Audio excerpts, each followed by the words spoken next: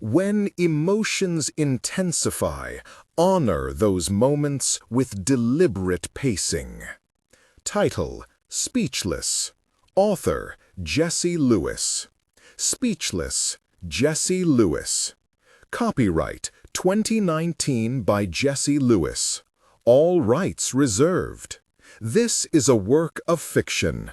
Names, characters, businesses, places, events, locales, and incidents are either the products of the author's imagination or used in a fictitious manner. Any resemblance to actual persons, living or dead, or actual events is purely coincidental. No part of this book may be reproduced in any form or by any electronic or mechanical means, including information storage and retrieval systems, without written permission from the author, except for the use of brief quotations in a book review. Edited by Christy Raleigh and Sarah Pesci. Cover design by Crow Glass Design. ISBN ebook 978-195-03317-0. Paperback 978-195-03318-7. To anyone who ever wanted to spend just a little more time with Darcy and Elizabeth. Contents: breathless, a more familiar delusion, a hopeless business, no less resentment than despair, confined and unvarying, society, a good understanding, a more pardonable pride, sound judgment, the influence of friendship, irrepressible feelings, a lively disposition, confessions in the dark, out in the cold, a lesson hard indeed, an unkind world, every way horrible, taught to hope, utterly and completely speechless, of one mind, arts, allurements, and affiances, no need of words. Acknowledgements. About the author. Also by Jesse Lewis. Fire. There was nothing else.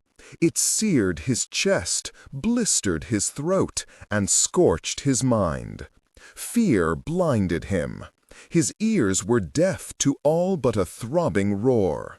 He could not breathe. He could not move. He knew only fire, until oblivion extinguished even that. Pain roused him as mercilessly as it had quelled him. Ferocious, terrifying pain, unlike any he had ever known. An almighty thudding shook his mind inside his skull, and beat its rage against his ribs. He fought to ease it, strained to fill the vacuum in his chest, but a sickening scrape arose, and no air penetrated his constricted throat. His lungs screamed their protest. He would have screamed also, had he any breath to spare. He feared the pressure would rupture him somewhere, and trembled at the thought.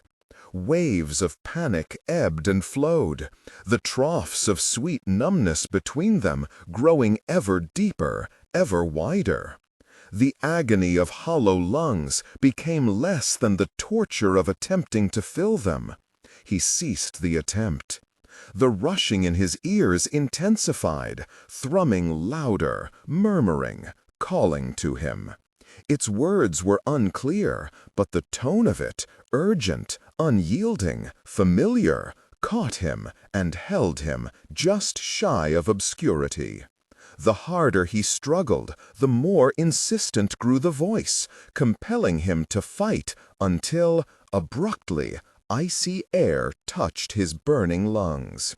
Reflexively, he gulped for more. Short, shallow breaths. If you struggle, it will be worse. The words kept their meaning greedily to themselves, and left him to gasp in confusion and futility for another breath. He opened his mouth wide, as though the sky might pour its contents into him. It did, and he choked on it, a gurgling, excruciating spasm that abraded his already fraying consciousness.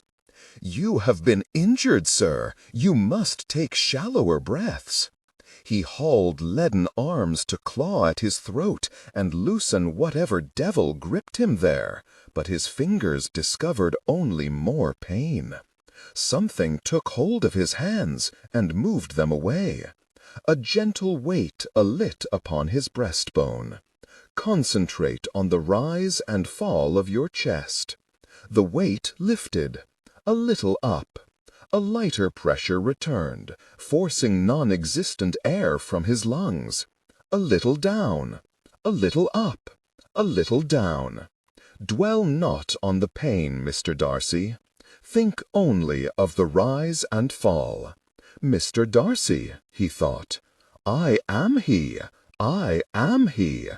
When the weight lifted off his chest, he pushed his ribs after it, chasing the contact. And though his swollen gullet raged against the incursion, air trickled past in a wretched pretension to breath. Consciousness came and went, delivering him in and out of torment. Whenever the darkness receded, so resumed his struggle. On and on, heartbeat after heartbeat, he battled to answer the furious demand for air. Now and then he was buffeted by the world, a touch to his face, a limb rearranged, the muffled drone of words in his ear. Nothing obtruded sufficiently to rouse him to full awareness. All he knew was the effort to keep breathing. If he lay sufficiently still, if he inhaled with adequate caution, he found he could manage it. Enough to stave off the myriad bursts of light that coalesced before his unseeing eyes with each missed breath. Whenever the pressure grew too great, he was recalled to the gentle but emphatic instruction to think of the rise and fall. The echo of it was all that remained. The voice itself had been absent for some time. The only sound to be heard was a hideous wet rattle that seemed to come from inside his own head and coincided disconcertingly with his arduous respirations. Fear flooded him. It roiled in his gut, awaiting each moment stupefaction waned enough to promise a glimpse of lucidity, then arose to usurp all reason and tear up his composure. There were no words of comfort left in the air, and what little connection he retained to the world had become distinctly less human in nature. Absent were the touch of hands and warmth upon his face. In their place were icy flicks of falling sleet, appalling coldness seeping into his bones, and unrelenting pain.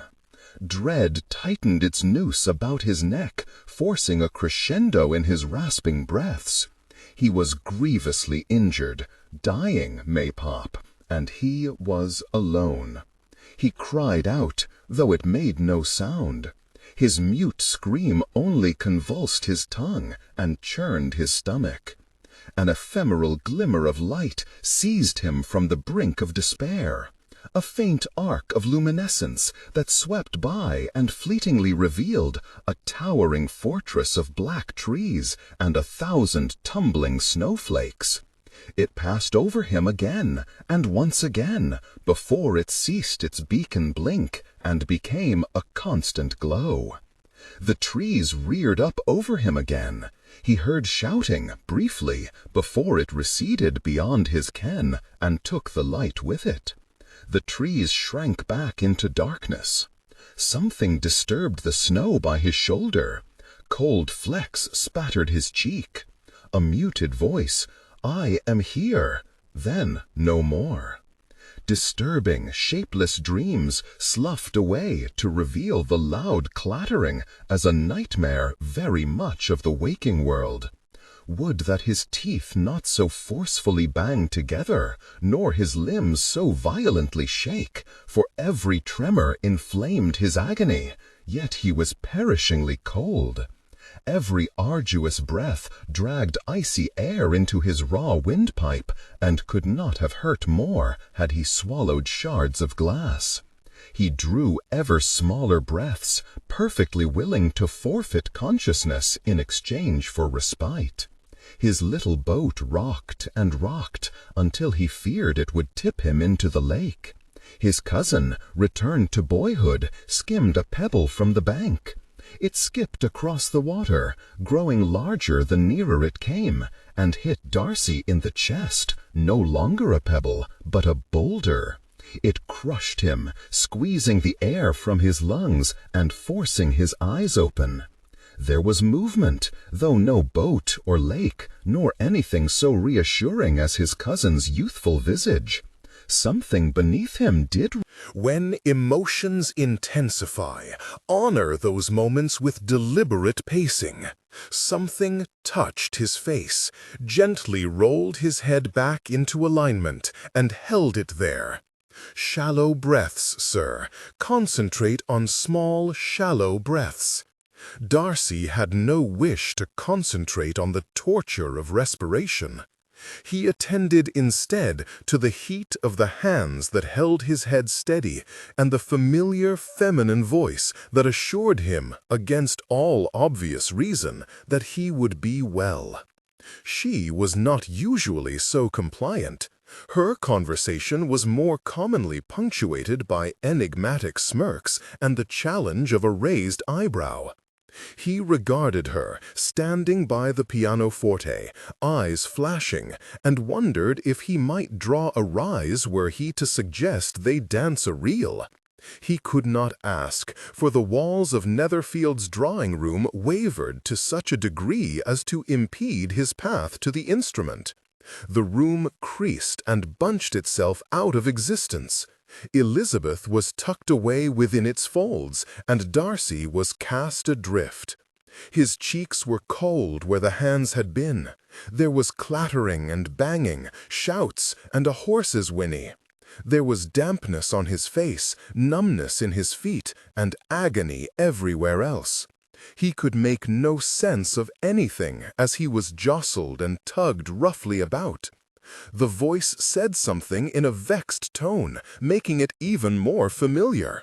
Then another, deeper voice was raised, and whatever Darcy lay upon was shoved violently forwards. The ground fell away, his arms slipped heavily from his sides to dangle over the abyss, and he gasped involuntarily, fearing he would likewise fall. Pain overwhelmed him, and awareness fled.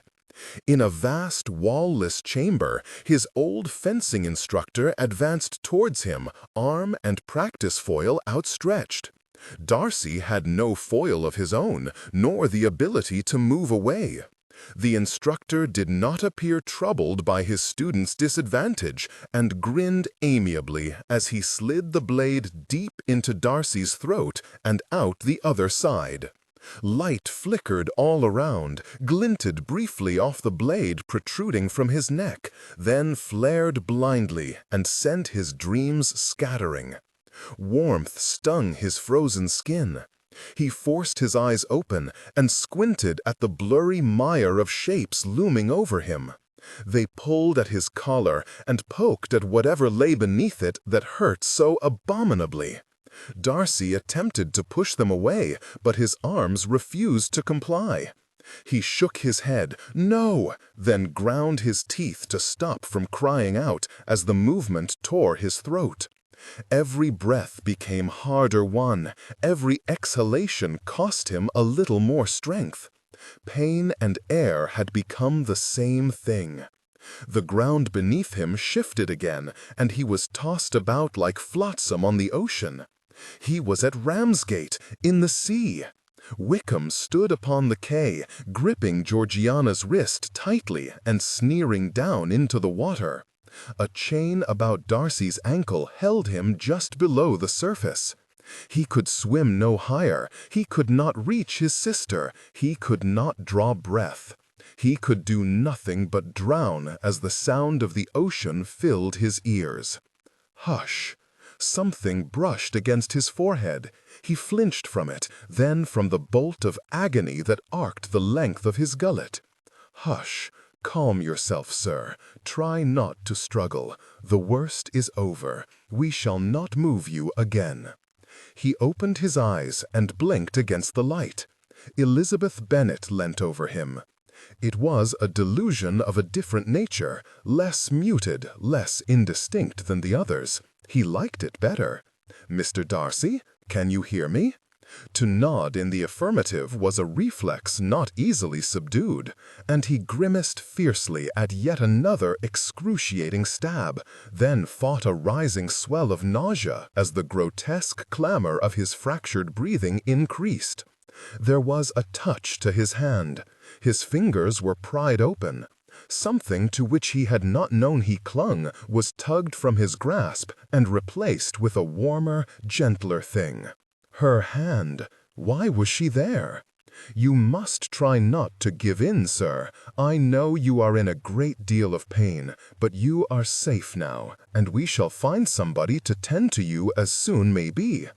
A darker blackness than merely the shadowy occlusion of closed eyes crept over him, and he could not fight it. He could only cling to Elizabeth, lest he be lost from the world entirely. Worse than the unrelenting sense of suffocation, worse even than the agony of whatever affliction gripped his throat, was the terrible thirst to which Darcy awoke. His tongue cleaved to his palate, his head pounded, and exhaustion pinned his arms to his sides. When he begged for water, his lips cracked and his tongue spasmed, but his plea remained unspoken, for no sound came from the parched wasteland of his mouth. He could hear the hoarse scrape of what he presumed was his breathing, a crackling that he supposed was a fire, the faint whistle of wind trespassing around an ill-fitted window-pane, but of his own voice he heard not a croak. Fear added its bite to the gnaw of thirst. What in God's name had happened to him? Fighting an upwelling of alarm, he forced his eyes open. He was in a chamber, the ceiling of which was yellowing and peppered with mildew. He could see the uppermost corner of a window from where he lay. It was glazed with diamonds of thick, distorted glass. The walls were painted a utilitarian shade of taupe. He did not know the place, or why he was in it. The time of day eluded him, for the light was all wrong, gray and bright at the same time.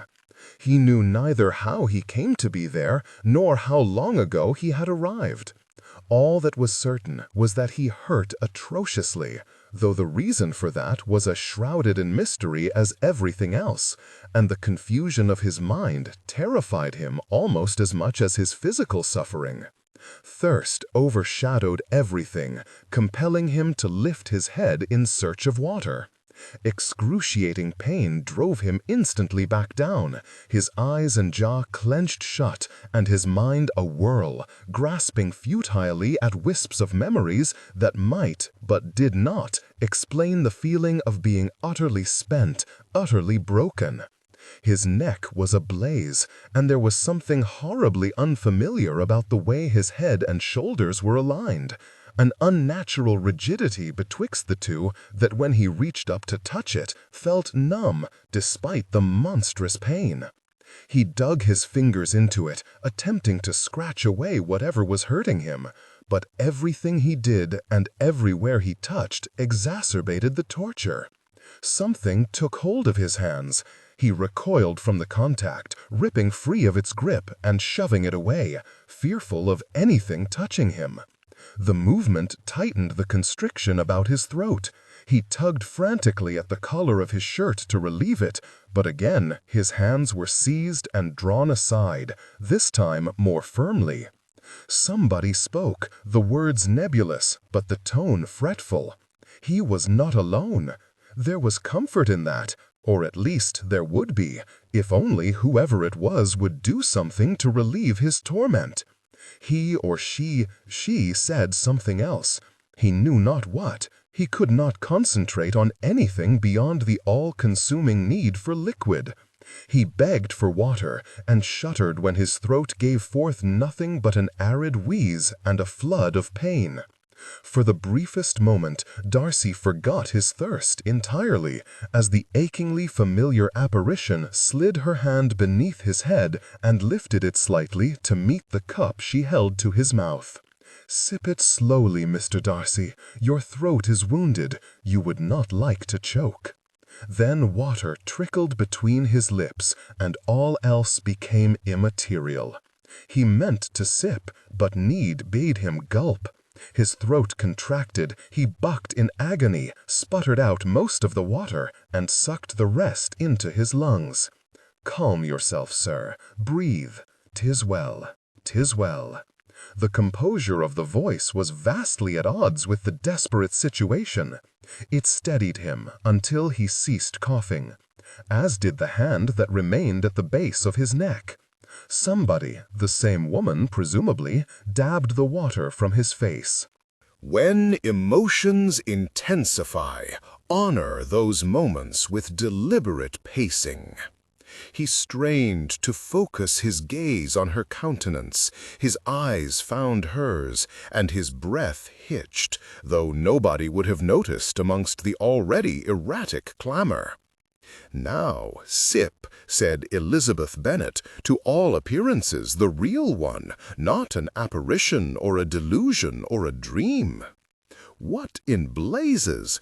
Darcy wondered in bewilderment, for in his present condition, with his mind as empty as his lungs, he could think of no goodly explanation for her being there. He had not the strength to reflect upon it for long. Distracted by the cup that was back at his lips, he attended instead to assuaging his thirst, though the pain of swallowing and the effort not to gag made it impossible to take more than half a dozen sips.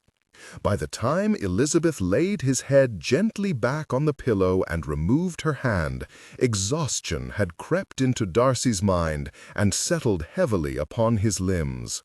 His eyes were already closed. He heard and envied the deep breath Elizabeth took. He heard her also as she let it out, slowly and a little shakily, and he heard her speak.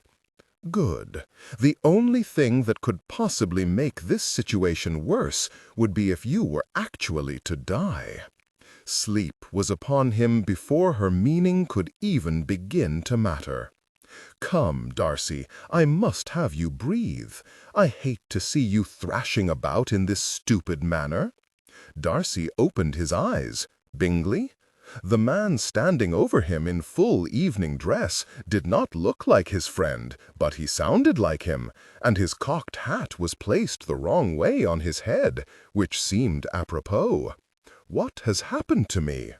"Strangled, old fruit." Strangled? By whom? A bear. What? Bingley was gone, however, and all was dark again. Darcy sipped, for there was water upon his lips. Who did this? He begged, though this time he had no voice, and the question hurt to ask. He found he no longer cared. The means mattered little. That he was injured remained true, whatever the cause. He sipped more water and prayed for everything to cease hurting. Never had he known pain that permeated even the deepest sleep. It did not relent even for a moment. "Physician," he begged, or attempted to. His numb lips misshaped the word, and the obstruction in his throat stole what was left of the plea. "Poppy?" he mouthed. "Milk of the—" He gave up, exhausted. "I am sorry," a voice too feminine to be Bingley's said. "I have nothing to give you for the pain." Though a loud scrape muffled whatever words were spoken next, and the voice faded away. Time pulsed in Darcy's ears a while. Pain throbbed in his neck, and he drifted helplessly in obscurity. An icy touch at his throat awoke him. He flinched away from it, and then grimaced at the agony of so sudden a movement. He lifted a hand to identify the coldness that stung his skin, but was pushed gently away. "Pray, leave it a moment, Mr. Darcy. 'Tis only snow."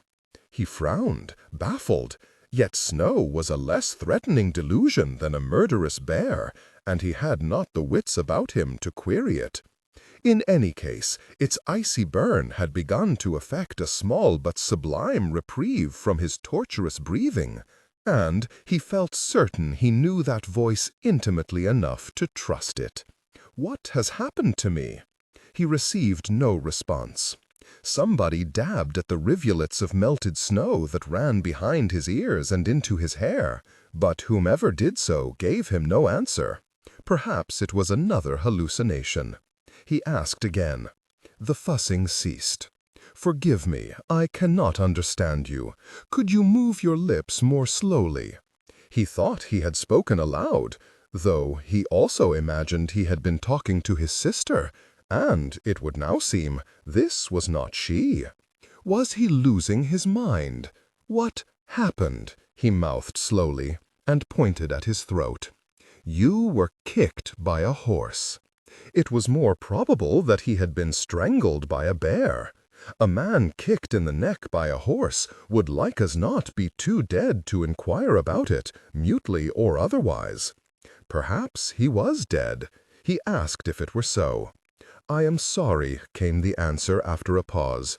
"I simply cannot understand what you are trying to say. Pray, rest for now. I can answer your questions when you are better recovered." Dead people did not recover.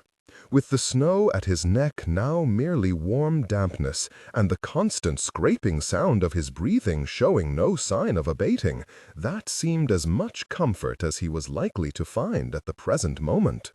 He released the last of the air in his chest and surrendered once again to darkness. The room brightened, and though his head was thick with fog and his thoughts were scattered incoherently throughout the miasma, Darcy supposed he must be awake, for he became aware of the sound of somebody moving around and the quiet thrum of a voice not his own. The aching discomfort that had been his constant companion whilst he slept intensified with wakefulness. Everything from his scalp to the pit of his stomach throbbed sharply, and breathing felt akin to sword-swallowing. A rush of alarm brought with it the recollection that he was gravely wounded. And in an unfamiliar place, he thought, taking in his strange surroundings.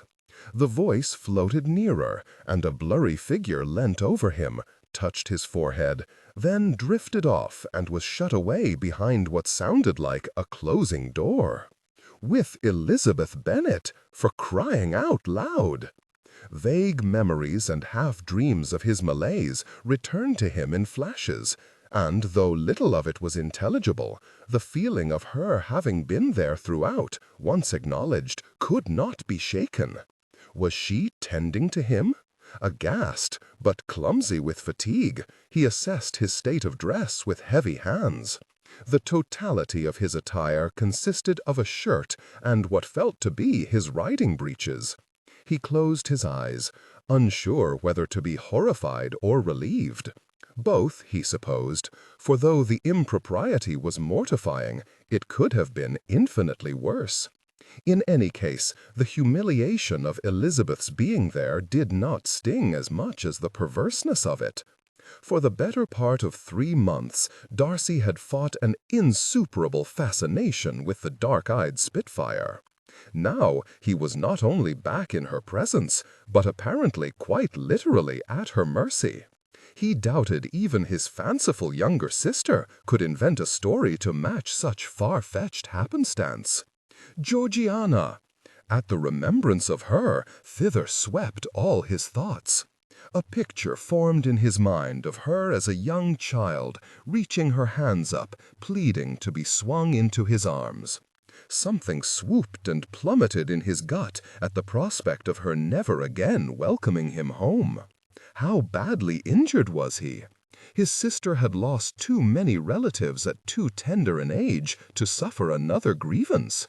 And, at the present moment, with indistinct but terrible recollections of panic and suffocation plaguing him, his own death did not seem wholly improbable. He raised his hands to explore his neck. A fleeting fear that he had lost all sensation there was replaced with the equally worrying discovery that it had been bandaged. Bandages meant an open wound. Trepidation weakened his arms. He lowered his hands so as not to see them shake, and lay still, chasing his untethered thoughts as they dashed futilely from one matter to another, alighting on nothing long enough to properly comprehend it. Every question, from what had befallen him, to what would become of him, to how much dignity he had sacrificed to Elizabeth's care, led to the same murky impasse. There were no answers. He was helpless. Alarm swarmed close to overflowing until a new vexation arose, and his thoughts took flight like a host of flies disturbed by the swat of a hand. He needed to relieve himself. There was a moment when fear might have turned to hysteria, for the situation could not have been more ridiculous. But Darcy was not naturally disposed to laugh at himself, and instead fear twisted into bitterness. He threw back the blanket and attempted to halt himself upright.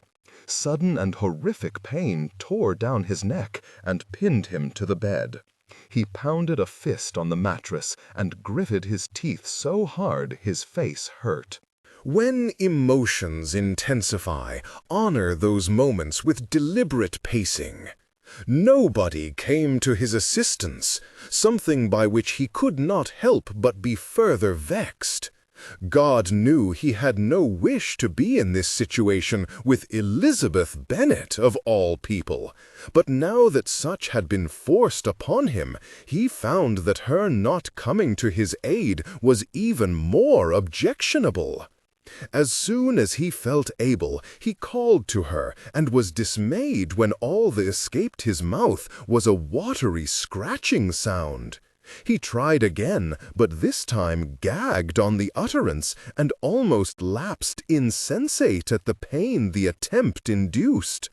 Fear hammered in his veins. He could not speak. What the bloody hell was he to do with no voice?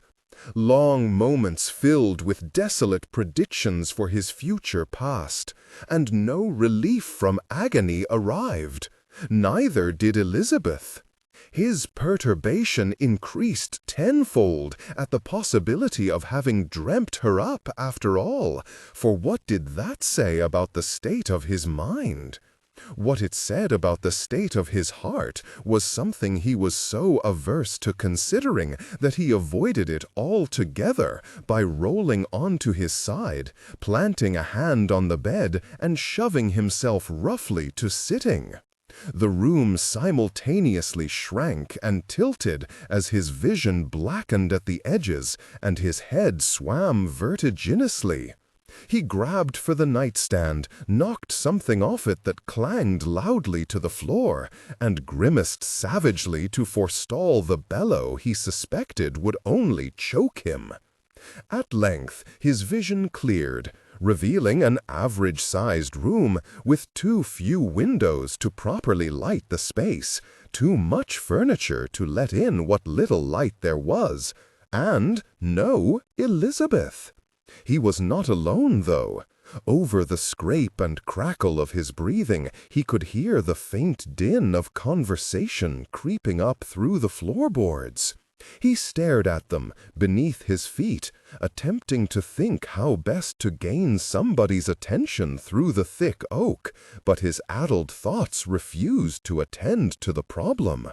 The roar of pain in his ears worsened by the moment, suffocating every thought that lingered too long. His feet were cold, the rest of him was not. A fire burned in the hearth. His neck hurt. His boots stood in the corner of the room at right angles to each other. His head hurt. There was only one bed. A chamber pot protruded from under it. At last, an observation of some actual use. With as little movement to his upper body as possible, Darcy hooked a foot behind the pot, slid it into position, used it without standing up, and shoved it back beneath the bed with his heel. Confusion trespassed ever farther over his awareness. Every movement he made, every moment he remained upright, every breath for which he fought, increased the agony in his neck and his desperation to find relief. He grabbed hold of the nightstand with both hands and would have heaved himself to his feet had the door not opened, and Elizabeth cried out in alarm, "Sir, what in the world are you doing?" She dropped whatever had been in her arms and hastened to his side. "This is madness! Pray get back into bed." Madness was Elizabeth Bennet clutching at his arms through naught but his shirt-sleeves and demanding that he go anywhere near a bed. And Darcy had no intention of following that path.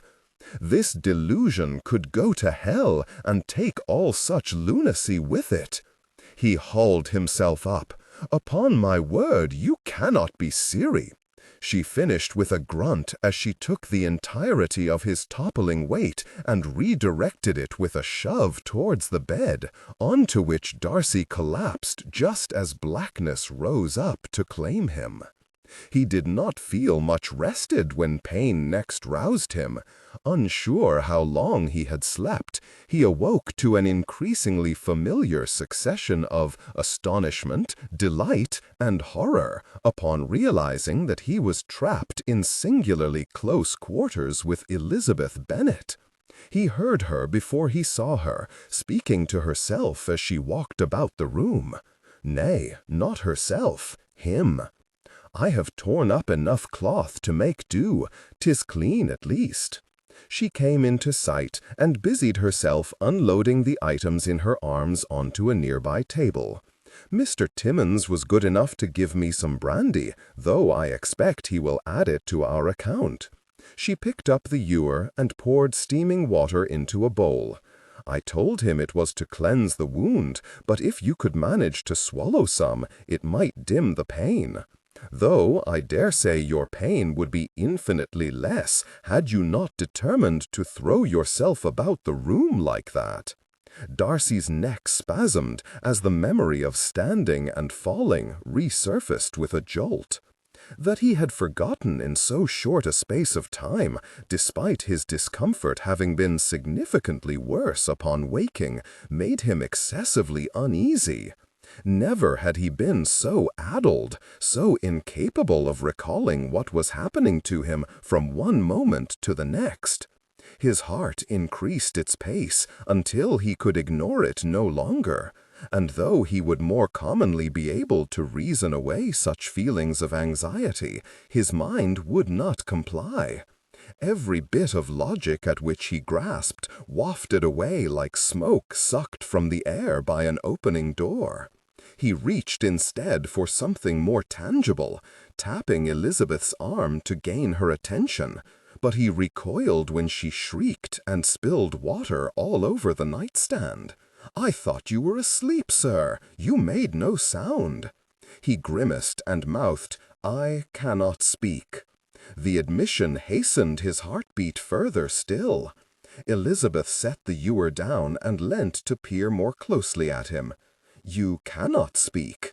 Darcy shook his head and cursed himself for doing it when the skin upon his neck felt as though it tore afresh. "At all?" "No," he said in exasperation, except he did not say it. He only gagged on the attempt and snarled in frustration. "Perhaps you ought not to attempt to say anything," Elizabeth said, frowning. "I dare say I shall scarcely notice the difference, and your voice will no doubt return more quickly if you allow your throat to heal first." "What has happened to my throat?" he mouthed urgently, wild to comprehend why he had no voice. She pulled an apologetic face and shook her head. "Could you say the words more slowly? I cannot understand you."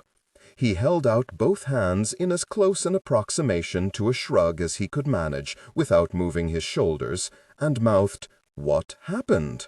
Elizabeth frowned at his lips, silently mimicking their movements with her own as she attempted to comprehend his meaning. When she did, she transferred her frown to his eyes. You do not remember?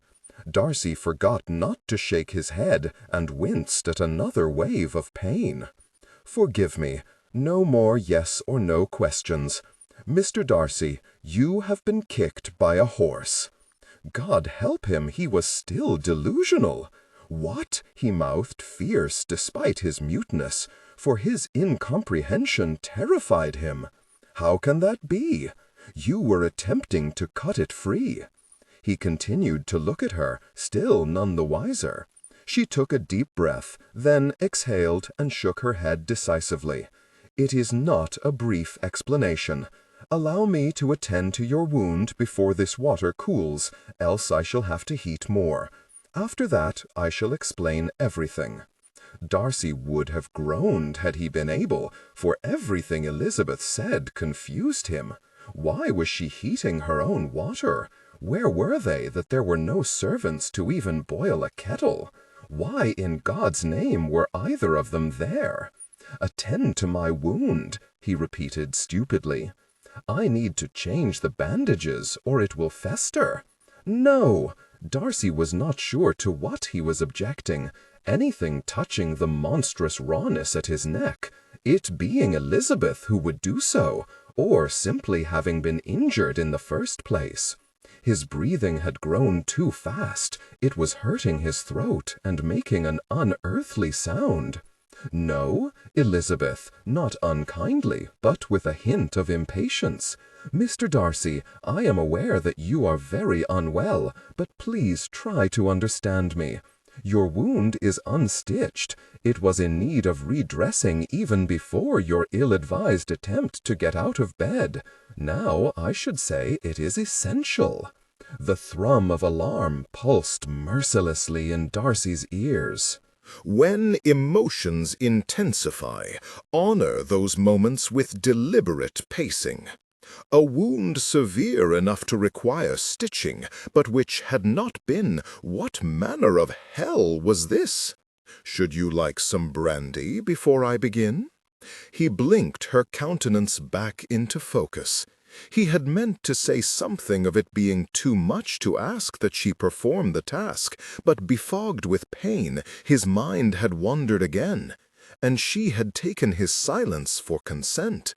Unable to think of a sensible reason to refuse, he nodded yes to the brandy, quailed as pain ignited under his chin, opened his mouth to cry out, choked before any sound escaped, and mouthed a thoroughly uncivil imprecation. Elizabeth raised both eyebrows, but if she recognized his incivility, she was good enough not to mention it, and said instead, "We must devise a better way to communicate, one that does not require you to nod or shake your head. Perhaps you could blink once for yes and twice for no. A simple solution." He blinked once. "No," she replied dubiously. He frowned and blinked once again. "Yes." "Stop blinking." He lifted his hands in another shrug. "Just blink once if you agree," Elizabeth said again, very slowly, as though speaking to a child. Doing his best to conceal his exasperation, Darcy squeezed his eyes closed over long, then opened them again, one unmistakable blink. Elizabeth smirked. "You keep blinking again after you have said yes." Panic and pain melted away as Darcy beheld her expression.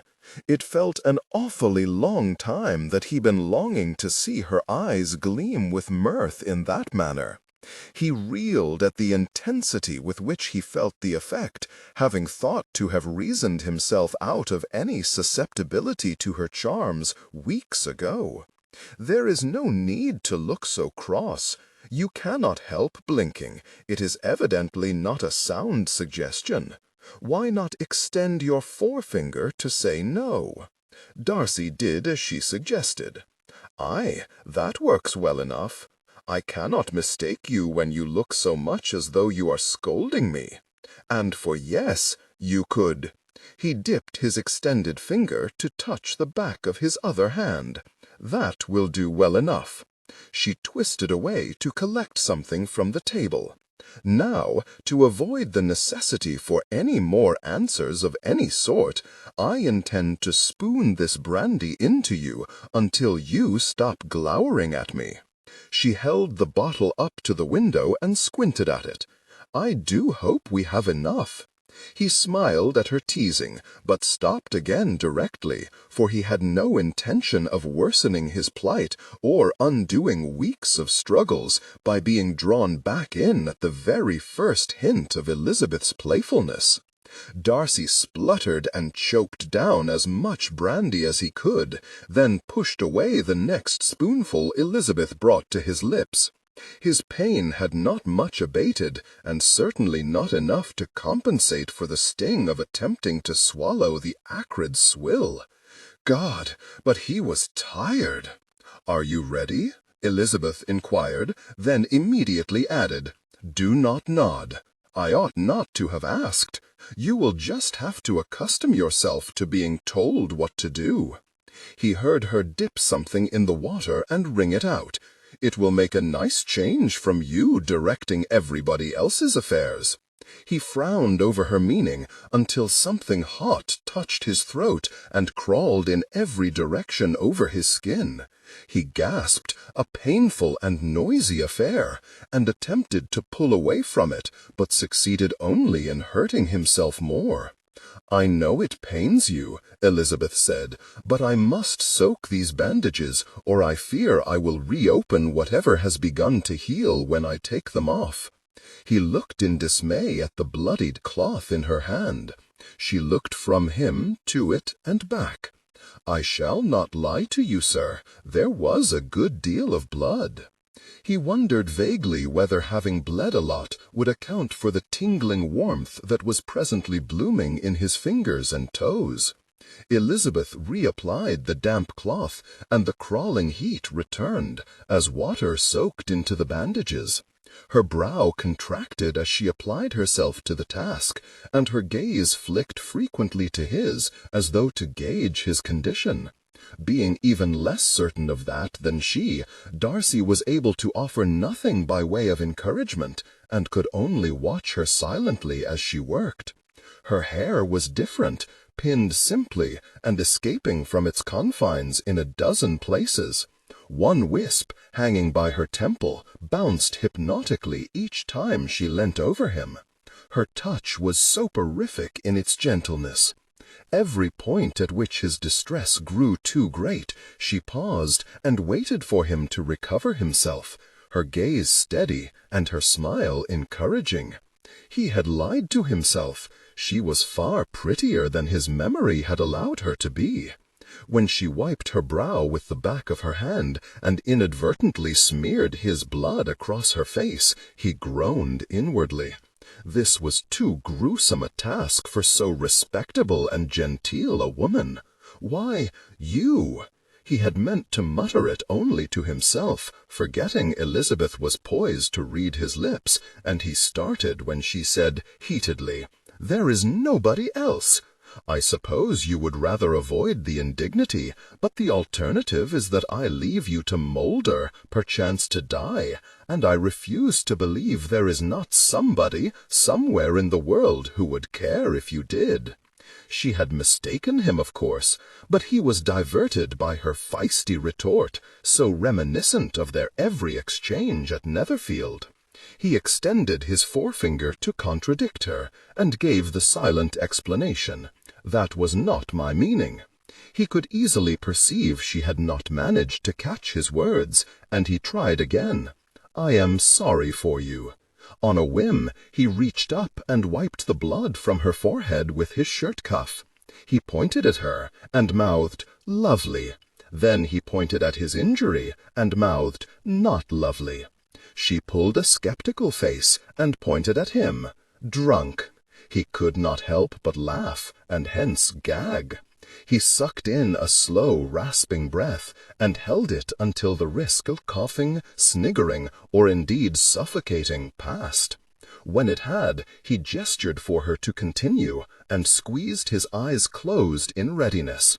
He began to suspect she might be right when the world began to spin in slow, nauseating revolutions. Still, he supposed that above 24 hours without food would leave a man susceptible to 2 or 3 dozen spoonfuls of cheap alcohol. He opened his eyes and stared at the ceiling. The patches of mildew swirled and bloomed into patterns. One was shaped just like a pineapple. "Mr. Darcy, I have finished washing it. Sir, are you well?" He rolled his head back to squint at Elizabeth, but was unsure how to answer. He was in a vast amount of pain, devilishly confused, prodigiously drunk, and very much enamored of the woman responsible for most of these misfortunes. He wrinkled his nose in ambivalence. Elizabeth's mouth twitched, and her eyes shone in that way they always did when something diverted her. "A little less brandy next time, perhaps. I would prefer less horse." It took Elizabeth a moment of studying his lips before she comprehended him. Her delayed burst of laughter surprised and delighted him, though she was rather distracted when she abruptly split in two, and each version of her drifted a foot apart from the other before snapping back to not quite line up. Both of her smiles were sublime. "Perhaps I ought to give you nothing but brandy if we are to survive this predicament. Inebriation suits you rather better than hubris." She selected a strip of clean cloth from the table, explaining to him that she would now redress his wound. Darcy held up a hand to forestall her and mouthed, "Mirror?" She hesitated, evidently unwilling to comply. Naturally, that begged the question, bad? She held his gaze and replied gently, but without preamble, "Yes, it is quite bad." "Show me. Why not wait until it is better healed? There is no advantage in distressing yourself." "You? I am not distressed. 'Tis not my throat." He had forgotten her obstinacy, though he ought not to have done, for he was well acquainted with it. When emotions intensify, honor those moments with deliberate pacing. The dogged manner in which she had harried him at Bingley's ball for details of his dispute with Wickham, with the evident purpose of exonerating the fiend, had haunted him for many weeks now. Nevertheless, her obsturacy was no match for the recalcitrance of a drunkard. He fixed her in his gaze and persisted, mouthing, "I would see." Elizabeth sighed and squared her shoulders. "As you wish." She left his side and returned with a modestly sized table mirror that had a spider's web of cracks spreading out from one shattered corner.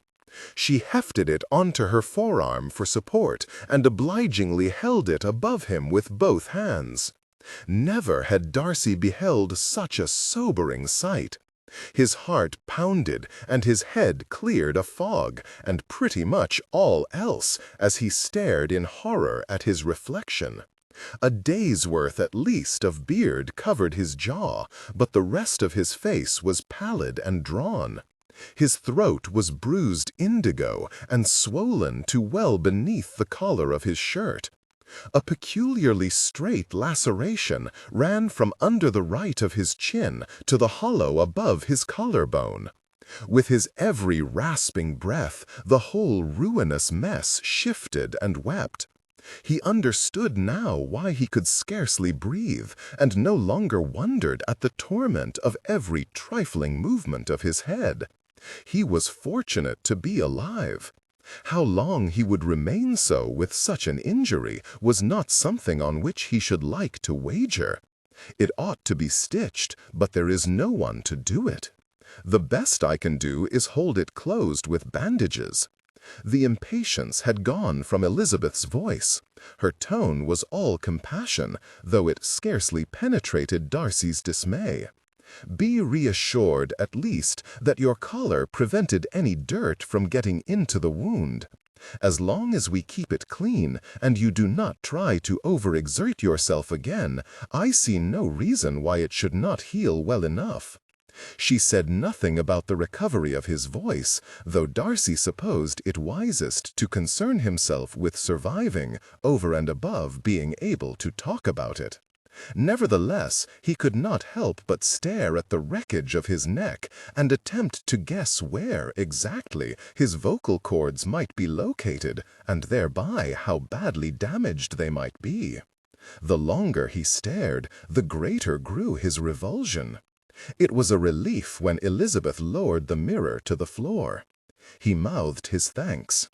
"It is well, sir. It is not as though I am going anywhere. Besides, I spoke true when I said I was concerned for those who care for you.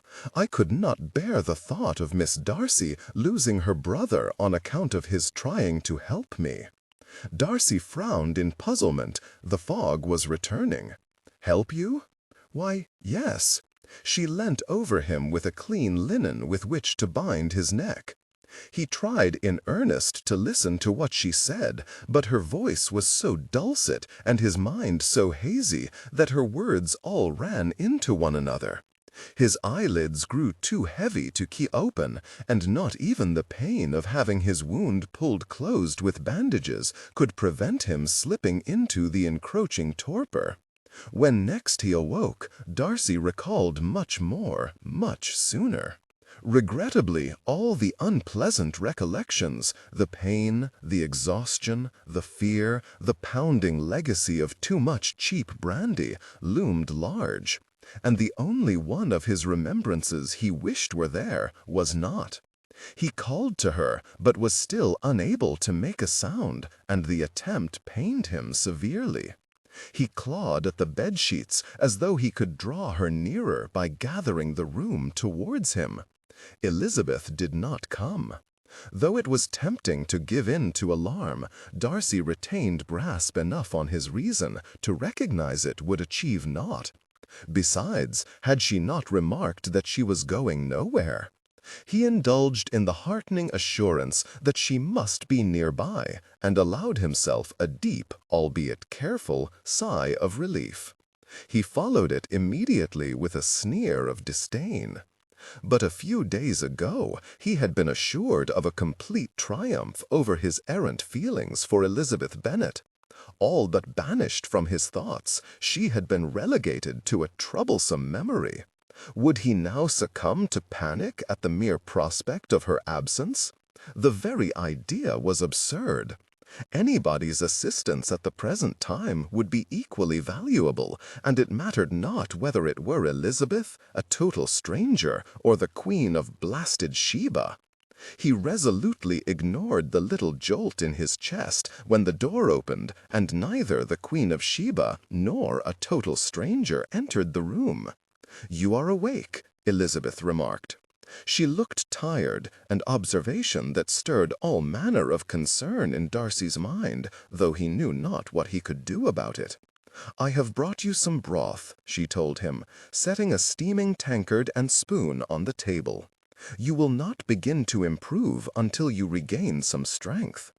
At the mention and then the smell of food, Darcy's stomach spasmed violently in revenge for having been so long neglected. He mouthed his thanks and attempted to haul himself into a more upright position in readiness. He had expected it to hurt. He had not expected to be unable to do it. The flesh of his neck twisted sickeningly, and his arms trembled and gave way before he had pulled himself more than a few inches up the bed. "I rest my case," Elizabeth said, with a satirical glance. "But heaven forbid you should listen to me." "I meant not to disregard you," Darcy mouthed, glad of his muteness for the first time, for had he spoken, his voice might have betrayed the extent of his alarm. "I thought I could sit up. I managed it this morning." Elizabeth shook her head. "I have no idea what you just said, but I shall save us both the trouble of your repeating it, and assume it was ill-tempered." He had not the energy to smile at her teasing. Indeed, he scarcely had the energy to be surprised when she lifted one knee onto the edge of the bed and knelt over him with her hands out. "Give me your arms, Mr. Darcy." He stared at her, wondering whether he had fallen asleep again, or was, perhaps, still drunk. "Pray, help me, if you would. I cannot lift you on my own. If you allow me to pull you forward, then I can prop you up with another pillow, so you can eat." He did as she bid, clenching his jaw against the pain as she tugged him forward. He saw the moment she realized he was hurting. Her eyes widened, and she winced as though she felt it herself. To his astonishment, she let go of one of his arms and slid her hand behind his head to support it as she pulled him forward. He flinched when her fingers found something else that hurt, an excessively sore spot at the side of his head, but he forgot it when Elizabeth reached around him to place the extra pillow before gently laying him back down. "Is that comfortable?" she inquired. Darcy had never been less comfortable in his life, but his proximity to Elizabeth, her arms around him and her fingers in his hair, had driven most rational thought from his mind. He dazedly made the gesture for yes, and mouthed a silent thank you. "Hold on to your thanks for now," she replied with a half-hearted smile. "You have not yet tasted this broth." She withdrew to fetch it, and while she was turned away, Darcy explored the back of his head with his fingers. There was a lump behind his ear, which, though not nearly as painful as his neck, was nevertheless disconcerting in size and tenderness. "You have a lump there," Elizabeth said, returning with the broth. "So it would seem. I think you hit your head when you were knocked backwards." Darcy lowered his hand and resolved not to examine any other parts of himself, lest he discover any further injuries, for he had more than sufficient already. With a sympathetic smile, Elizabeth arranged herself on the edge of the bed with the tankard and spoon, dipped one into the other, and held it out for Darcy to sup. He gently wrapped his hand around hers and guided her to empty the spoon back into the tankard, which he then took from her grasp. When emotions intensify, honor those moments with deliberate pacing. The ignominy of being observed by Elizabeth in so indecent and feeble a state was outside of enough without adding to it by consenting to be fed like an infant. He pointed at himself and mouthed, "I shall do it." Elizabeth graciously inclined her head and removed from the bed to sit in a nearby chair. Darcy wished she would not watch him, for though he could get the spoon to his mouth, he was unable to hold his head at an angle sufficient to prevent rivulets of broth running from it into his new beard. But such vanity was soon forgotten. He managed the first few mouthfuls without event, but gagged on the third and suffered such a virulent fit of agonizing paroxysms as drew Elizabeth from her chair in alarm. "Oh, my goodness! Calm yourself, or you will choke!" She took the tankard from him and set it aside, then returned to sitting on the edge of the bed. Darcy had his hands to his throat, desperate for some way to allay the spasms, and she took hold of them, pulled them away from his neck, and held them.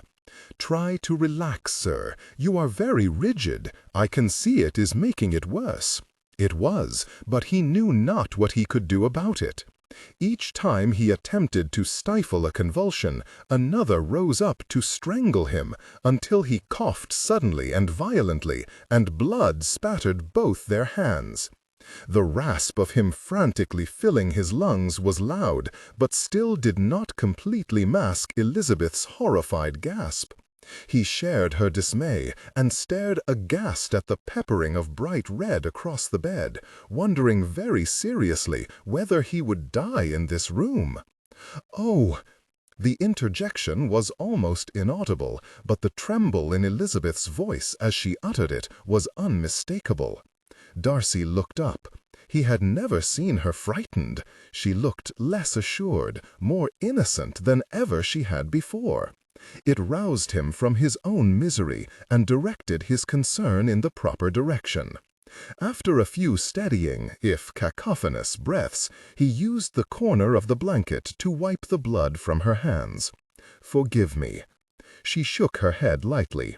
"No, not. There is no need to apologize.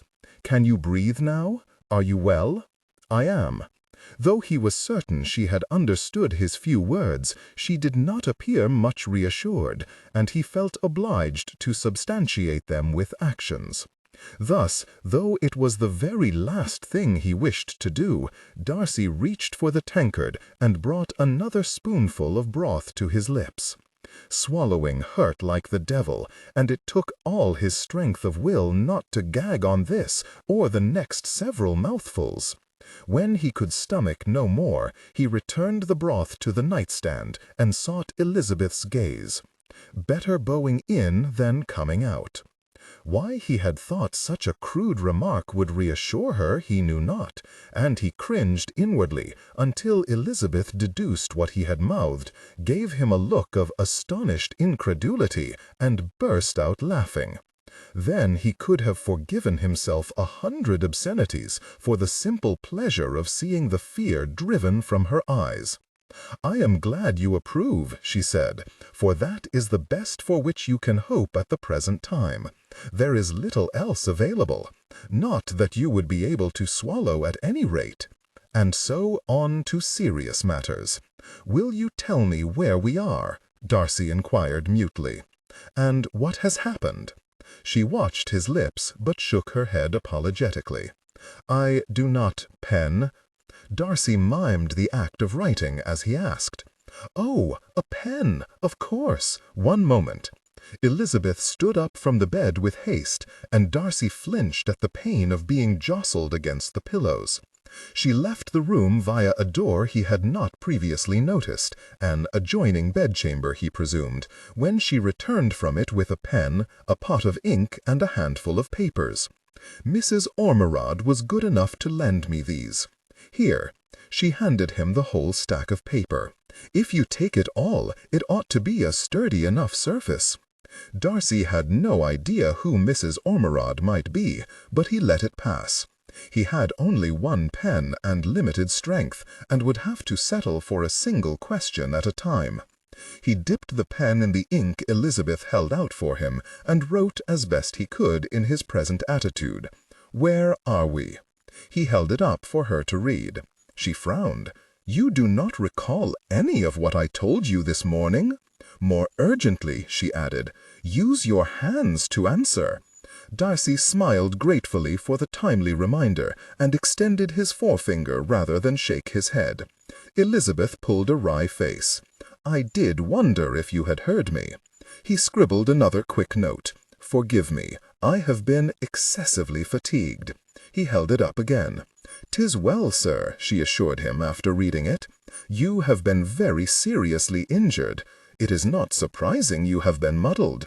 We are at an inn called the Dancing Bear, near Spence's Cross. Do you know it?" Darcy shook his head, and cursed silently, no less from the pain than exasperation at having done so yet again. "My apologies," Elizabeth said. "Asking questions is a difficult habit to unlearn. Spence's Cross is a small village a short distance south of here. Beech Hill, I understand, is a little farther and to the east." She stopped and seemed to be waiting for him to respond.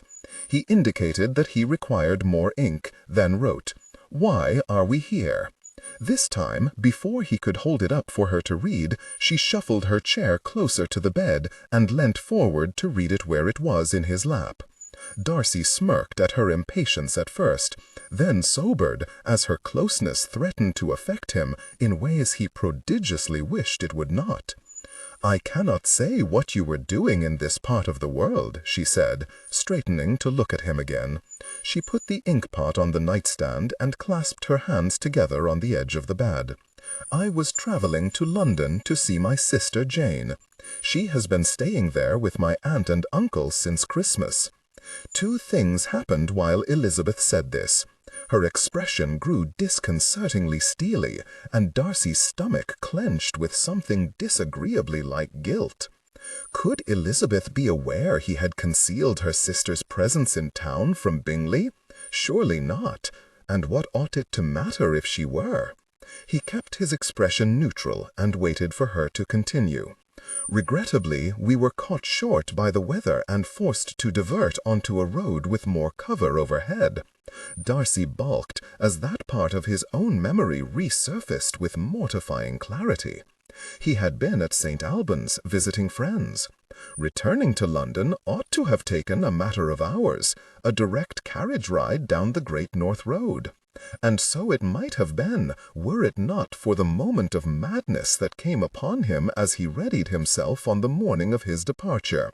He could picture in his mind's eye the color that arose in his cheeks as he stood before his dressing mirror, torturing himself with the knowledge that St. Albans was but 10 miles from Meryton.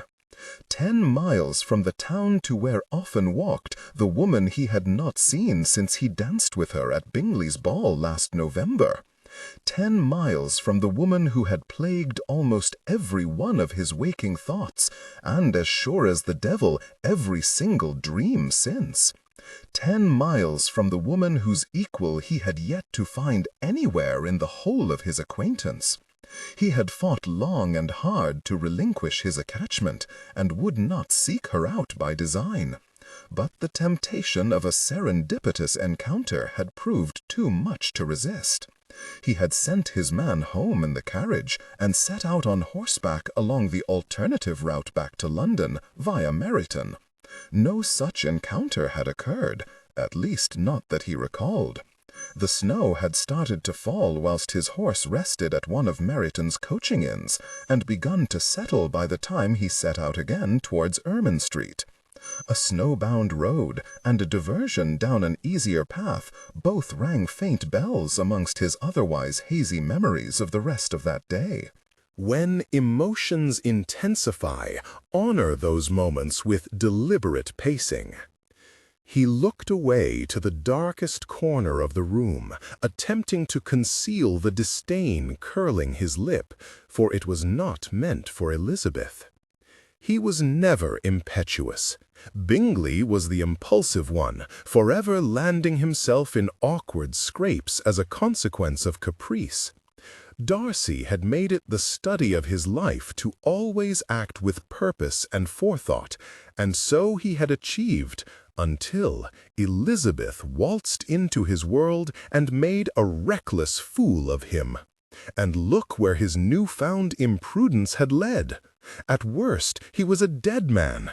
At best, he was a mute, and either way he was marooned with the one woman whom he was damned if he could resist, but whom duty forbade him from ever having. There was less snow on the other road, Elizabeth continued, but it transpired more ice. I do not know precisely how it happened, but our carriage overturned. Darcy's heart gave a great thud, and he whipped his gaze back to hers, ignoring the searing pain in his neck. She looked pained, but composed, and her aplomb shamed him far more than a display of hysteria would have. She had given no hint of having suffered any misfortune, and so preoccupied with his own accident had he been that it never occurred to him she might also have been injured. "Good God!" he mouthed. "Were you hurt?" She watched him say the words, but struggled to understand, no doubt due to the urgency with which they were said. He snatched up the pen and scratched out the enquiry on paper. "Oh, nothing broken," she replied dismissively. "But Perkins, my uncle's man, he—" She stopped speaking abruptly and looked at her hands. When she spoke again, her tone was somber, and she did not look up. "He was traveling with me in the carriage due to the cold, and when it began to swerve, he leant out of the window to call to the driver, and that is when it happened. I believe he broke his neck." Dear God! Darcy waited for her to glance up and mouthed clearly, "I am very sorry." "As am I," she replied quietly. "I barely knew him, but I know my uncle thought very well of him, and I am sure the Perkins family will be devastated. Such a needless tragedy. My uncle or my father will have to compensate them and buy a new carriage, and all because I desired to go to London a fortnight early. Had I only waited and gone when I had planned to, it would all have been avoided."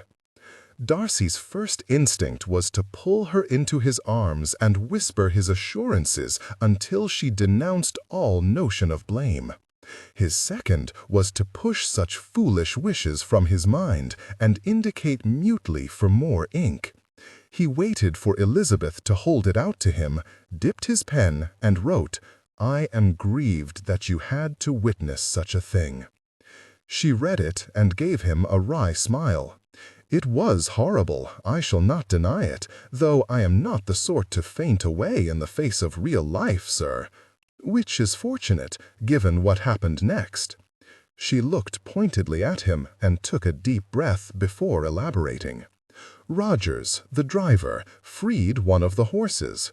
The other was trapped somehow in the harness, and it was screaming. I have never heard a horse make such a noise. He could not get to it, I could not get to him, for the carriage door would not open properly. And then you appeared." Darcy vaguely remembered the sound of a horse screaming, and a woman who must have been Elizabeth. The image of her trapped in an overturned carriage with a dead man, crying for help, raised the hairs on his arms. "Once I climbed out, I saw you both working to free the horse. Rogers was holding up the crossbar, and you were trying to untether the harness under the horse's belly, and it was thrashing about, and it all happened so quickly, I cannot say with certainty, but I believe it caught you in the throat with its foreleg or some part of the traces, or I know not what. But you—" She moved both hands in parallel through the air, watching the space between them, "flew backwards and landed in the snow." She looked up to meet his eyes. "I thought you must be dead too, but you were not." Darcy felt slightly nauseous, though whether at the grisly scene Elizabeth depicted, or the snatches of looming trees, falling snow, and suffocation that nagged him to remember them, he could not tell. "Do you recall any of this?" He wrote his answer slowly, feeling somewhat dazed. "Some of it." After a moment's thought, he added, "I recall being unable to breathe." "You could not properly. I thought you would stop at every moment, but, well, here you are.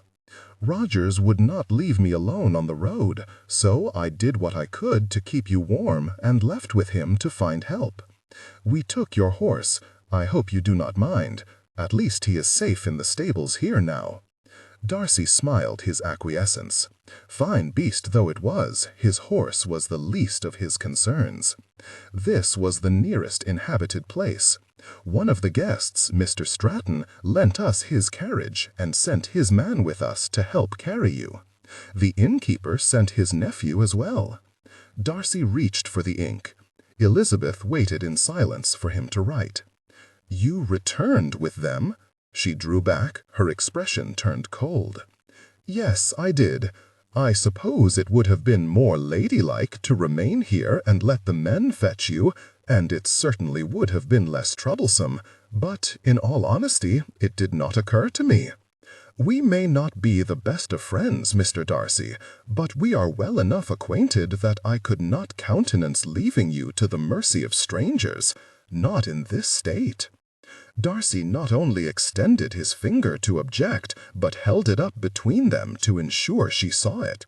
When he had her attention, he wrote, "I do not mean to disapprove. I am only surprised and grateful." "Oh, I see." Elizabeth deflated somewhat, though she lost none of the fire from her eyes. She wrapped her hands around the worn ends of the arms of her chair and rubbed them absent-mindedly, as though wishing to direct her vexation somewhere, if not at him. Darcy would have taken more time to assure her of his admiration for her courage and compassion were he not so close to exhaustion.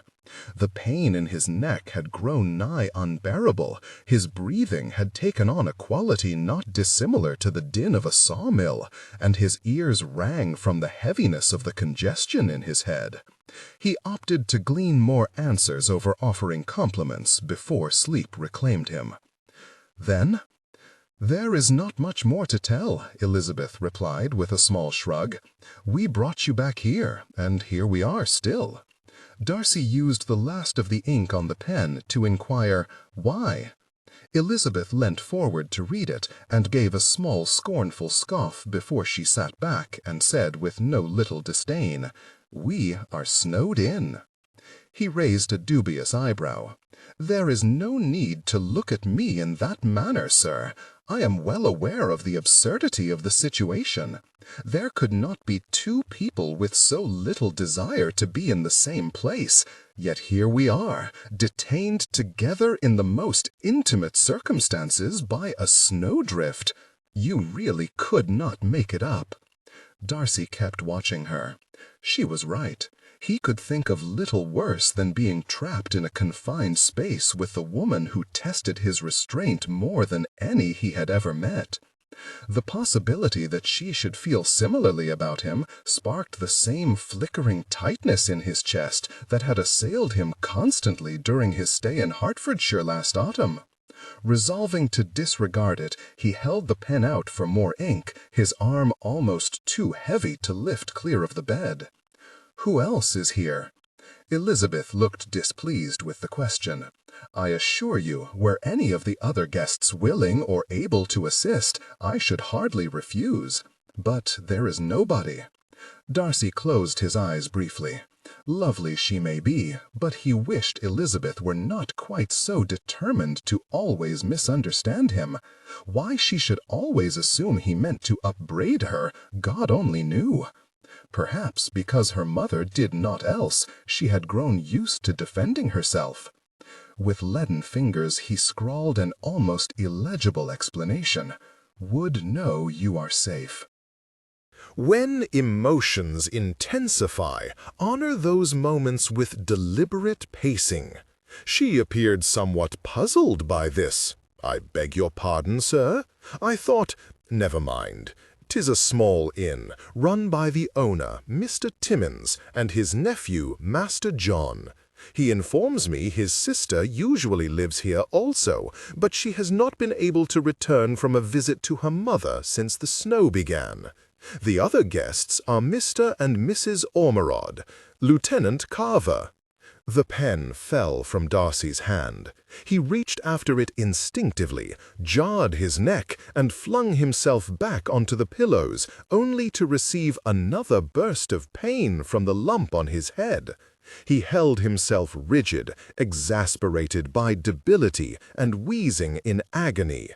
Elizabeth retrieved the pen from the floor and removed the paper from his lap. "I am perfectly safe, Mr. Darcy," she said softly. "There are 8 people here other than you and me, and they have all been exceedingly kind. You need not concern yourself for my well-being." Darcy smiled weakly, but earnestly. "Good." Without further word, Elizabeth once more knelt on the edge of the bed and held out her arms for him. He accepted her help and allowed himself to be pulled forward. Rather than removing the extra pillow, however, she surprised him by letting go of his arms, crouching to the floor, and sliding the chamber pot from beneath the bed. Had Darcy been any more alert, he would have been better able to express the extent of his mortification.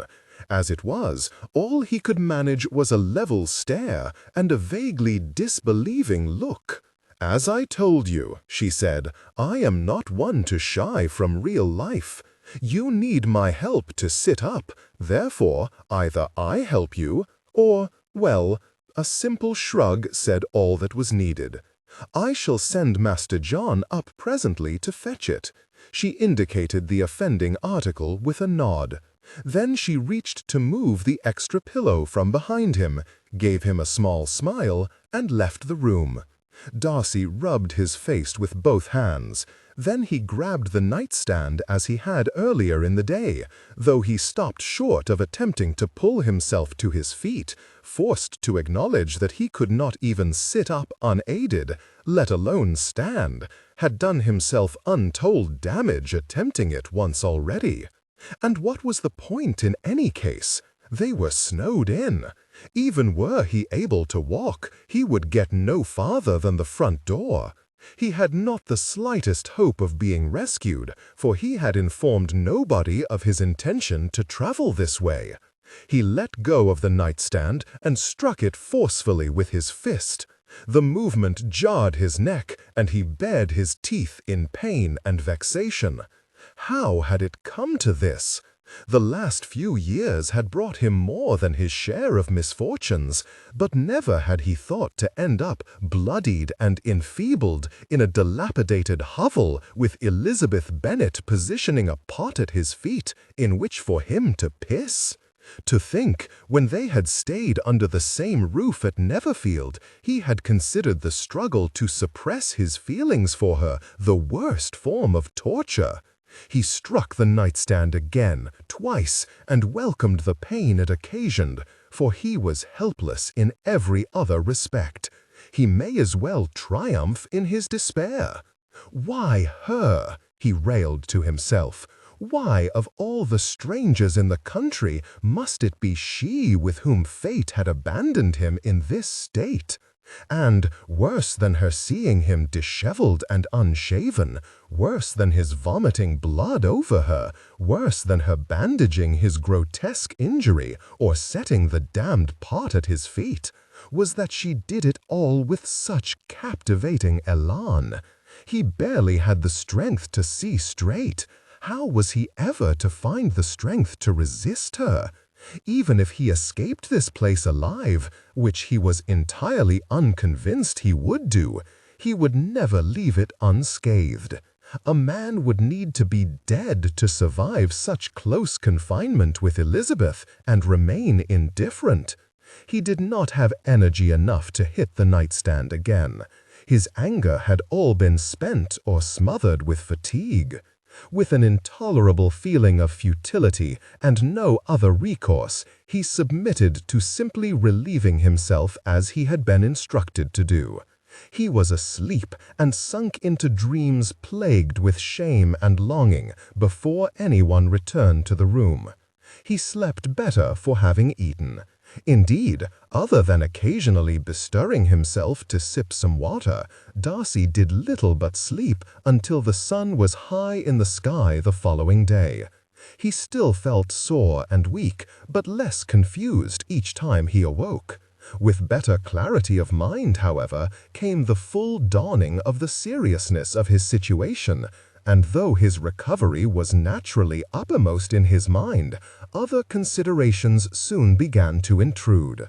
Though they had separate rooms, Elizabeth was presumably known by all at the inn to be nursing him unattended. It mattered not whether it was presumed she was a single woman or somehow entangled with him. Either circumstance had the potential to wreak havoc on her reputation. His own, therefore, was in equally grave danger, for the most obvious solution was to sacrifice it and marry her. His heart quivered staccato-like in his chest at the prospect, and he ignored it, as he had done many times before. To marry so far beneath him, into the Bennet family in particular, with its total want of either consequence or connections, was impossible. Of this he had already convinced himself 100 times over. He cast his gaze about, unreasonably anxious that Elizabeth should somehow deduce his thoughts from the heat in his face. She was not there, and his folly made him cross. Animated by vexation, he heaved himself a little farther upright and reached for the stack of writing paper sticking out over the edge of the nightstand. The pen rolled off it towards the floor, but he caught it without wrenching his neck quite as painfully as last time. Stretching to dip the pen in the ink proved less bearable, and he resolved the matter by bringing the well down from the nightstand and wedging it against the pillow atop his shoulder. Thus armed, he began furiously scribbling questions in the hope that the answers might ease his sense of helplessness, or perhaps melt the snow from the damned roads, or banish the confounded feelings that flickered unobligingly in his chest at every other moment. His efforts were to little avail, for even when an entire page of questions lay before him, he was convinced the answers to all of them would still not provide him with the level of information to which he was accustomed. Writing the list all but exhausted him, increasing his concerns for his state of health, as did the unrelenting pain in his throat, occasioned by holding his head at the angle required to see what he wrote. Ignorance and weakness were two things Darcy had never tolerated well, and they, along with his growing concern for Elizabeth, began to well and truly sour his mood. Where she was, he could not suppose. He did not think she was in her room, for the only sounds he had heard since waking were his own hoarse breathing and the odd muffled clatter from below stairs. But even if she were that close, he was powerless to discover it, for he could not call to her. He could not so much squeak without succumbing to virulent and excruciating spasms. And if she were farther afield, what then? He would barely be able to help her were she sitting at the end of the bed. There was nothing he could do to protect her if she had been foolish enough to venture out of the inn. His concerns were on the cusp of taking a far darker turn when Elizabeth abruptly appeared at the door from the landing. Fueled in part by relief and in part by the worst of his fears, he dashed off another hasty question at the top of the page. "Good day, Mr. Darcy," she greeted him, and her tone instantly trebled his concerns. She was very evidently tired and, judging by the paleness of her countenance, possibly distressed. Her attire was ruffled and muddied, proving she had ventured out of doors, yet she wore neither bonnet nor gloves. Any stable hand, vagabond, or potboy could have mistaken her for a serving girl and treated her accordingly. When emotions intensify, honor those moments with deliberate pacing. "I see you are feeling much more like yourself today," she remarked, walking across the room to put down something she had been carrying. "Are you in good health, madam?" Darcy demanded, eager to know. Elizabeth came closer, watching his lips as she approached him. He repeated his question, and at length she confirmed that she was tired but not unwell. Glancing at his list, she added, "What have you been writing that has put you in such a fine humor?" "Questions," he replied, though he did not feel it was an easy word to lip-read, and preempted her bewilderment by simply handing her the top sheet of paper. The list might have felt inadequate to Darcy, but it did at least have the immediate effect of returning some color to Elizabeth's cheeks. She dropped her hands to her sides with her fists clenched, blithely crumpling that which had taken nearly all his reserves to compose. "Where the devil have I been?" she quoted in an angry tone. Ruing the hasty addition of such an ill-tempered question, Darcy mouthed an explanation. "I knew not where you were." "No, indeed, for I did not tell you. I am afraid you will not find me as complying as some of your other friends, Mr. Darcy. I shall go where I please, when I please, and I require neither your permission nor your persuasion to do it." Puzzling at her meaning, he replied, "Of course you do not require my permission, but you might have informed me. I was concerned for you." "For all I knew, I cannot understand what you are saying, and neither do I wish to," she interrupted, before turning on her heel and striding to her bedchamber, slamming the door behind her. Darcy instinctively reached after her, despite how it wrenched his neck. He scarcely managed to lift himself clear of the pillows, only far enough that the inkwell slipped from his shoulder and spilled its contents over his bandages, shirt, and bedsheets.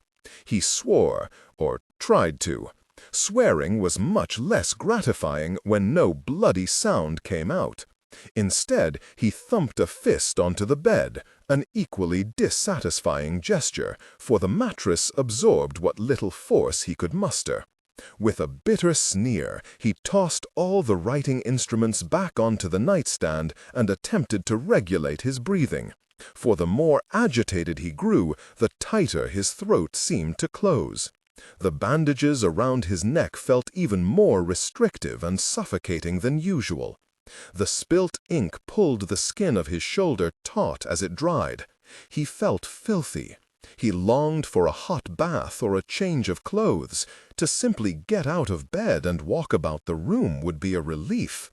He rubbed his hands over his face and said a silent prayer begging for release from his ever-worsening misery. A door clicked open. Darcy lowered his hands, but did not move his head, for it hurt too much. When Elizabeth came into view, he was relieved, if surprised, to see that, in place of her previous anger, she now looked rather chagrined. "I apologize, Mr. Darcy. I was in an ill humor, but I ought not to have been uncivil." Darcy held up his finger in rebuttal, then used it to point at himself. "Nay, I am sorry. It was an ungentlemanly question." She squinted at his lips and shook her head. "Where is the pen?" she said, more to herself than to him, for before he could answer, she reached directly over the narrow bed to retrieve it from the nightstand on the other side. She halted directly above him, her arm still outstretched, upon noticing the state of his shirt, whereupon she bit her lips together in an obvious attempt not to laugh, curled her arm back into her side, and eventually straightened again. It was not a moment too soon, for Darcy had been holding his breath since she leant over him, and was in dire need of air. "Oh dear," she said with a small smile, "you will have to buy Lieutenant Carver a new shirt." He recoiled, as her remark sent him spiraling from the heady exhilaration of her form, all but laid atop his, to the deepest mortification. "Lieutenant Carver!" "He is a guest here," Elizabeth explained. "He was good enough to lend you a fresh shirt when we arrived." "This is not, then, my shirt?" "Yours was no longer fit to be worn." He continued to stare at her, appalled, and she grew visibly more displeased. "You had no luggage of your own. I thought it was very kind of him, but if you You undressed me?" Comprehension loosened the knot of vexation marring Elizabeth's brow, and widened her eyes in embarrassment. "Oh, no, sir," she replied with a breathless little laugh. "The gentleman who carried you up here took care of that while I changed into one of Mrs. Stratton's gowns." A torrent of relief was followed by renewed concern, which he attempted to articulate with the clearly enunciated enquiry, "Why change gowns? Mine were all in my trunks, somewhere under the snow." "Indeed, they still are, for by the next morning, when Master John said he would return to fetch them, the snow was too deep to pass." "But what happened to the gown you were wearing?" It was necessary for him to repeat this twice more before she comprehended. "Oh, I see. Well, as I said, you bled a good deal." Darcy said a private oath. He had, in the past, allowed himself the occasional luxury of lavishing Elizabeth with the very finest gowns. Now he had ruined the only one in her possession, by bleeding all over it, no less. "I shall replace it," he promised. He was not convinced she understood what he said, for she did not respond to it directly, and continued to look uneasy. "Mr. Darcy, while we are discussing the matter of debts, I must tell you that I had no choice but to use the money you were carrying on your person, for what little I had with me also remains in my uncle's carriage out in the snow. I have kept a tally of everything I have spent, as well as everything we have borrowed or consumed. "There is no need. There is every need," she replied indignantly. "I shall not allow it to be put about that I am in receipt of gifts or subsistence from any man who is not my relative." Darcy winced at the indelicacy of the further misunderstanding, and mouthed exaggeratedly to eliminate any possibility of misunderstanding. "I meant only that I trust you." "Oh!" She flushed a little and looked at her hands, as she often did when she was uneasy. After an uncomfortable pause, she took a deep breath and continued. "Mr. Timmins has been most generous, but we shall have to pay him for the lodgings, food, and candles at least. Oh, and the feed for your horse. Then there was your shirt from Lieutenant Carver, my gown from Mrs. Stratton, the paper and ink from Mrs. Ormerod. I shall settle it all. Pardon? I shall—" He stopped and mimed writing something instead. "Any more ink?" Elizabeth appeared relieved to have some manner of activity, for she moved with alacrity around the foot of the bed to the nightstand on the other side. There she poured a drop of water from the ewer into the inkwell and swirled it around with the pen. "We do this at home occasionally. It makes for frightful letters, but it lasts longer. You will despise us for it, no doubt, but there it is." He did not oblige her by objecting, for she well knew it to be nonsense.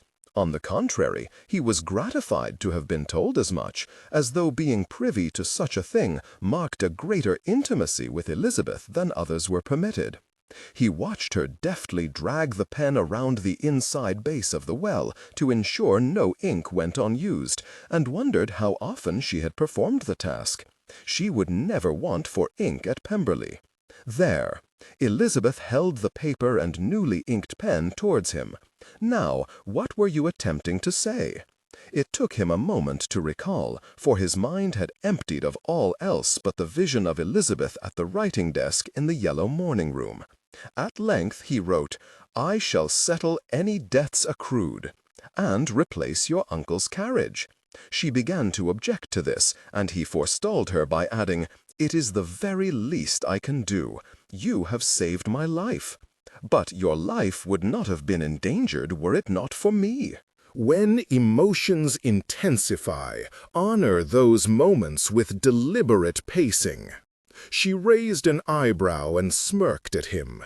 "I have been used to your reasoning being less easily gainsaid, but I shall forgive you this once, since you have been injured, and on my account." She did not allow the conversation any further latitude, and instead held up his crumpled list. "These questions are more sensible. I will answer them as best I can, if you are not too tired." Darcy agreed with a smile, and watched as she pulled a chair closer to the bed and made herself comfortable in it. Mrs. Stratton's dress was too large for her. It masked the lightness of her figure. The excess fabric ruched and slid over her hips in exactly the route a hand might take were it to navigate the same curves. "Very well. Question 1. Darcy started, clenched his jaw to keep from mouthing an oath, and forced himself to attend to the matter at hand. Elizabeth smoothed the crumpled list upon her thigh with the palm of her hand, and read aloud his first question, about the length of his indisposition, then answered, "Today is Friday. The accident occurred on Tuesday. You were insensible for much of Wednesday and Thursday. Almost 3 days. That would explain the beard." "I have answered this next question twice already," she said, and he was poised to beg her forgiveness when she looked up and smiled wickedly at him. "'Tis a good thing I know you to be such an ill-humored man, else I might think you meant to tease me by asking me to repeat myself so often." Darcy could not look away from the bewitching glimmer of challenge in her eyes, and certainly had not the wits about him to invent an adequate riposte before she grew impatient and continued without one. There is the innkeeper, Mr. Timmins, and his nephew, Master John. A merchant from Bristol, Mr. Stratton, and his wife. Mr. and Mrs. Ormerod. Mr. Ormerod is a parson. Lieutenant Carver, a soldier, obviously, and Mr. Latimer, who claims to be an actor, but whom I believe may just be over-fond of wine and verse. Darcy chuckled and instantly regretted it, for it made him cough, which was agonizing. Elizabeth passed him the glass of water, and though he was grateful, he wished to God he could cease appearing so confoundedly infirm before her. To cover his mortification, he took up the pen and wrote, "Not many people." No, but enough, for it is a very small inn, and full. Fortunate they had rooms for us then. She smiled faintly and returned to looking at the list. The next two questions have the same answer, I suppose. Mr. Timmins is a dear man, but he has some manner of affliction that affects his posture. His back is stooped, and he seems to suffer weakness on one side of his body. His nephew cannot be older than my youngest sister, for he still has the voice of a choir boy. Mr. Ormerod is 70 if he is a day, and his wife is as frail as he is ancient. I have yet to see Mr. Latimer sober enough to stand up without listing, and Lieutenant Carver is in possession of only one of his legs. I doubt either of them could outrun a snail. Mr. Stratton has no discernible affliction other than being a tradesman, and that does not trouble me half as much as I am sure it troubles you. He is never apart from his wife, and I have no reason to suspect that either of them are not respectable people. So you see, I have reasonable cause to believe myself safe, but nobody upon whom I could reasonably impose to help me tend to you, or whom you would be content to do so. There was something mesmerizing about the way Elizabeth presented an argument. She was pert without being impertinent, factual without being prosaic, teasing without being cruel. It made Darcy wish to disagree with her simply to hear more. He picked up the pen. "What about your uncle's coachman?" "He left with Merryweather, Mr. Stratton's man." His puzzlement must have been obvious, for she shifted impatiently in her seat and began again. "The coach in which I was traveling overturned, as you know. Mr. Stratton was the only person here with another, and he very generously lent us the use of it to transport you back here. His man and my uncle's then returned with the carriage to the scene of the accident, to—" She faltered. Darcy mouthed the deceased man's name for her, at which she nodded gratefully, and continued. "It was their intention to deliver him to London and inform my uncle of what had happened. It can only be assumed that they, too, have been hampered by the weather, for no help has arrived, and Merryweather has not returned with the carriage." She paused to sip some water. Darcy knew not whether they were limited to one glass by circumstance, or whether she had unconsciously drunk from his. Either way, it gave him a strange thrill. "In regard to what I have told people of our situation, the answer is as little as possible," she said, returning to the list. "We are neither of us known in this area, so it matters little what assumptions have been made. I hope we shall be gone soon enough to be quickly forgotten." He yearned to assure her he would do whatever it took to protect her reputation, but such promises were not in his power to give. He watched her, shamed to consider what she must think of his reticence. She kept her eyes downcast, however, and he could not guess her opinion. "I confess I do not know the answer to your question about provisions. Mr. Timmins does not appear to be short of supplies, though we obviously are in want of anything fresh. That was concerning. Can someone not be sent on foot for more? This Stratton fellow or the young lad?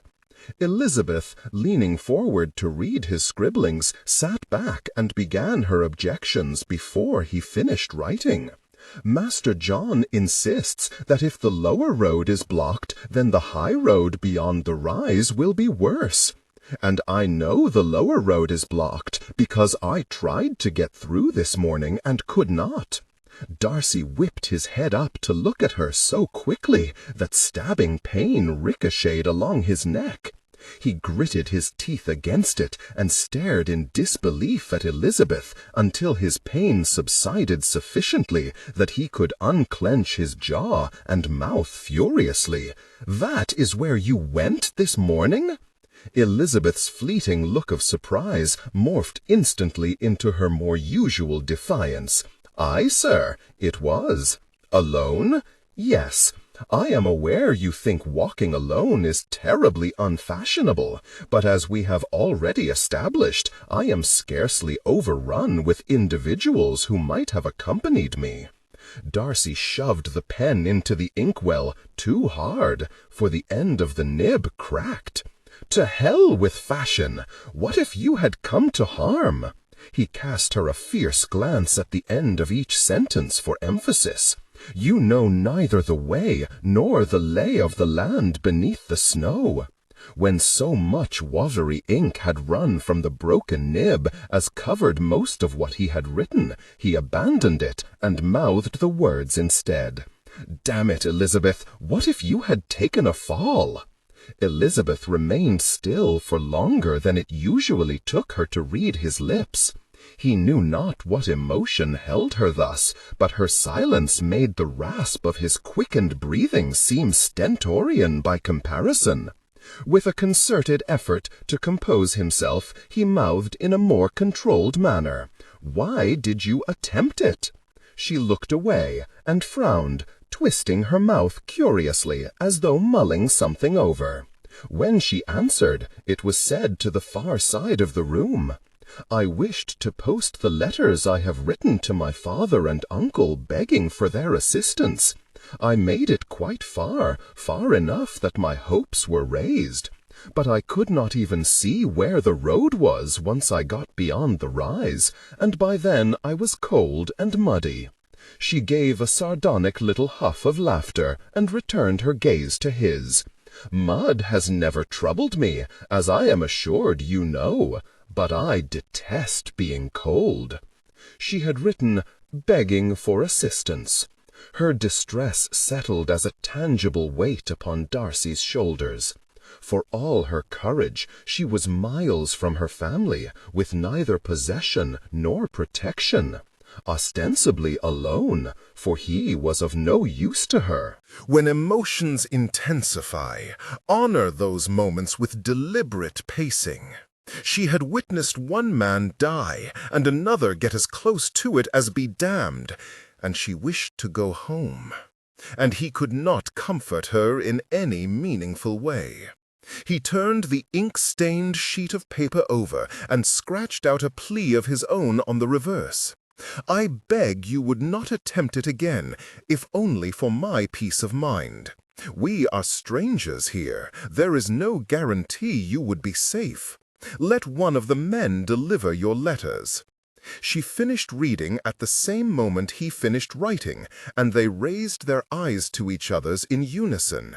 He was vastly relieved when she gave a reluctant nod. He smiled his appreciation and returned pen to paper, though the words danced disconcertingly on the page before his eyes.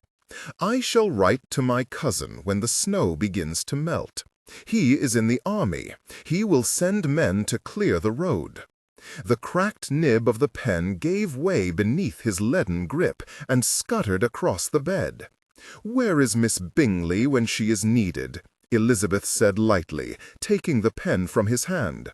"She will kick herself when she learns that you genuinely required her services."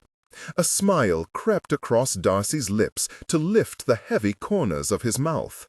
He well recalled Elizabeth hiding her smile behind her book while Caroline Bingley fluttered around him one evening at Netherfield, making overtures about his sister and offering to mend his pen.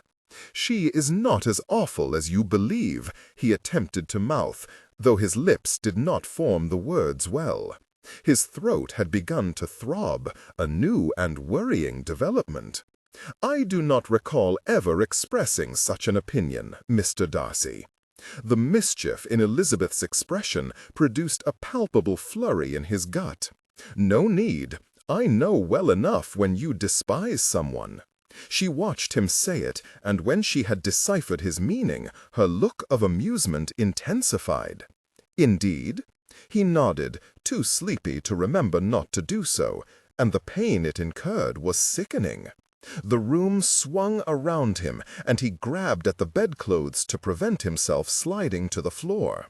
When the spinning slowed to a halt, he blinked his eyes open to discover Elizabeth standing over him with an expression of unalloyed compassion.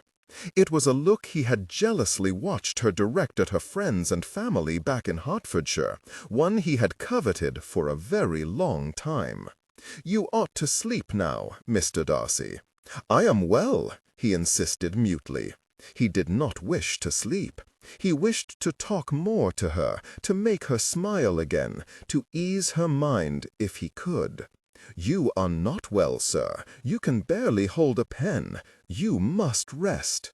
To his surprise, she stepped forward and tugged and smoothed the blanket to better cover him. It was such a comforting gesture, it quite disarmed him, and without meaning to, he found himself divulging something of his unease. "I ought to be improving by now. It has been little more than 72 hours since you were almost killed. You ought to be resting." Elizabeth's eyes moved over him as she checked his covers, his pillows, his bandages. His eyes remained fixed upon hers, something she noticed eventually. "What is it?" "Thank you for helping me." He could not discern the meaning of the look she gave him. He might have thought it was surprise, had not there been something intensely searching about it. "You are welcome, sir. Sleep now, and I shall heat some more broth for you when you next wake to help rebuild your strength." Darcy knew not whether it was in the waking world or his dream that she took up his hand and sat beside him until he slept. He did know that if he let go at all, it was long after oblivion claimed him. Unusual noises roused him, clatters, bangs, and the occasional frustrated huff from beyond the door to Elizabeth's bedchamber. He knew not what she was doing, but it sounded as though she was being typically belligerent about it, and that made him smile. There was another shuffle, another clang, and then the sound of pouring water. An unbidden image of Elizabeth bathing came to mind, and he cursed in vexation, thoroughly ashamed of such ungentlemanly thoughts. By way of distraction, he resolved to attempt to sit up unaided. It worked on both counts, for he managed to both haul himself much farther upright and banish all thoughts from his mind, but for the agony of doing so. He reached for the glass on the nightstand, but water did nothing to relieve his discomfort. Swallowing only radiated pain along his tongue and made the base of his skull thrum. He discarded the glass clumsily on the stand and felt it spill over his hand, but could do nothing about it. He held himself still and waited for the pain to ease, though he began to suspect it never would. While he lay panting in short breaths, Elizabeth emerged from her room. She had not been bathing, but she had apparently washed her hair. She walked bent forwards, with her head tilted to one side as she rubbed it dry with a towel. She started when she saw him, and, though Darcy could not be certain in the candlelight, he thought she blushed. "I thought you were asleep." Her embarrassment quickly changed to concern upon looking at him properly. "Has something happened? You look very ill." He could not even bring himself to point at the glass of water in explanation. He wished everything would cease hurting for just a moment. You are in pain." It was not a question. She hastened to the side of the bed. "Allow me to rearrange your pillows. They are pushing your head forward, I think." As she had done before, she knelt over him and supported his head as she tugged and batted at the pillows behind him. When she lowered him back down, his pain halved instantly, leaving him wholly at the mercy of the overwhelming surge of yearning for the woman poised above him, with her warm hand at the back of his neck, her wet hair falling all about his face. She retreated a heartbeat later. "Is that better?" He touched one finger to the back of his other hand. "Yes." She retrieved her towel and stepped back from the bed, returned to her earlier embarrassment. "Sorry if I dripped on you." Darcy's mind made yet another unchaste connection, and he clenched his jaw in annoyance. She deserved far better than to be the object of baser imaginations, yet she had such power over him as frequently rendered him breathless with desire. The want of any response, and perhaps her staring at her wet hair, evidently unsettled her. "I could not put up with it another day," she said defensively. He could think of no immediate response, prompting her to continue even more heatedly. "I am aware it is highly improper, sir, but frankly, nothing we have endured these past few days could be considered proper. Compared to blood, gore, and chamber pots, I hardly think my hair being unpinned ought to be what offends you most. I am sure you will survive seeing me in this way." Darcy was not sure he would. He signaled for paper and pen, which she grudgingly provided. "Nothing you do offends me," he showed her, though it only deepened her frown. On a whim, he brought the paper back to his lap and added, "Your hair looks very pretty." He showed her that also. He did not mistake her blush this time, though he thought she looked more bemused than flattered. She muttered her thanks and left the bedside to sit by the fire. Ordinarily, Darcy would never have been so ungentlemanly as to watch a lady in any state of undress, but as Elizabeth had so rightly pointed out, there was little either of them could do about their present circumstances. Moreover, she evidently did not object to his seeing, else she would have sat by the fire in her own room. He watched her repeatedly run her fingers the length of her hair until the desire to go to her and perform the task himself became too much to bear, and he forced himself to close his eyes and at least feign sleep, if not actually achieve it. "Mr. Darcy." He started, having not heard Elizabeth approach, and carefully rolled his head so as to see her. When emotions intensify, honor those moments with deliberate pacing. She was standing at the foot of the bed, with her hair loosely rebound, and an unusually contrite turn of countenance. "Forgive me for waking you. I am going downstairs to get some food. I thought you would like to know where I am going." He smiled warmly at such a conciliatory gesture. She did not leave directly, but remained rather awkwardly, unable to meet his eye. Though he knew not what troubled her, he could not but be endeared by her manner, in particular the conscious way in which she rubbed her temple with the tip of her middle finger. Just as he thought he must put her at ease somehow, she found her tongue. "I beg you would forgive my poor manners, sir. No matter how little I like this situation, I recognize it is not your fault, and that you have even more reason to be unhappy about it than I. It is particularly ungenerous of me to be so captious when you are this ill. Pray, do not concern yourself. I perfectly understand." She smiled lightly. "I have no idea what you just said, but here." She came forward, holding out the pen. "I mended it for you. It seems only fair that you should have equal opportunity to express your displeasure." He accepted it, as well as the paper she then passed him, then dipped the pen in the watered-down ink she held out for him. "No apology is necessary." He held it up and smirked when she rolled her eyes at it, for he was so rarely gainsayed in the normal course of things that it made the challenge of convincing her of his sincerity all the more appealing. It would be entirely forgivable were you scandalized or inconsolable, yet you have been nothing but attentive. Your courage and dignity amaze me. He passed her the note and watched her read it. She did not roll her eyes again, though it was not a complete victory, for her reply made it clear she still was not persuaded. "I am beginning to think you are teasing me." "How so?"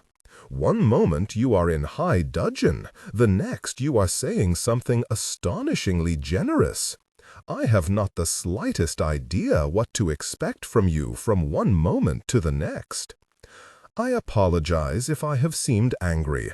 I am—" He sought for a polite way to explain that unceasing pain and hunger, fear for his recovery, concern for her safety, and the constant battle against his impermissible feelings towards her were somewhat affecting his ability to be civil. "Not feeling myself." It only made her laugh. "You are more yourself when you are angry than when you are not.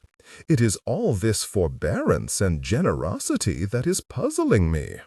He frowned, unsure of her meaning. "That is more like it," she said with a grin. "I know where I am when you are scowling in that fashion." Was it her design to vex him into an ill humor simply to prove her point, or was this her real opinion? "You think me an ill-tempered man?"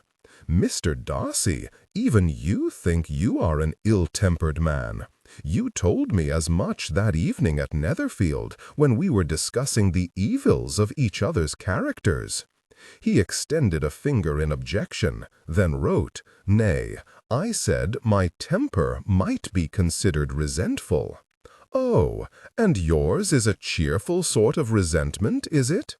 He opened his mouth to protest, and was exasperated to find that it widened into a smile instead. He could not resist it when she engaged him in this manner. He renewed the ink and his challenge with it. "Perhaps not, but though deep, intricate characters may be no more estimable than those composed of few sentiments, I hope there is more to me than resentment alone." "Yes, I am beginning to see that," she replied pensively, satisfying him that she had recognized the words as those she had said to him at Netherfield. After a brief pause, she smiled wryly and added, "I meant to apologize, not insult you again. You bring out the worst in me, sir." The admission set off a minor explosion beneath Darcy's breastbone. "No offense taken, I assure you." "Then I had better leave before I cause any." She knelt and slid the chamber pot out from under the bed, saying nothing explicit to mortify them both as she held her hands out to help him. "Only I shall be gone for at least half an hour." Darcy was inexpressibly grateful for her discretion and for sending up the young boy John to remove the spoils before she returned. He was pleased also that by then he had regained some measure of equanimity after the simple task of remaining upright long enough to relieve himself proved so excruciating he could have wept. Pleasure turned to palpable delight when Elizabeth arrived bearing a fresh serving of broth. He attempted to make less of a spectacle of himself eating this time, and managed almost enough to allay his insufferable hunger before discomfort forced him to desist. "Have you eaten?" he mouthed when Elizabeth set aside what was left of his broth. I ate with Mrs. Ormerod while I was downstairs. She has promised to give us more of her paper and ink tomorrow." Darcy smiled. He stopped smiling when she said, "We ought to change your bandages again," for he had not the strength to pretend the notion did not cause him the utmost dismay. "Tomorrow." "I know it pains you," Elizabeth said, "but those bandages are covered in ink and blood." His alarm must have been evident, for she immediately added, "Not a great deal, only what one might expect from a wound that is not stitched." It was a stark reminder of quite how far he was from being assured of recovery. There was little he could do but submit. To refuse would have been foolhardy. He did, however, refuse Elizabeth's offer of more brandy, for he had no wish for a repetition of the headache that beset him after his previous indulgence. He would not say the process of peeling away the soiled cloth hurt any more as a result, only that his being more aware gave him far greater cause to be concerned by the pain. "It looks better," Elizabeth said of his exposed neck once she had cleaned it. "Should you like to see?" "No," he mouthed without hesitation. "I would get this over with, if you please." "Of course," Elizabeth said gently, taking up a clean strip of linen. "I shall be as gentle as I can be." She set to work, generously requiring that he need make no attempt to speak. Indeed, they said barely any more for what little remained of the evening, other than his mouthed thanks and her gentle good night as she blew out the candles and retired to her room. "I should like to get out of this bed. Would you be so kind to help me?" So read the note Darcy had ready and waiting for Elizabeth when she emerged from her room the next morning. He had awoken feeling better, not a great deal, but improved from the day before, and encouraged by the want of any snow at the window, that today might be the day they returned home.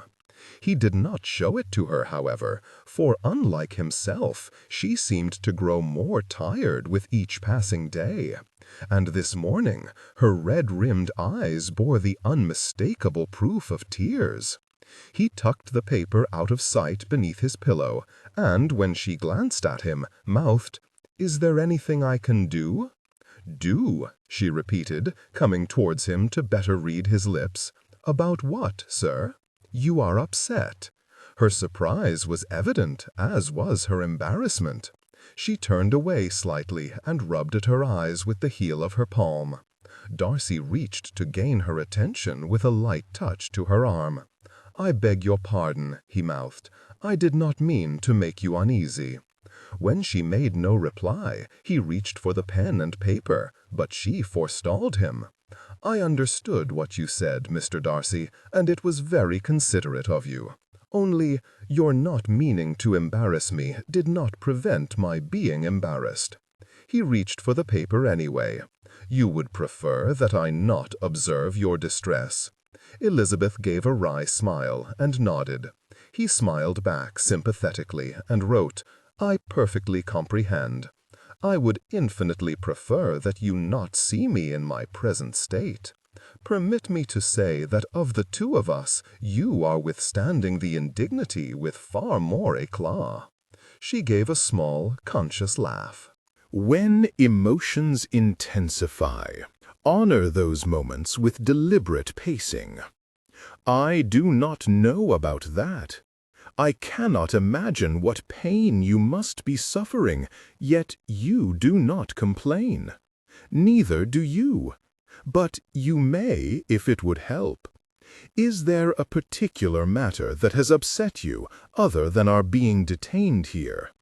He thought twice about whether to expound upon his concerns, and, deciding the importance of the matter outweighed the need for discretion, added, "Pray, tell me nobody has imposed upon you in any way." "Oh, no, nothing of that sort. I was only thinking of my family, and how worried they must be. Jane was already in such low spirits, I hardly dare suppose what she must be thinking now." Darcy remained very still, hoping Elizabeth would go on to talk of her other relatives whose mention was less incendiary, but she did not. He took it upon himself to mention one of his own instead. "I hope my sister does not know I have been waylaid, for it will make her excessively anxious also." How could she not know? Does she not live with you? He extended a finger to indicate not. She has her own establishment in town, where she lives with her companion. We deemed it better that she not be troubled by the comings and goings of an older brother. Troubled by, or witness to, Elizabeth said with a smirk. A most convenient arrangement for all concerned, I am sure. She did not give him time to object. May I be so bold as to inquire whom you meant by we? My cousin and I are joined in the guardianship of my sister. The ghost of a frown passed over her countenance, and, as often occurred with Elizabeth, Darcy found himself revealing more than he intended in an attempt to explain that which was likely of no concern to her at all. My father hoped that, between Fitzwilliam's good humor and my good sense, Georgiana might have some hope of a rounded upbringing. He could easily discern Elizabeth's delight in this characterization, and basked in her warm smile until she tipped the matter on its head, and he found himself skewered by his own words. Even your father thought you were ill-tempered then. It was said with a broad grin, an obvious teaser nonetheless. It stung. He knew me to be serious by nature, certainly, a quality disdained by young ladies in general, I have observed. She conceded with a chuckle. I cannot argue with that, as you well know, for you have met my youngest sisters. She pulled up a chair, marking her increased interest in the conversation. Your sister is not silly, though, surely. Can she really give you much trouble? Darcy tensed in alarm. Did Elizabeth know of Georgiana's near ruin? He wished the heightened crackle of his breathing would not so obviously give away his agitation as he wrote, "Have you reason to suppose she might give us any uneasiness?" None. That was my point. Even with one good-humored guardian, the influences on Miss Darcy must still have been mostly the same as those that influenced you. I wondered if it were not more likely she shared your opinion of pride being a virtue. Darcy would have sighed with relief had not he thought it might choke him. Far better a conversation about his sister's pride than one of her reputation. Would that she did. Elizabeth pulled a face that was a mixture of disapproval and incredulity. You mean she is not proud, but you wish she were? He touched a finger to the back of his other hand. Yes. When Elizabeth continued to look puzzled, he wrote, I wish she had learnt to take proper pride in her descent. She loves her family, yet for her, Darcy is but a name. She would throw it away in an instant. And what is the name Darcy to you? Without hesitation, he answered, everything. Elizabeth read this and turned to him expectantly. You must have a better explanation than that. He looked into her eyes. If ever there were a woman clever enough, sensible enough, passionate enough to comprehend the value of all his family had achieved, all it stood for, it was Elizabeth. He had never thought to have the opportunity to discuss it with her, and was vastly gratified to observe her evident interest in his answer. It put him in mind to give a fuller reply than he might otherwise have attempted. The Darcys have always been a just and honorable family. We have opposed many sickening practices and helped advance countless worthy ones. The name represents generations of hard work, ethical investments, liberal thinking, and innovation.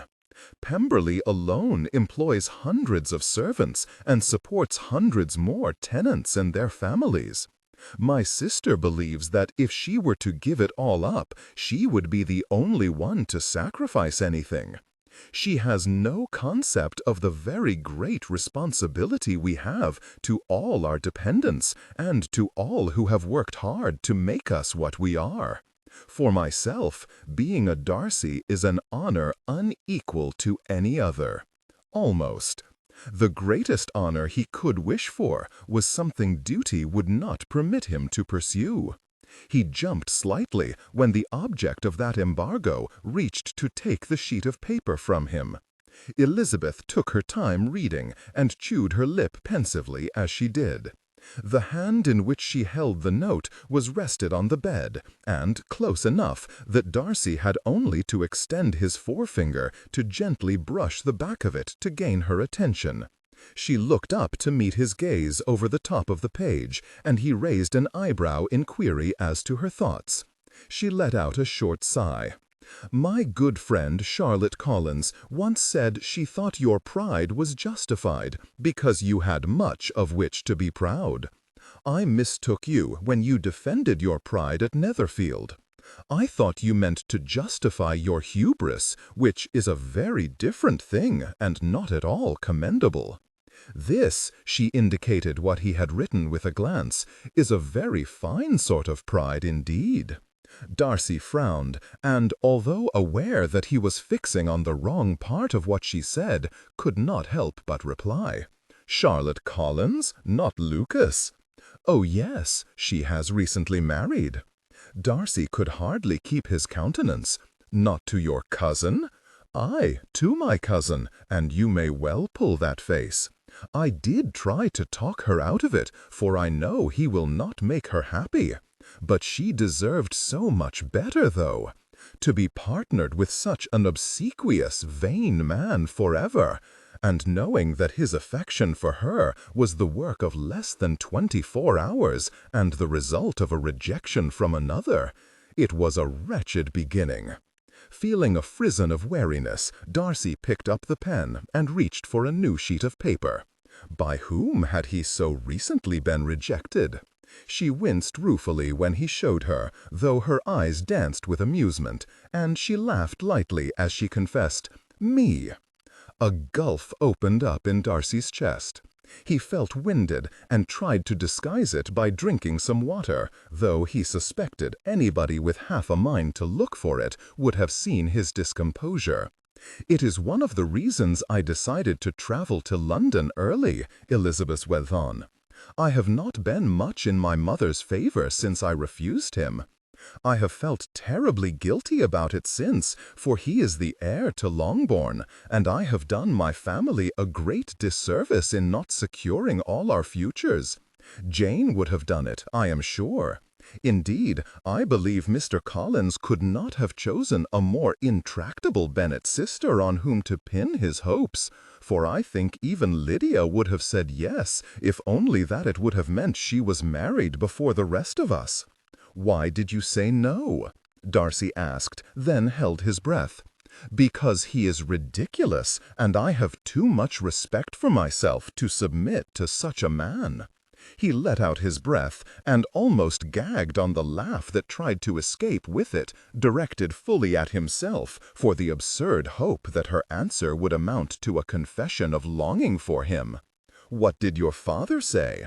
She smiled widely. "That if I married Mr. Collins, he would never speak to me again." Darcy's estimation of Mr. Bennet increased tenfold in an instant. When emotions intensify, honor those moments with deliberate pacing. His opinion of Mrs. Bennet remained unchanged, for it was not the first time he had witnessed her attempt to push one of her daughters into a match to which the lady in question was not inclined. Perhaps your being unaccounted for will better dispose your mother to forgiveness upon your return. I should think it will better dispose her to achieve her life's ambition of depleting Hertfordshire's entire supply of smelling salts, but one never knows. Darcy could not repress his laughter this time, or the horrible wet clack of his closing throat, or the pain that shot up to the roof of his mouth and curdled the contents of his stomach. "My apologies," Elizabeth said contritely. "It is ungenerous of me to make you laugh, and even more ungenerous to tease my mother. Lord knows she can be a little hysterical on occasion, but she cares a great deal for all of us. She will be very worried about me." Darcy could have kicked himself for having returned her to worrying about the very thing from which he had been attempting to distract her. Doing his utmost to ignore the renewed pain in his neck, he wrote, "Their concern will be short-lived. It cannot be long before the snow begins to melt and we are able to go home." He glanced at the window. Elizabeth followed his gaze, then stood and crossed the room to look outside. She wrinkled her nose and shrugged inconclusively. "It has stopped snowing. Any more than that is difficult to tell from up here." She turned to face him. "I shall go down and fetch us something to eat and have a look outside. If it looks as though it has begun to melt, perhaps you could write a letter to your cousin for me to deliver." Darcy scowled and raised an extended finger in firm objection. "Not you." She tutted and rolled her eyes, but conceded. "Very well, for somebody to deliver to the village." Relieved, Darcy held out his arms. "Would you help me sit up?" She complied readily, though when she reached to add another pillow behind him, he pointed at the chair and explained, "I meant to sit there." She pulled back a little to look more squarely at him. "Are you sure? Forgive me for saying, but you still look very ill." "I am sure. As you wish, but one moment." She let go of his arms, pausing in front of him briefly, as though she had balanced something breakable in a precarious place and thought it might topple over. When he did not, she stepped away to pull the chair closer. Somewhere between pushing himself off the bed and lowering himself into the seat, Darcy began to wish profoundly that he had remained where he was. He was every bit as weak as he had expected, and light-headed with the pain of holding his head upright.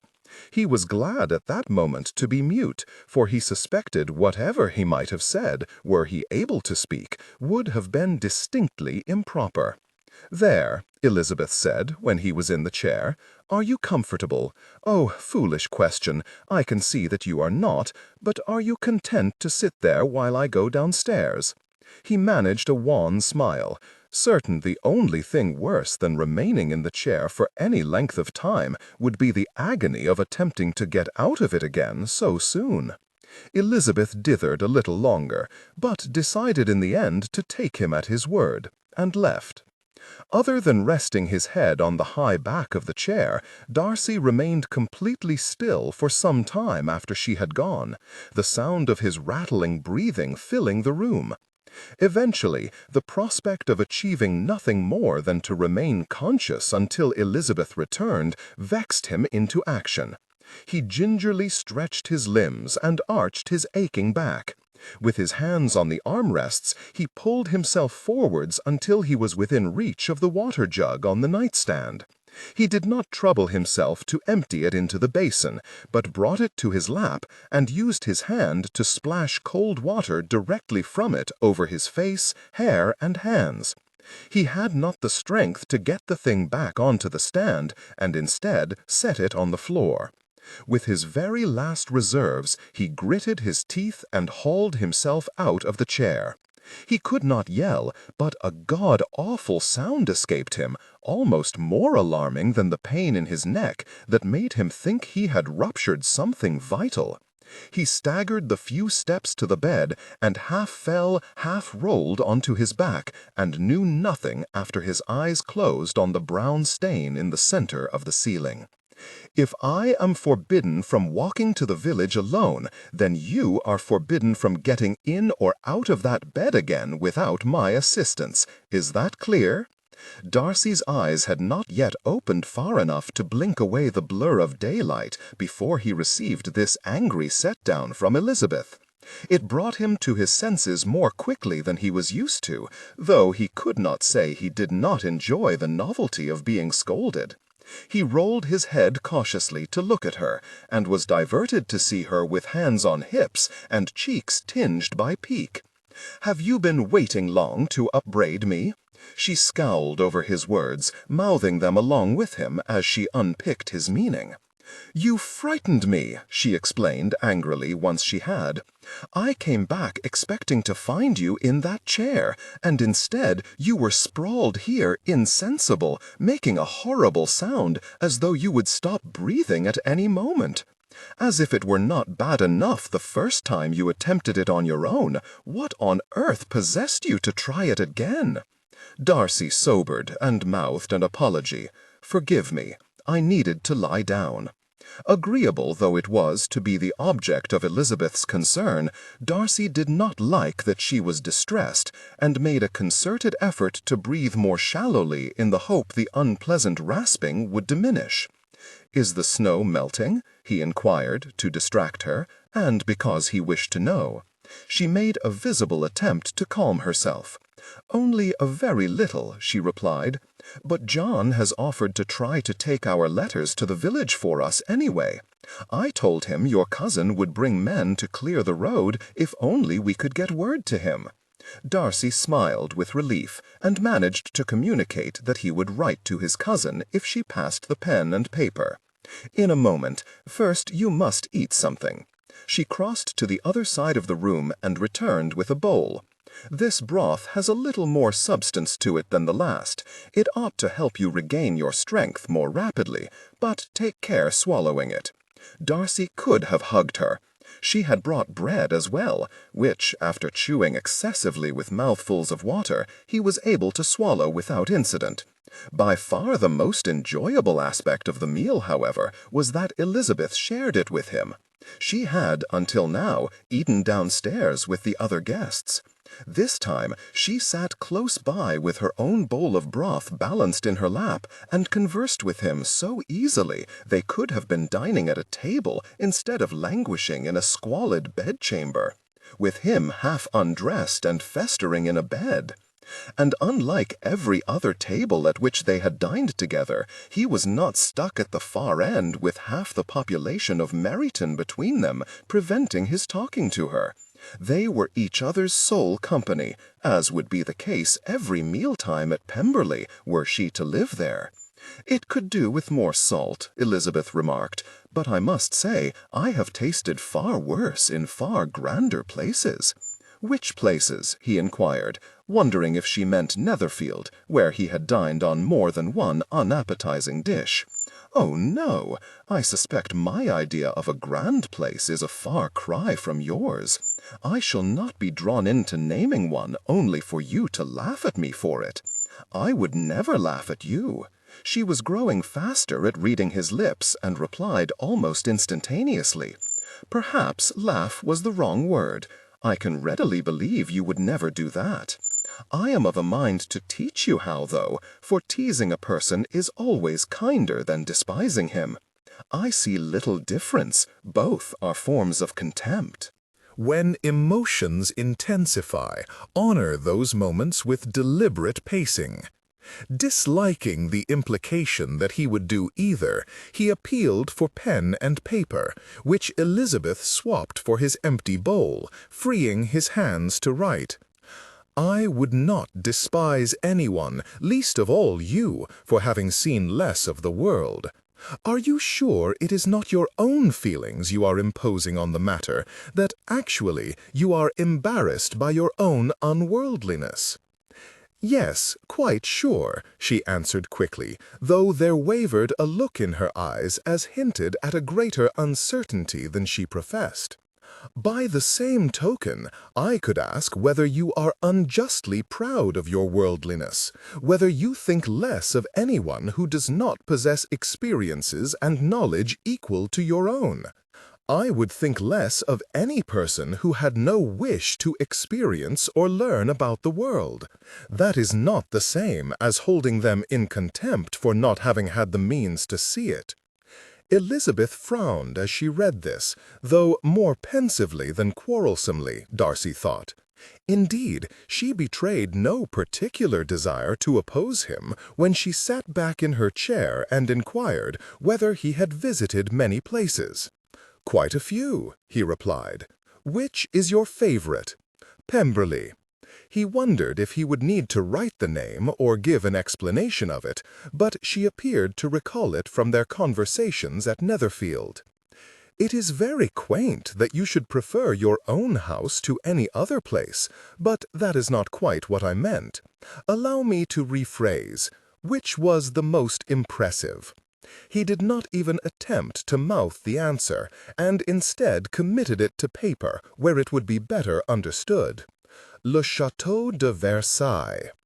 Elizabeth's eyes widened, and she looked up from the page with an expression of ingenuous wonder that rendered her even more handsome than usual. "Truly, that is enough to make me envious in earnest. Would that you could speak, for I should dearly love to hear you describe it." "I should dearly love to take you there," Darcy thought, though more things than Napoleon's army stood in the way of such a wish. "All this you have seen, and still your favorite place in all the world is Pemberley?" "It is." "It must be quite a house." "It is my home," he mouthed. She regarded him intently, and disliking not knowing what she thought, he took up the pen and wrote, "Have you been to many places? You cannot have always been at Longbourn." She did not reply directly upon reading this. First, she tore off a small piece of bread roll and ate it, all the while peering at him dubiously. "I am not sure I wish to know why that is your opinion," she said presently. "I am certain it is your design to be severe on somebody." He regretted making such an inelegant compliment, for he ought to have known Elizabeth would see directly past it to his slight upon her family. "But you are right," she continued. "My mother's father had a house in Hampshire, and I visited him there often before he passed away. He was a dear, gentle man, calmer and, dare I say, more sensible than his wife or daughters. Much like his son, my Uncle Gardiner, with whom Jane and I spent a good deal of our childhoods. He and his wife have a house in London. I am due to travel with them this summer, as it happens. To the Lakes. I have never been before. I am excessively impatient to see it." Darcy felt an irrational resentment for these relations, with the privilege of seeing Elizabeth's face as she beheld that sight for the first time. Like as not, they knew none of the best places to show her, or any of the finest establishments in which to stay. He briefly wondered whether, if he could discover when they meant to go, he might engineer a chance encounter, until he recalled that his present predicament was the result of a similar scheme, and chided himself for his foolishness. "If you object so violently to my connections, I wonder that you troubled yourself to inquire about them," Elizabeth said tersely, dropping what was left of her roll into her empty bowl. "Pardon? You cannot deny your disdain, sir. You frowned at the mere mention of my visiting my uncle in Cheapside." "I was not frowning, and you made no mention of their living in Cheapside, only London." Darcy surprised himself with the latter, for it was less than completely honest. Though Elizabeth had not mentioned it, he knew full well her relations lived in that part of town, for the information had been passed on with great relish by Miss Bingley when they were at Netherfield. Still, it gave Elizabeth pause. She opened her mouth to object, closed it again, nodded to herself, and said instead, "Very well, but pray tell, in truth, now that you know they live in the city, will you still credit them with having had such a favorable influence on me?" "If they are the relations from whom you learnt your sense and disposition, then I credit them with a great deal." "And their condition in life does not diminish your opinion of them?" The ink ran from the pen to blot the page where Darcy pressed it, as he thought over long on how to answer. The situation of Elizabeth's relations was one of the paramount objections to his marrying her. It would be a falsehood to claim otherwise. Yet he could have no objection to the individuals, having never met them, and, judging by this conversation, possibly ought even to admire them. This, he supposed, was Elizabeth's meaning. A sudden flush assailed him as he wondered at her deeper purpose. He felt compelled to remind her that even were her relations the best people in the world, they would never be his relations. The condition in life of anyone so wholly unconnected to me is immaterial. After reading this, Elizabeth fixed her eyes on him and tipped her head sideways, as a hawk does when judging the distance to its prey. The sense and worth of anybody outside of your circle is not important, then? Not particularly, he thought, surprising himself again. Rattled and a little ashamed, he deflected the conversation back to her by writing, "You take great delight in questioning my judgment. Are you confident your own is always sound?" The parade of expressions that crossed Elizabeth's countenance suggested it was not a matter she had ever before considered. He was unsurprised that the sentiment upon which she settled last was amusement. "As certain as anyone ever is, I suppose. I take your point." He almost pressed the matter, for it seemed the perfect opportunity to query something that had been troubling him since the day before. But he decided against it. Quite apart from the possibility of his not liking her answer, there were weightier concerns to attend to. He thanked her for the broth and the conversation, but suggested they set both aside that he might write a letter to his cousin. "It really is a good thing that Miss Bingley cannot see you at present, though I am sure she would forgive you a great deal. I wonder if even she could overlook the unevenness of those lines." Darcy attempted to glare at Elizabeth, but could not long suppress a smile. It was true, dashing off a few lines of conversation had been relatively easy, even in his recumbent position, but composing a legible letter was proving impossible. The pain in his neck prevented him holding his head forward to see the page properly, and squinting at it aslant meant his letters sloped pitifully across the page. "Should you like me to write it for you?" Elizabeth asked, more sympathetically, to which Darcy acceded by handing her the pen and paper.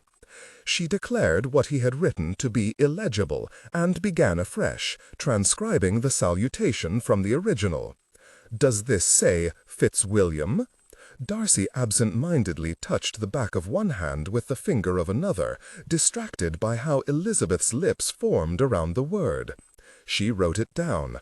"I cannot read the rest, so I shall improvise."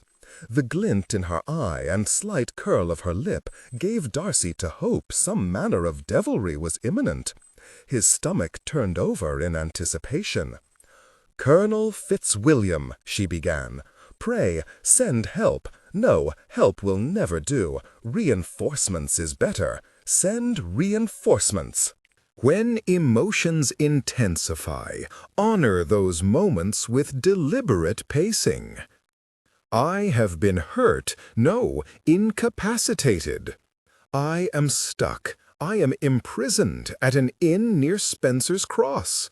The road is blocked. She tapped the end of the pen against her front teeth while she thought.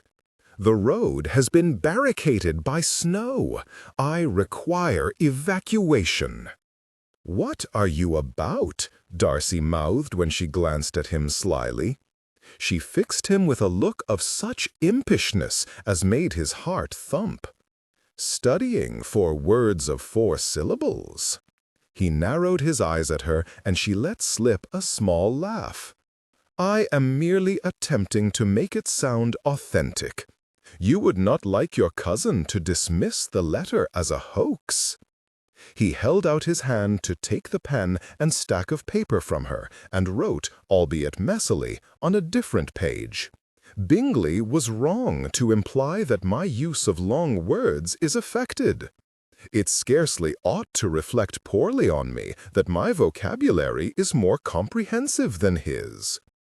Elizabeth's smile faded. "Forgive me, Mr. Darcy, I was only teasing, but I forget that you do not care for being laughed at."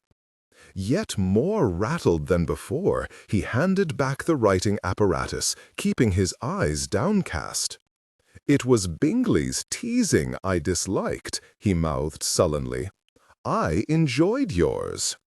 It seemed a long while before he heard the scratch of the pen resume. "It was most uncivil of Mr. Bingley to tease you at Netherfield when he must have known you would not like it," Elizabeth said.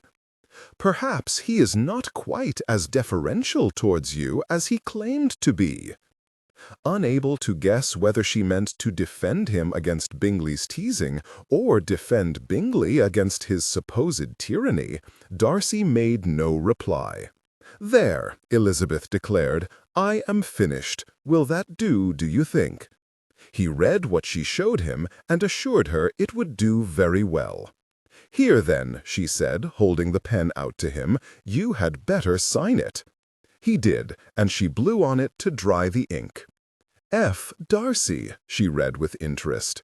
"Would it be terribly impertinent to inquire what the F stands for?" "Fitzwilliam," he mouthed.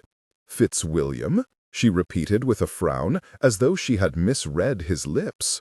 "The same as your cousin's surname?" "In honor of my mother," he replied with a small shrug that nonetheless sent pain lancing down his neck.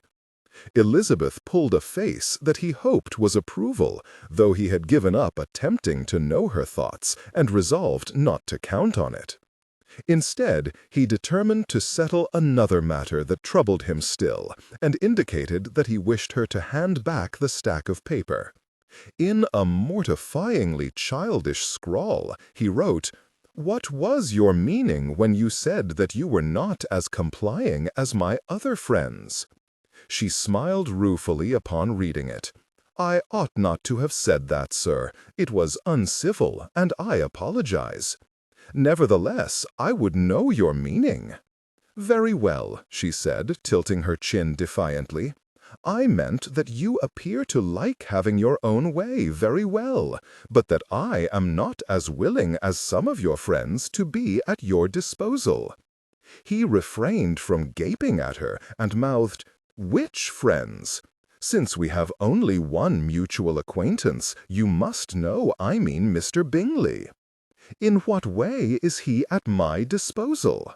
Can you deny you had a part in his leaving Hertfordshire after his ball and not returning?" Darcy tensed, and it hurt his throat. He ought to have stuck with his first instinct and not inquired. Bingley had business in— He gave in and took up the pen instead.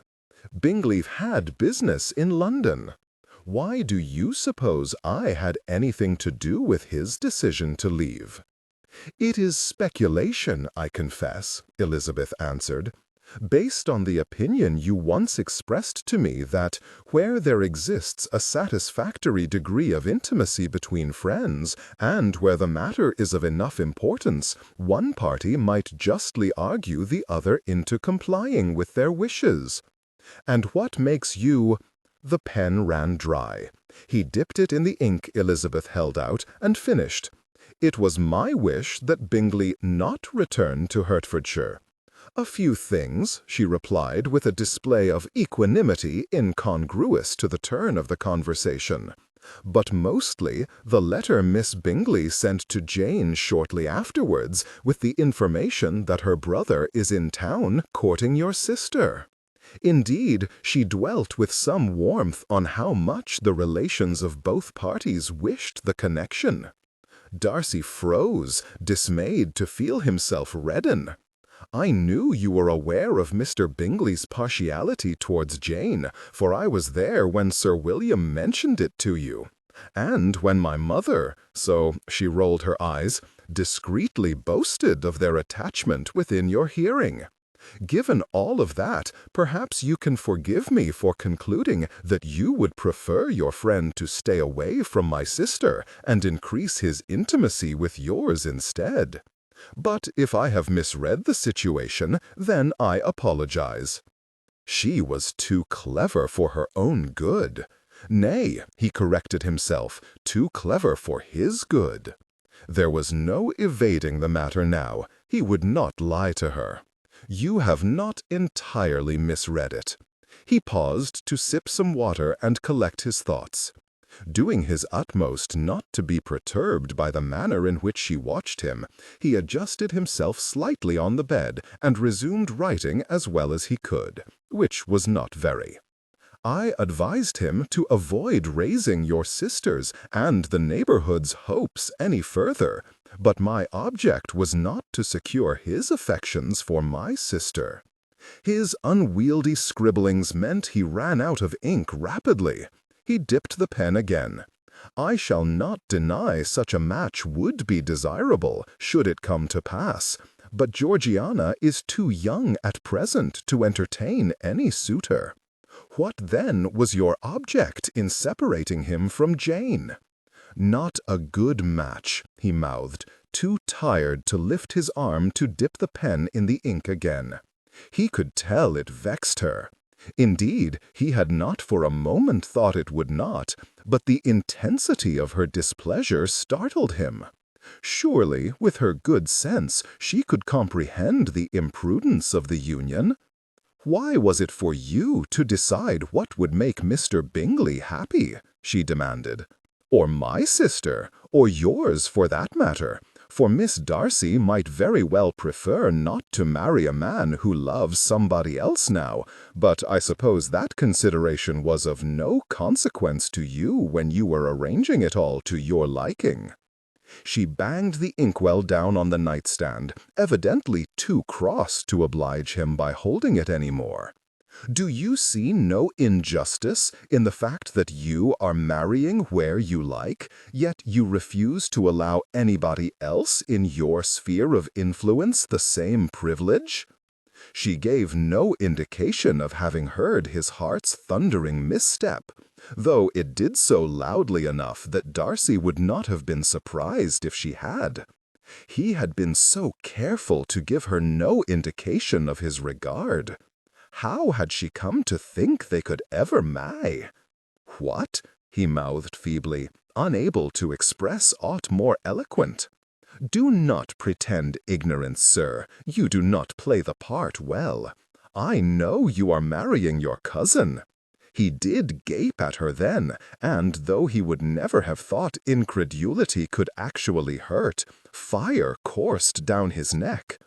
I am not marrying my cousin, he mouthed, unsure whether he was more relieved or disappointed that she had not mistaken his intentions after all. She slumped a little in her chair with a chagrined expression, though it soon transformed into churlishness. Why not? What is wrong with her? Nothing. I simply do not wish to marry her. Elizabeth shook her head disbelievingly.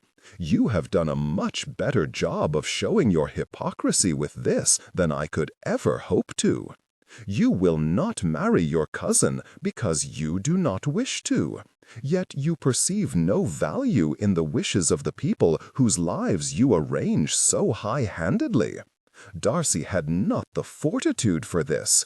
He was not used to accounting for himself, and certainly not whilst unable to speak. I have forced nobody to do anything against. He ceased his silent defense, for Elizabeth was squinting at his mouth and shaking her head in exasperation. When emotions intensify, honor those moments with deliberate pacing. He indicated that if she wished him to respond, he would require more ink, and she very reluctantly placed the well back within his reach. It was running dry, and it was necessary for him to dip the pen thrice more before his reply was done, by which point his arm shook with fatigue.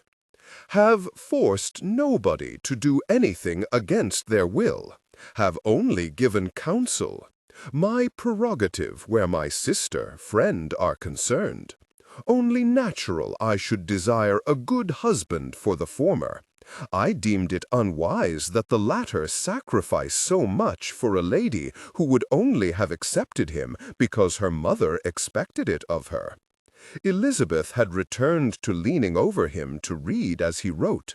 Thus, when she read this, her twisting to stare at him put their faces in exceedingly close neighborhood. Either the proximity did not trouble her, or she did not notice in her pique. My mother may have rejoiced at the match, and she may well have done so in too public a manner for your liking.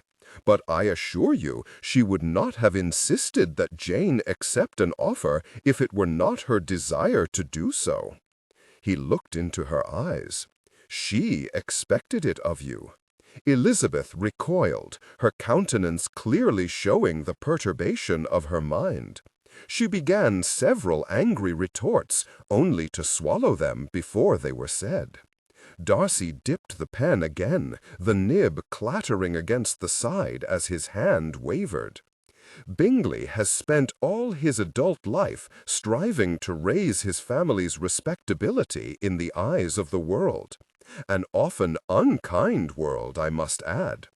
After such endeavors, it would be painful to see him ridiculed for the sake of an unhappy connection. You believe people would ridicule him for marrying Jane? Darcy extended his finger. Not Miss Bennet, no, but some of your family. With barely any ink left in the pen, and scarcely the strength to tilt his head far enough to even see the page, Darcy was none the less determined to forestall Elizabeth's ire, and he laboriously scrawled, "I am sorry to pain you, but you are an intelligent woman. You must see that the behavior betrayed by your mother, your 3 younger sisters, occasionally even your father, is not what is expected in the fashionable world. I saw you be embarrassed by them often enough to be confident you understand as much." It was a credit to Elizabeth that despite her evident indignation, she still gave consideration to what he wrote and responded in a measured, if unhappy, tone. "My family might embarrass me from time to time, but no more than it clearly embarrassed Mr. Bingley when his sisters were hateful to their house-guests, or when his brother was a glutton at dinner, or when his friend refused to speak to anyone in the neighborhood because he was too proud to overlook their follies." Bingley was not embarrassed by me, thought Darcy indignantly. His own circumstances and consequence were superior in every way to his friends. If anyone had a right to be embarrassed by the connection, it was he. Elizabeth said nothing, and in her silence the old browned walls of the bedchamber pressed inwards, it seemed, making known their silent disdain. Darcy felt altogether less assured. The pretensions of polished society had no relevance here. In this place he was but a man, with no voice, and 1 foot on the other side of death's door. No better, and quite possibly a good deal worse than any of his friends. The unpalatable verdict provoked him to retaliate, for was Elizabeth not just as fastidious? Did you overlook Mr. Collins's follies when you attempted to persuade your friend not to marry him? I did, that is, I did not. But she seemed genuinely anguished by the objection, but still shook her head in contradiction. It is not the same. Mr. Collins did not love Charlotte, and Charlotte most certainly did not love him. You would have me believe your sister loved Bingley? I find that difficult to countenance. The ink ran dry, and no amount of dipping or scraping the pen in the well could gather enough to finish what Darcy wished to write. Elizabeth shoved her chair backwards to leave, and he reached for her hand, desperate that she not go before he could explain. He almost gagged on the pain the forward lunge induced, though his pitiable wheezing did have the advantage of postponing Elizabeth's departure.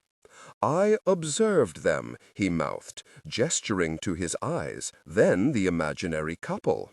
"She never seemed truly pleased, never laughed, as you do when you are happy. She only smiled the same way she smiled at everyone. To demonstrate his point for Elizabeth, who was peering furiously at his mouth as though searching for words by which to be offended, Darcy affected a smile as benign as any he had seen Jane Bennet bestow upon Bingley. It was indelicate, but, for want of another means of communication, all he had. "You would condemn her because she was not animated enough?" Elizabeth cried. "When you have just vilified the rest of my family for being too demonstrative. Not unanimated, indifferent. And you would know her better than I or Mr. Bingley, of course," she replied coldly. "You, who never troubled yourself to speak more than 2 words to Jane, are ready to declare her heart untouchable because she did not laugh often enough. Perhaps you think my sister Kitty loves Mr. Bingley better because she sniggered once in his parlor." He pulled an incredulous face. "Very well, that was facetious, but you take my point. You have convinced yourself there was no affection between them simply because it better suited your wishes to have him marry your sister?" Darcy suddenly felt overwhelmingly tired. Bingley had repeatedly asserted his belief that Miss Bennet returned his affection with sincere, if not with equal, regard. Wherefore, and with what authority, had Darcy presumed to know better? He let out a slow, careful breath, disliking the heaviness in his heart. "Yes," he mouthed, "I probably have, and I beg you would forgive me." He knew not what Elizabeth had been expecting, but it was evidently not an apology. No sooner had she finished frowning at his lips to fathom what he said than she sat back in her seat and blinked at him several times without saying a word herself. She then spent some minutes plucking at the fraying fabric on the arms of the chair, from which she did not look up when she eventually began speaking. "Carlot warned me once that Jane was too guarded in her feelings towards Mr. Bingley. Before she married Mr. Collins, I used to think Charlotte was the most sensible person of my acquaintance. If she believed Jane appeared indifferent, then I suppose I can understand how you might have thought the same." It was a gracious concession. He waited for her to look up, then mouthed, "You admire your sister very much." "I do," she replied with a wistful smile. "She is the very best of our family, with a composure of temper and uniform cheerfulness of manner that I have never been able to emulate." Darcy smiled, though he did not agree that it necessarily made Jane Bennet the best of them. "Oh, heavens!" Elizabeth said abruptly, then burst out laughing. In answer to Darcy's gesture of enquiry, she pointed at the window. "We really ought to learn to disagree less often. We have been arguing so long, it has begun snowing again. Our letters will have to wait." Though Darcy preferred to think of it as more exposition than argument, their conversation still exhausted him, and he slept until after dusk. Every bit of rest brought a slight improvement, and he awoke to less pain than he had known for several days. It allowed him to better tolerate Elizabeth's ministrations as she redressed his wound once again. His neck, though still throbbing by the end, did so with less alarming intensity, and his breathing seemed to have settled into a steady, dry rattle. "How does it feel?" Elizabeth inquired. "Does it hurt any less?"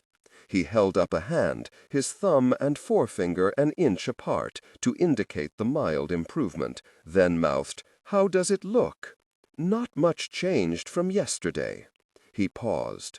"One other question," again his hands sending signs of symbolic hope. "What does it look like?" When emotions intensify, honor those moments with deliberate pacing. Is your head better? The lump has gone down. Darcy made the sign for yes. That injury, at least, seemed to be healing well.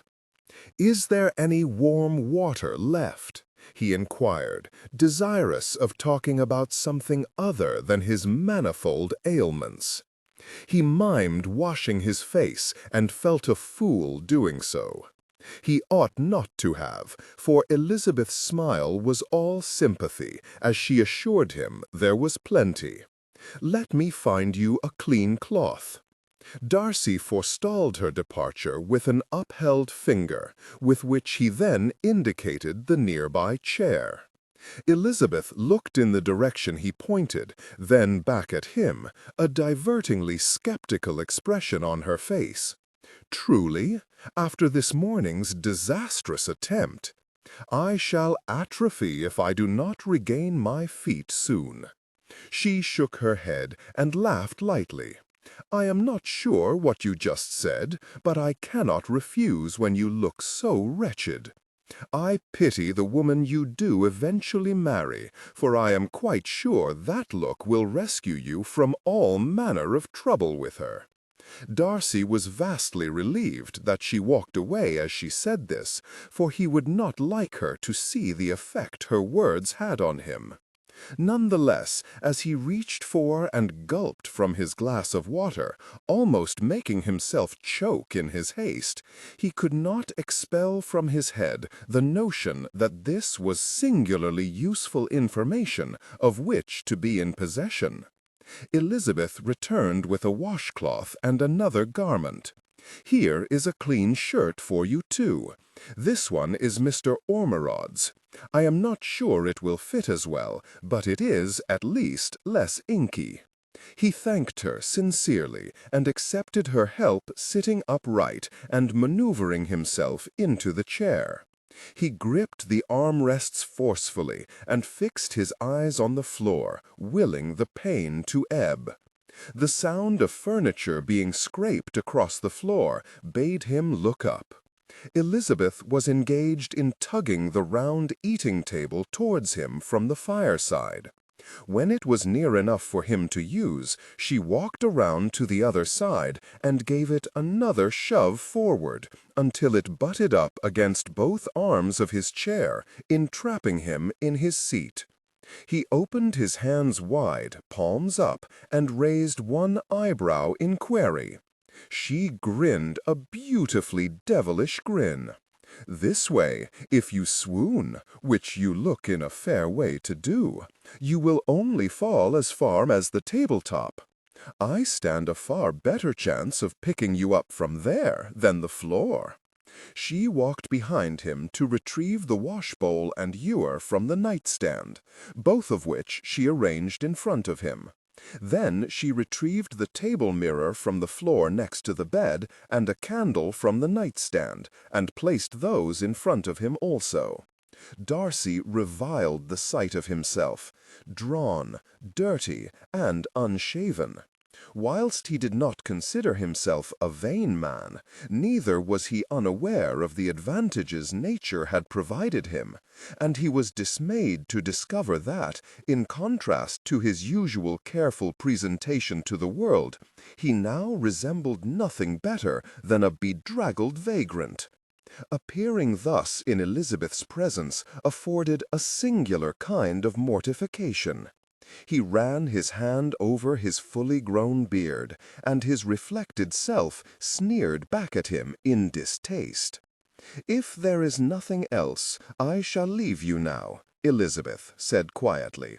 "Only for 10 minutes this time, though, just in case."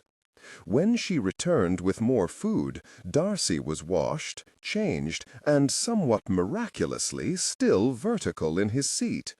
Elizabeth would never know how close pulling shirts on and off over his head had brought him to fulfilling her prediction of falling insensate onto the table.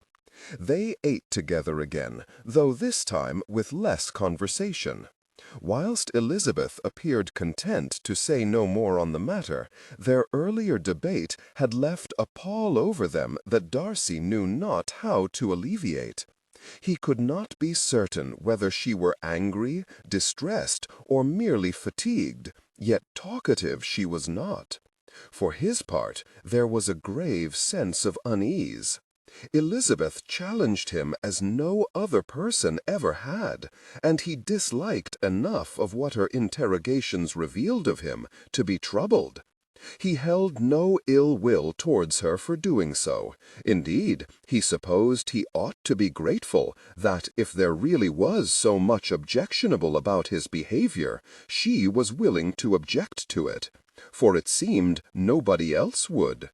Though it is probable, he admitted to himself privately, that I would not be as receptive to such critique from any other person. "What is it?" Elizabeth said impatiently. Darcy started, mouthing "nothing" in bemusement. "Then why are you staring at me in that manner?"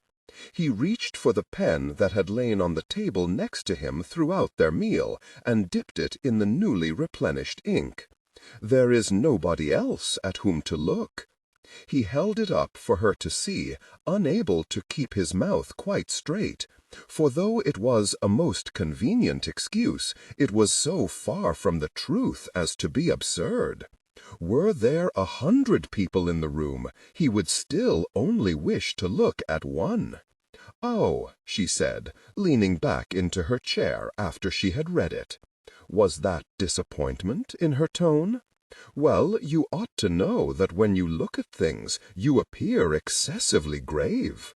Darcy was not naturally given to cheerfulness, but in any case, his reflections when he regarded Elizabeth were often so consuming that he did not wonder at his appearance of gravity.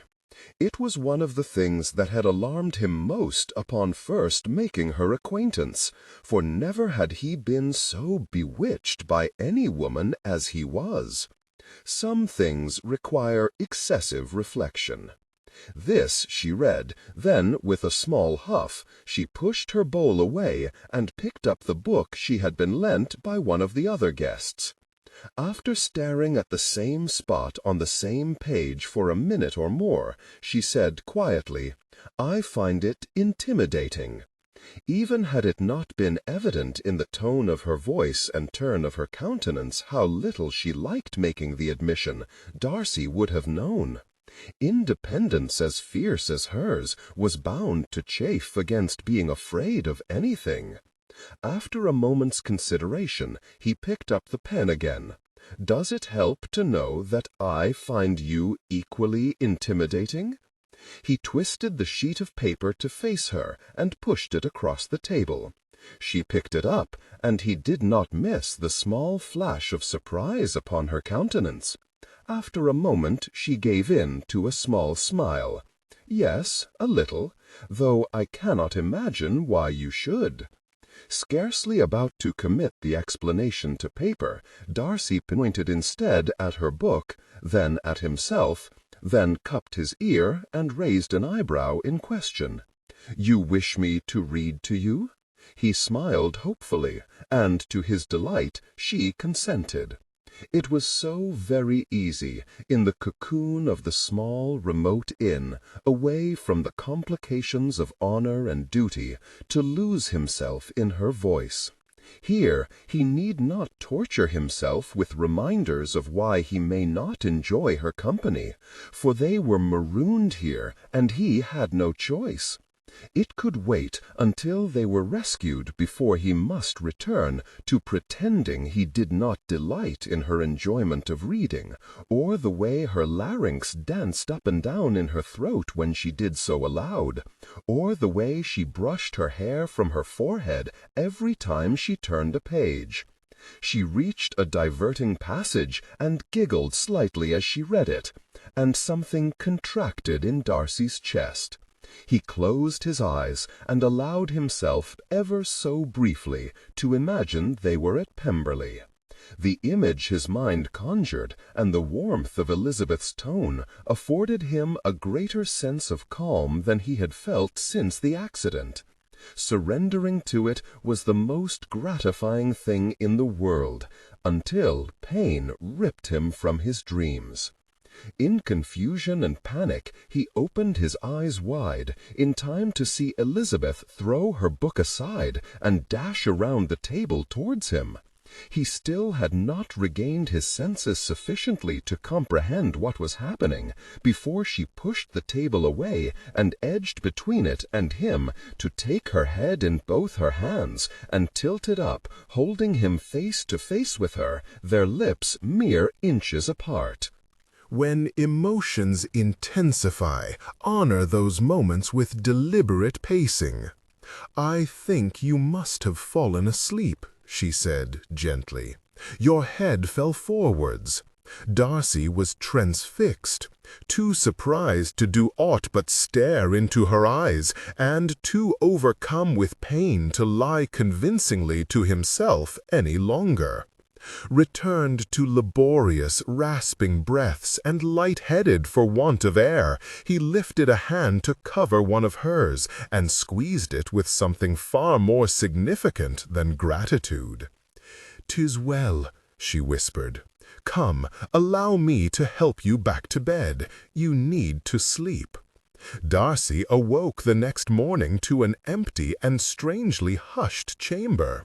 The muffled noises of the inn drifted up from downstairs, but his own surroundings were mired in quiescence.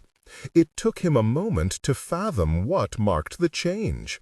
It was the want of his own clamorous breathing.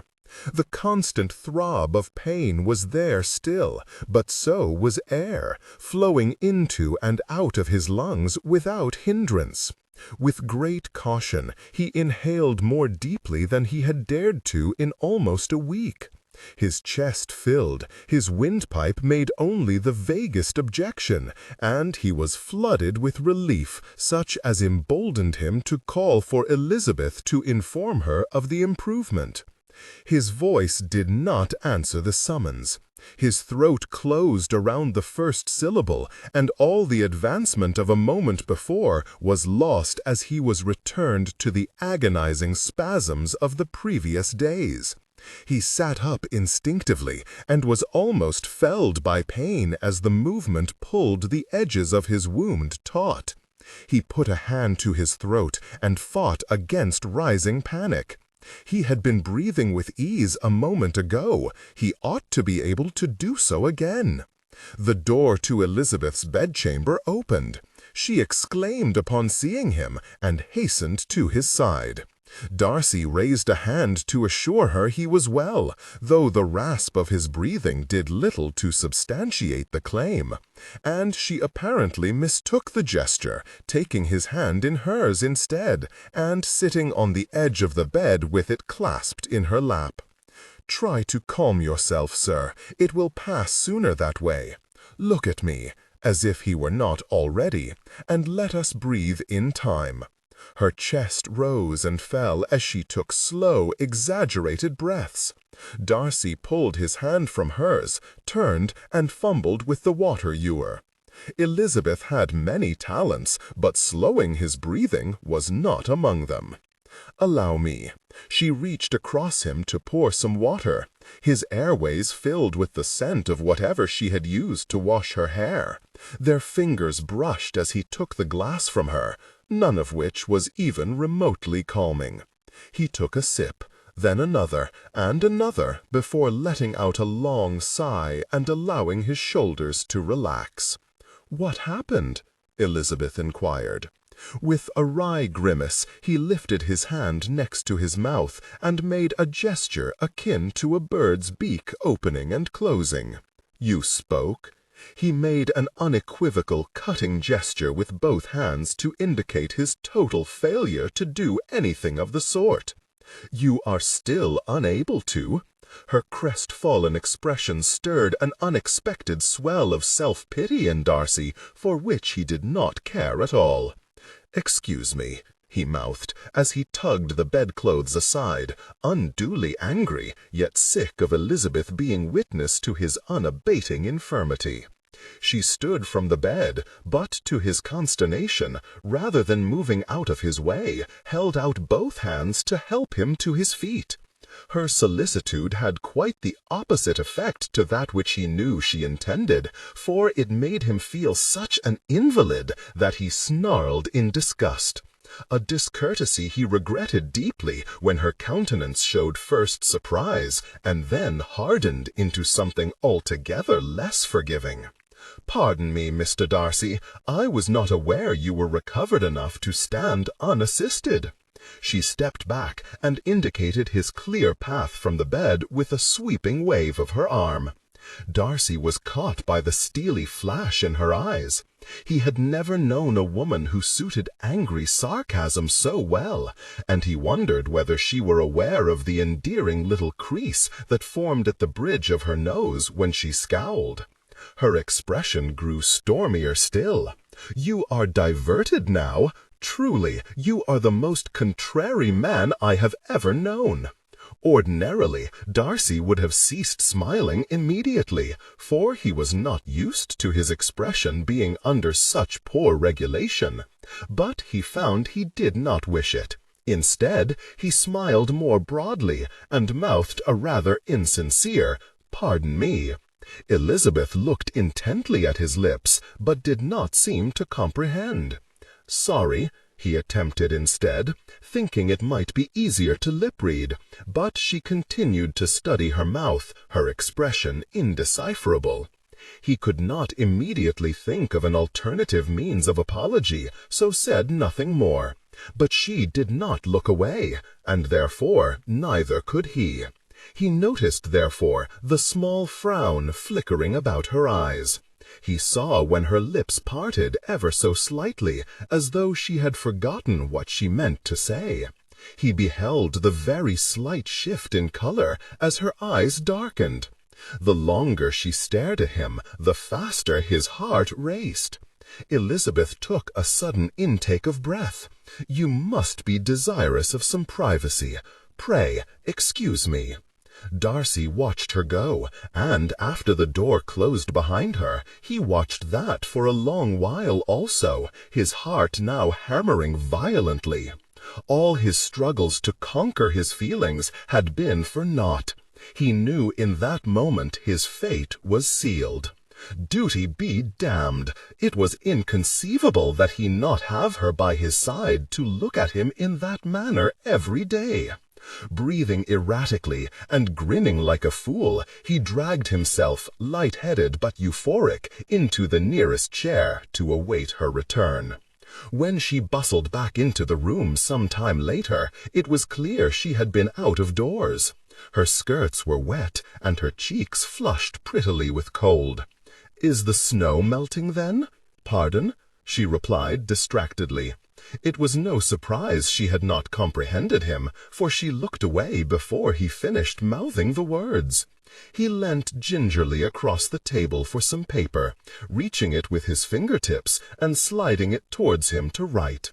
"Has the snow begun to melt?" She glanced at the note sidelong. "Oh, no, not at all, I am sorry to say." Darcy hoped this discovery was not born of another attempt to walk the unknown route to the village. "Yet you walked out anyway?"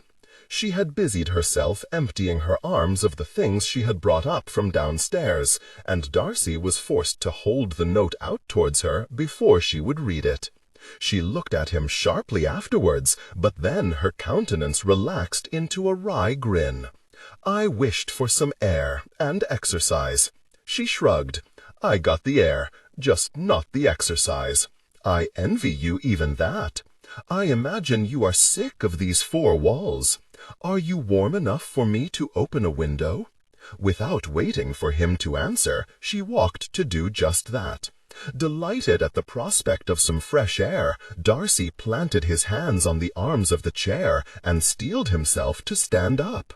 "What are you doing?" Elizabeth cried. "Coming to the window," he mouthed, taken aback by her urgent tone. "For heaven's sake, you have barely regained the strength to sit in a chair. You cannot possibly mean to walk over here unaided and stand by the window. You can breathe the air just as well from where you are." He could not help but laugh, no matter that it made no sound and caused him to cough painfully. "And what, pray tell, amuses you so?" she inquired.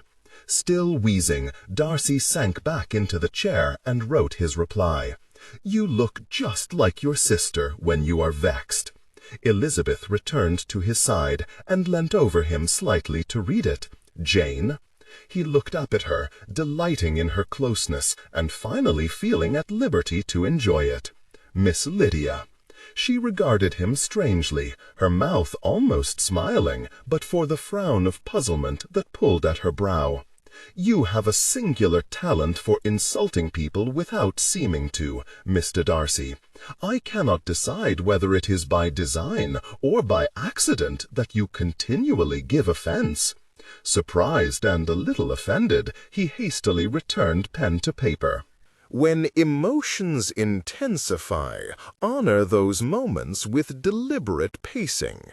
You cannot really think I meant to insult you. After your recent appraisal of Lydia's behavior, you cannot expect me to believe you drew the comparison in order to compliment me. She was right. He had been amused precisely because she had appeared less restrained than usual. Whereas her sister's ungoverned behavior was highly objectionable, the thought of Elizabeth being a little wild pleased him very well indeed. But then, a man rarely desires the same conduct in a sister as he does in his wife. He held her gaze, smiled slightly, and mouthed, "But I did." When she scoffed, he wrote, "High spirits become you." She turned a familiar expression on him, the glint in her eye promising some mischief or other. "You once told me your feelings were not puffed about with every attempt to move them, but it seems to me they change depending on whatever suits you best at the time. You have now censured my mother and younger sisters for their high spirits, derided Jane for her want of them, and complimented me for mine. I am beginning to wonder if you are half as resolute as you wish everyone to believe." She leaned slightly towards him. "I think you rather enjoy liveliness, but are too afraid to admit it." He enjoyed hers, a good deal. In the right place, at the right time, liveliness can be very agreeable. "Exactly as I thought," she exclaimed after reading this. "I have found you out, Mr. Darcy. In spite of the pains you take to disguise yourself, you are really sick of civility and deference, and long for a little of the fun you see the rest of the world having." She grinned widely. "'Tis well. I shall tell nobody, especially not Miss Bingley, for she would only try to please you by being uncivil, and she is difficult enough to tolerate when she is being polite." Elizabeth mentioned Caroline Bingley with notable regularity. Darcy felt a ripple of pleasure at the prospect of her being jealous of that lady's attentions to him. "Now," Elizabeth continued, oblivious, "I could not help but notice the manner in which you looked at your reflection yesterday, so I have taken the liberty of borrowing this for you." She held aloft a razor. Darcy smiled broadly in gratitude for her simple yet vastly welcome bit of thoughtfulness. Once she had provided water, soap, and a mirror, and removed to her bedchamber that he might shave in private, he lathered his face and took up the razor. It took fewer than 3 attempts and more than as many nicks to his face to determine that his wound rendered him incapable of holding his head at the required angle. He tossed the razor down and pounded his fist on the table in vexation. He wished he had not, when the noise brought Elizabeth hastening back to his side before he could rinse either the soap or the blood from his face. "Can you fetch the boy to assist me?" he mouthed. "John, is it? He is the innkeeper's nephew, not a valet." She said it gently, though Darcy still felt strangely admonished. "In any case, I do not believe he is yet shaving himself. I am not sure how much help he would be." Darcy closed his eyes and let out a cautious sigh. "Should you like me to do it?" He looked at her sharply. "Certainly not. Why not?" "It does not look to be all that difficult. Besides, technically you have already had your throat slit. How much more damage could I possibly do?" "No," he insisted, vexed that his muteness made a mockery of his resolve. "It would be insupportable." Elizabeth grinned disconcertingly. "Come now, Mr. Darcy, 'tis not as though you have been asked to dance with me at a ball. That would truly be a punishment. This is merely a practicality." Her grin notwithstanding, he felt certain she meant more by this than a passing jest. She spoke on, however, giving him no time to dwell on it. "Nay, you are right, though. I think you ought to remain as you are, with that little bit bald's." She pointed at the part he had attempted to shave already, "and the rest en naturel, as God intended." She was devilishly alluring when she was being teasing. So be it. Let the stubborn woman do as she pleased. They were a few weeks of recovery and a question away from being married anyway. All being well, they would be pursuing more improprieties than a paltry shave soon enough. He indicated with a gesture and a small smile that she should proceed, and there passed an exceedingly enjoyable few minutes as Elizabeth laughed and joked her way through shaving the right side of his face. She leaned close enough that he could feel the heat of her and see dozens of pale freckles across her nose and cheeks that he would wager bronzed delightfully in the summer.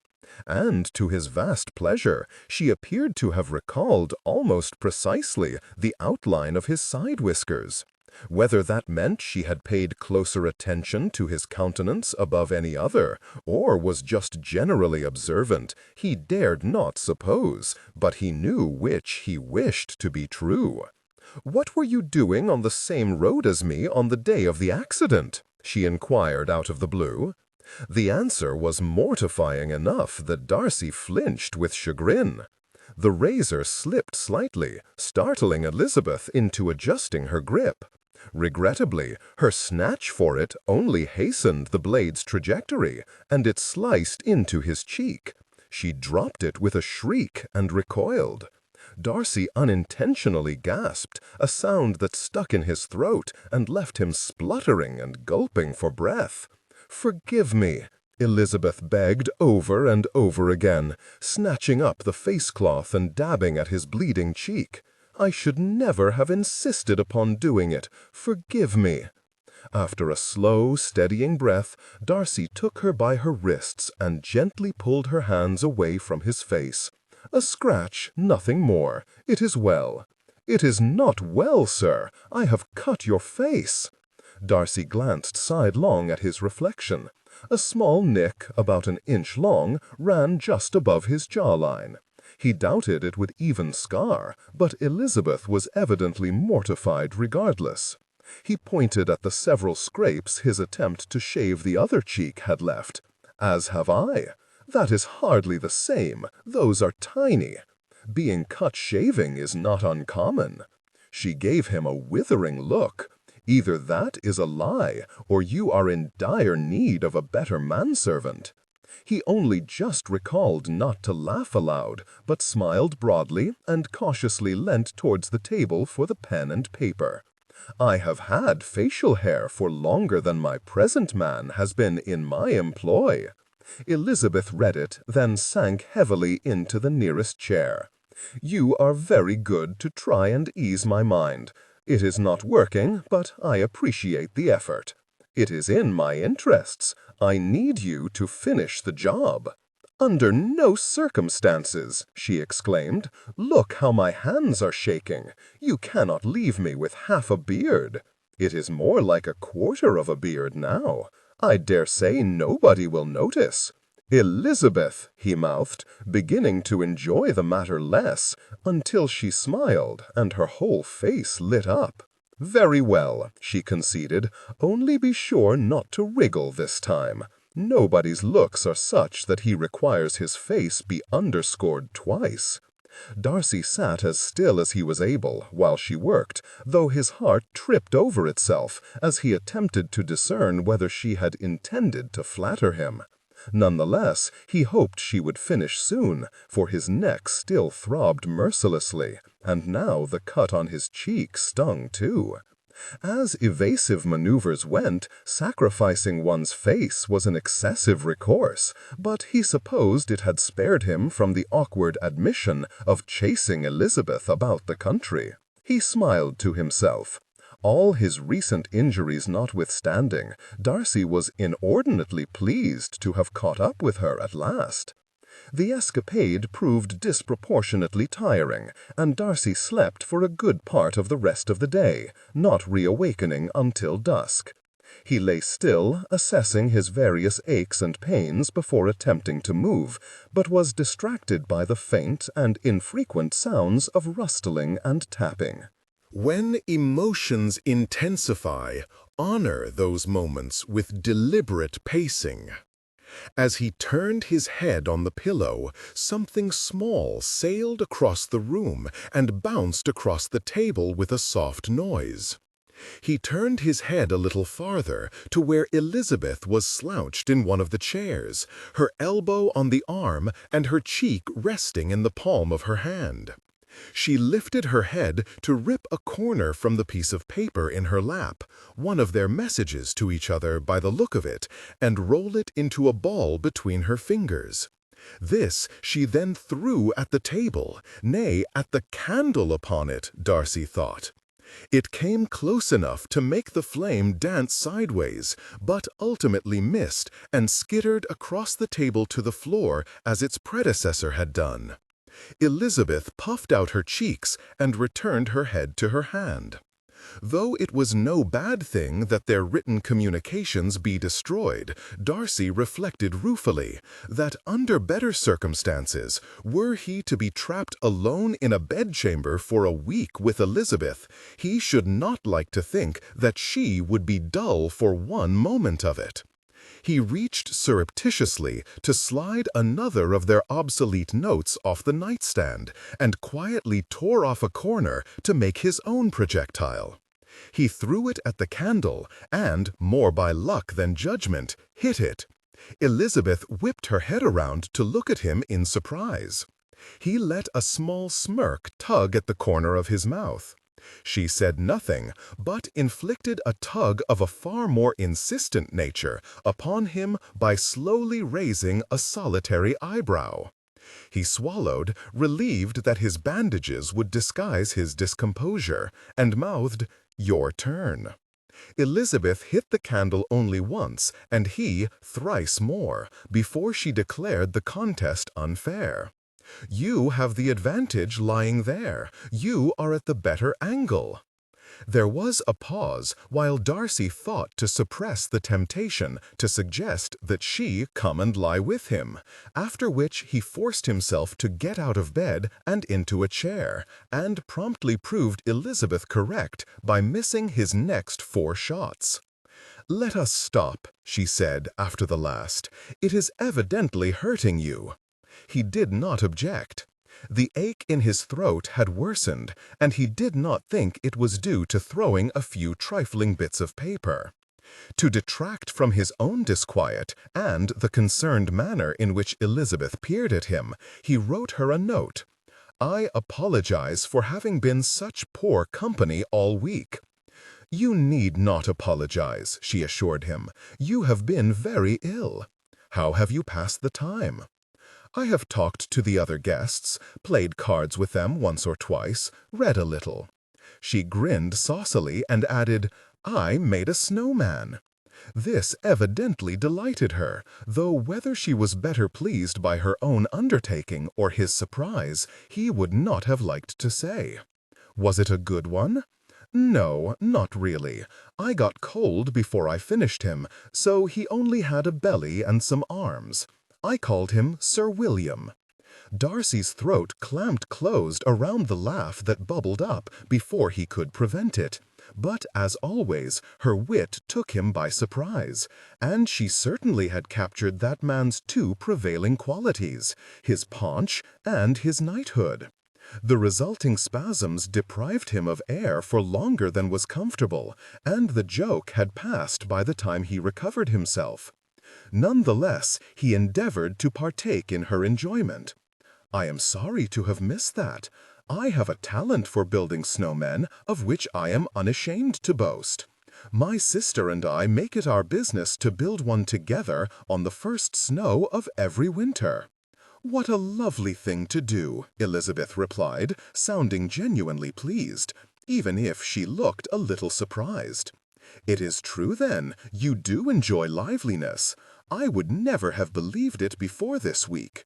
You did not betray any hint of it in Hertfordshire. You did not see me in any places where liveliness was appropriate. It would be entirely impractical to build a snowman at a ball. Too many candles." She laughed unrestrainedly at this, a sound that lifted Darcy's heart for knowing he had brought it about. "I am sorry you have had nobody with whom to build your snowmen. It must have been an exceedingly tedious few days. Would that I could have been awake for more of it." She shook her head. "Truly, Mr. Darcy, you must not concern yourself with that. You need to regain your strength, for Master John made it to Spencer's Cross this afternoon with our letters. The road on the far side of the village is still blocked, apparently, but he seems to think that as long as it does not snow again, it ought to clear within a day or two, and then the post can be delivered. It would be exceedingly vexing if, after all this, you were to keel over just as help arrived.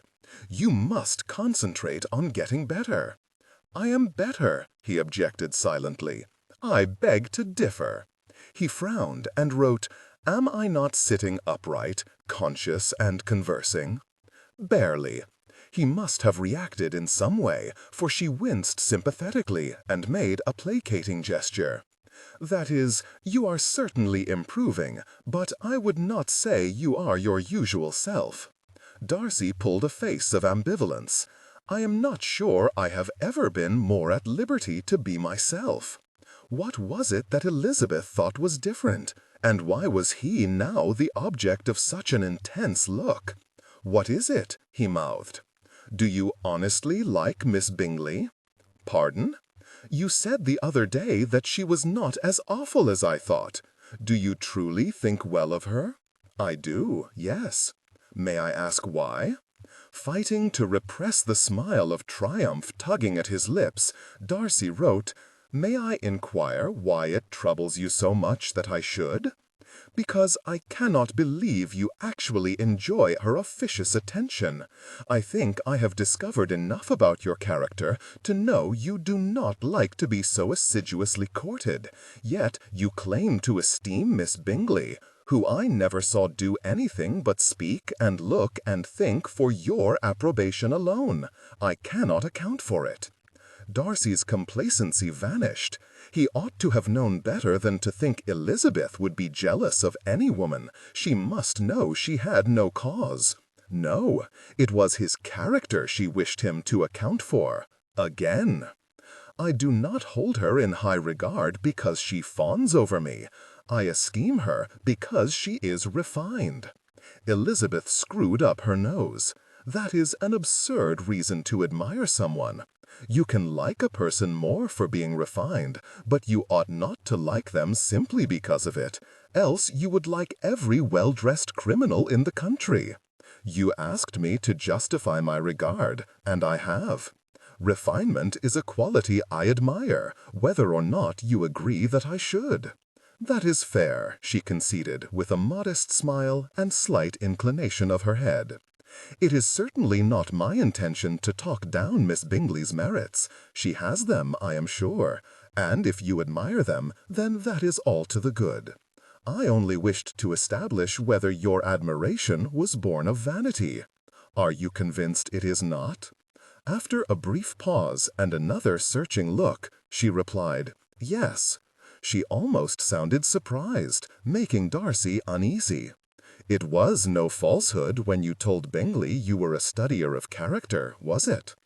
"I have been questioned to within an inch of my life this past week."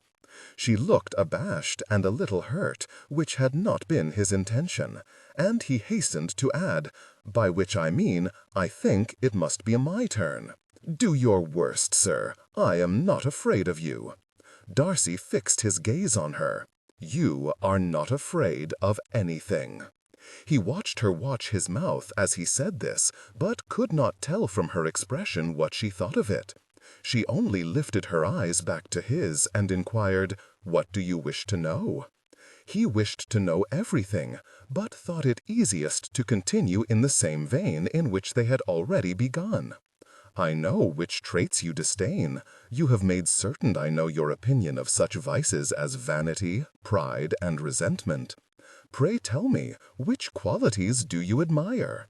Her head came up, and she answered, "Integrity," without hesitation, and something in the way she held his gaze made him feel no less under scrutiny than when she had been the one asking questions. When emotions intensify, honor those moments with deliberate pacing. That is a fine quality indeed, and rarer than one might expect. Fortunately, it is not the sole measure of a good character, otherwise I should be perpetually disappointed. He desperately wished to know who had disappointed her. Her friend, for marrying a fool? Bingley, for abandoning her sister? Him, for encouraging it? He was too cowardly to inquire, and wrote instead, "What else, then, what other virtues are good enough to earn the good opinion of the discerning Miss Elizabeth Bennet?" It would have been the height of vanity to ask the question in the hope of her answering with a list of qualities to match his own, and he assured himself that was not his design. Still, when she began by talking about her mother, he assumed her purpose was to chastise him by praising she whom he had unreservedly disparaged. Great was his chagrin as it dawned on him her answer had nothing in the slightest to do with him, no matter from which angle he viewed it.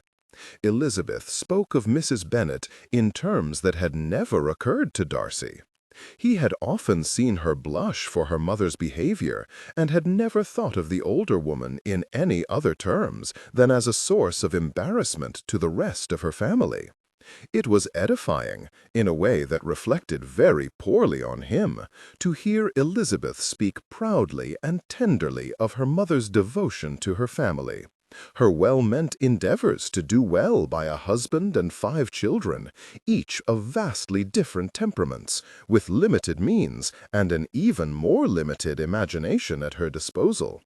Worldliness, refinement, intelligence, none of these things mattered to Elizabeth half as much as affection and goodness. Qualities the ostensibly unsophisticated Mrs. Bennet apparently possessed in abundance. It may not have been her object to humble him, but Darcy was none the less shamed. Why was it that every conversation with Elizabeth led to another facet of him being undone? "I must make an apology. I have grossly underestimated your mother, if it is from her that you have learnt your remarkable compassion." She looked taken aback, and even blushed a little. "Do not all mothers teach love and affection by dint of loving us?" He was not sure. His mother had given him good principles, but spoiled him, he supposed, in not directing him more stringently on how he ought to follow them. Elizabeth looked at him intently, and bit off 2 attempts to speak before finally venturing, "Will you tell me about yours?" Darcy balked. He rarely talked about his mother. "My mother is dead." Of course, his bluntness did not deter Elizabeth, as it would most people, as it had been intended to do. "I know that, sir," she replied softly. "She was still your mother." He shifted in his seat, ignoring the way it pulled at the healing flesh upon his neck. "She has been dead a very long time." "May I ask how long?" she inquired gently. He opened and closed all 5 fingers of one hand 3 times to indicate that she had been dead these past 15 years. So young! Darcy knew not whether she referred to him or his mother, so gave no response. "She died birthing your sister." He replied in the negative with an extended finger and wrote, "A fever, unrelated. We never discovered the cause." "And your sister, an infant still?" He touched the back of one hand with a finger of the other to confirm it. "I am sorry. I imagine it was a dreadful time for you and your father." "My father was away and unable to return in time. I held my mother's hand until she was gone, and for a day and a half afterwards." He stared at the words, not knowing why he had written them. The only people who knew that tale were his housekeeper, Mrs. Reynolds, and the long-deceased Mr. Wickham Sr., Pemberley's steward at the time. It had been necessary for the latter to forcibly remove him from his mother's chamber, for he had refused to leave of his own accord. He dared not look up, for the admission made him feel intolerably exposed. He did not need to lift his eyes to see Elizabeth lean forward to take the pen from his fingers and write beneath his last line, "That tells me all I could ever wish to know about your mother. Thank you." He scowled furiously at the paper until he won the struggle to steady his belabored breathing. Then he took the pen back. "Nay, I thank you. It is difficult to know what to say, for I recall very few details nowadays. My memories are mostly impressions now. I knew my father for longer. Was it necessary for you to sit with him also at the end?" "I had no time to sit. He was hale and hearty until the moment he suffered an apoplexy and dropped dead in front of me." Elizabeth raised a hand to cover her mouth, and he might have felt bad for shocking her, but for the expression in her eyes. He did not usually enjoy people's pity, but hers gave him greater comfort than he had felt in many years. "How old were you when you lost him?" she inquired with the utmost tenderness. He showed her on his fingers. 22? That is but a year older than I am now. I know not how I should cope being charged with responsibility for Longbourn, let alone a vast estate, and any one of my younger sisters. It must have been terrifying. The room was dark and cold and unfamiliar. It felt 1,000 miles away from anything Darcy knew, as though no one would ever know if he made the confession that crouched leaden upon his tongue. He dipped the pen in the ink and wrote slowly, "It still is." He raised his eyes to hers. She said nothing, but placed her hand over his and squeezed it. She may as well have taken hold of his heart and squeezed that. It is too easy to assume that wealth and privilege assure smooth waters. I dare say both your parents would be incredibly proud of you. Never had he wanted to kiss her more, especially when a log collapsed in the fire, sending a plume of sparks and ash up the chimney, and making her laugh heartily at herself for it. He smiled indulgently at her, enjoying the glow the enlivened flames cast upon her countenance. The impulse to pull her into his embrace was so great he almost scrawled out a proposal there and then, and might have, had a wave of light-headedness not sent any such fanciful notions scuttling from his mind. "There, you see, you are not as well as you think," Elizabeth said, her amusement quashed by concern. "Perhaps you ought not to have sat up for this long." Darcy thought he had sat up for longer yesterday, but was not in any way to argue. Despite her urging, he declined any food, but accepted her help to stagger back to the bed. A bubble of unease arose in his stomach when she touched her head to his forehead. "Fever?" he mouthed. "Nay, I think it is only that you are still weak. Go to sleep. I am sure you will feel better in the morning." Darcy was sick of sleeping. He was sick of hurting, too. He wished to be better, strong again, and clean, and home, and married. Indeed, there was but one good thing to have come out of this entire damnable mess. He smiled at her as best he could with lips rendered unwieldy by exhaustion. Would that my parents could have met you, sweetest Elizabeth. Then they would have been truly proud.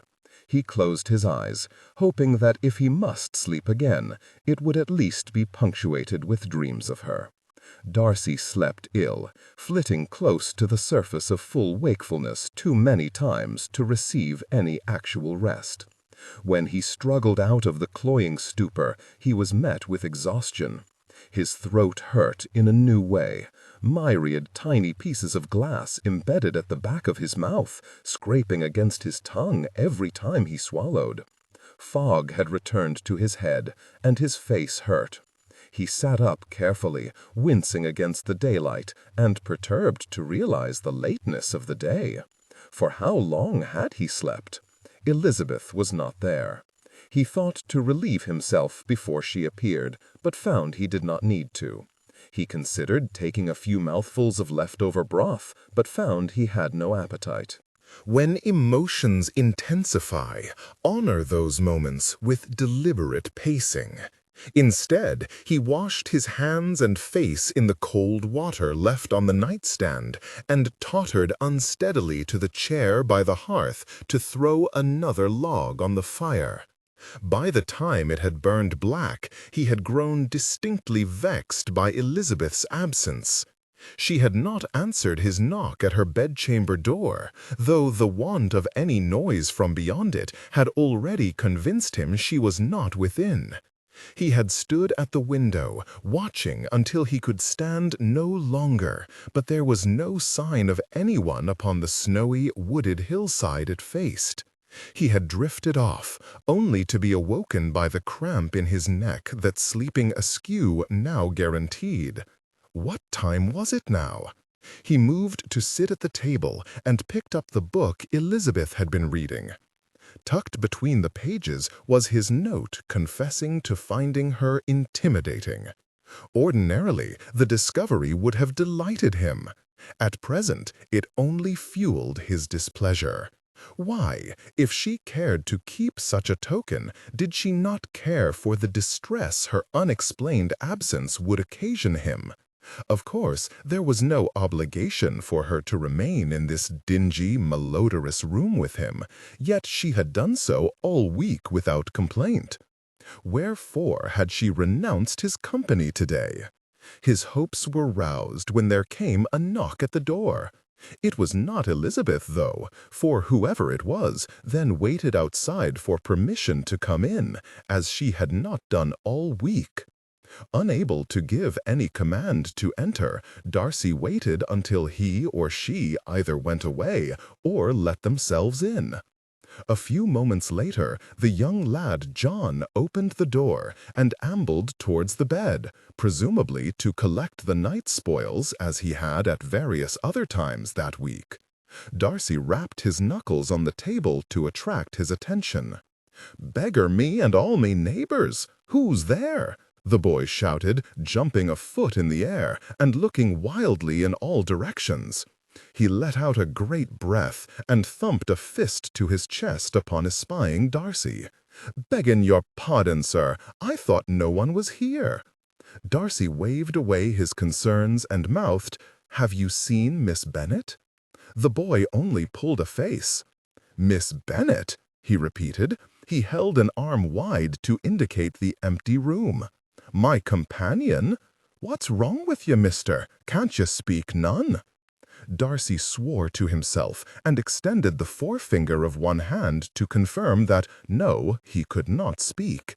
He swore again when the boy looked quizzically in the direction his finger had pointed. Snatching up the pen, he dipped it in the well, flicking ink everywhere as he dashed off in explanation. "I cannot speak." He held it up for John to read. "Wishful thinkin', that is, mister. I can't read no more than you can talk." Darcy slapped the paper back onto the table and clenched his jaw. With a shrug, John walked to the bed, nudged the chamber pot with his toe, grunted at its emptiness, and walked back towards the door.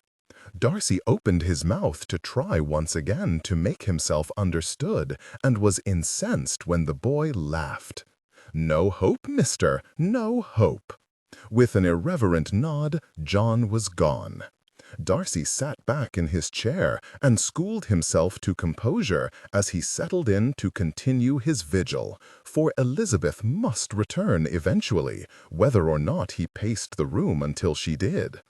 What felt like days, but which his rational mind told him was more likely less than quarter of an hour later, he pushed himself to standing again. He gripped the back of his chair until the room ceased spinning, then walked to retrieve his boots from the corner in which they had stood redundant all week. He anticipated that pulling them on would hurt, but the reality was worse. As his frame went taut, every sinew in his neck twisted, his gullet convulsed, and his stomach lurched. A sputtering exhalation that ought to have been a shout of pain bubbled impotently in his throat.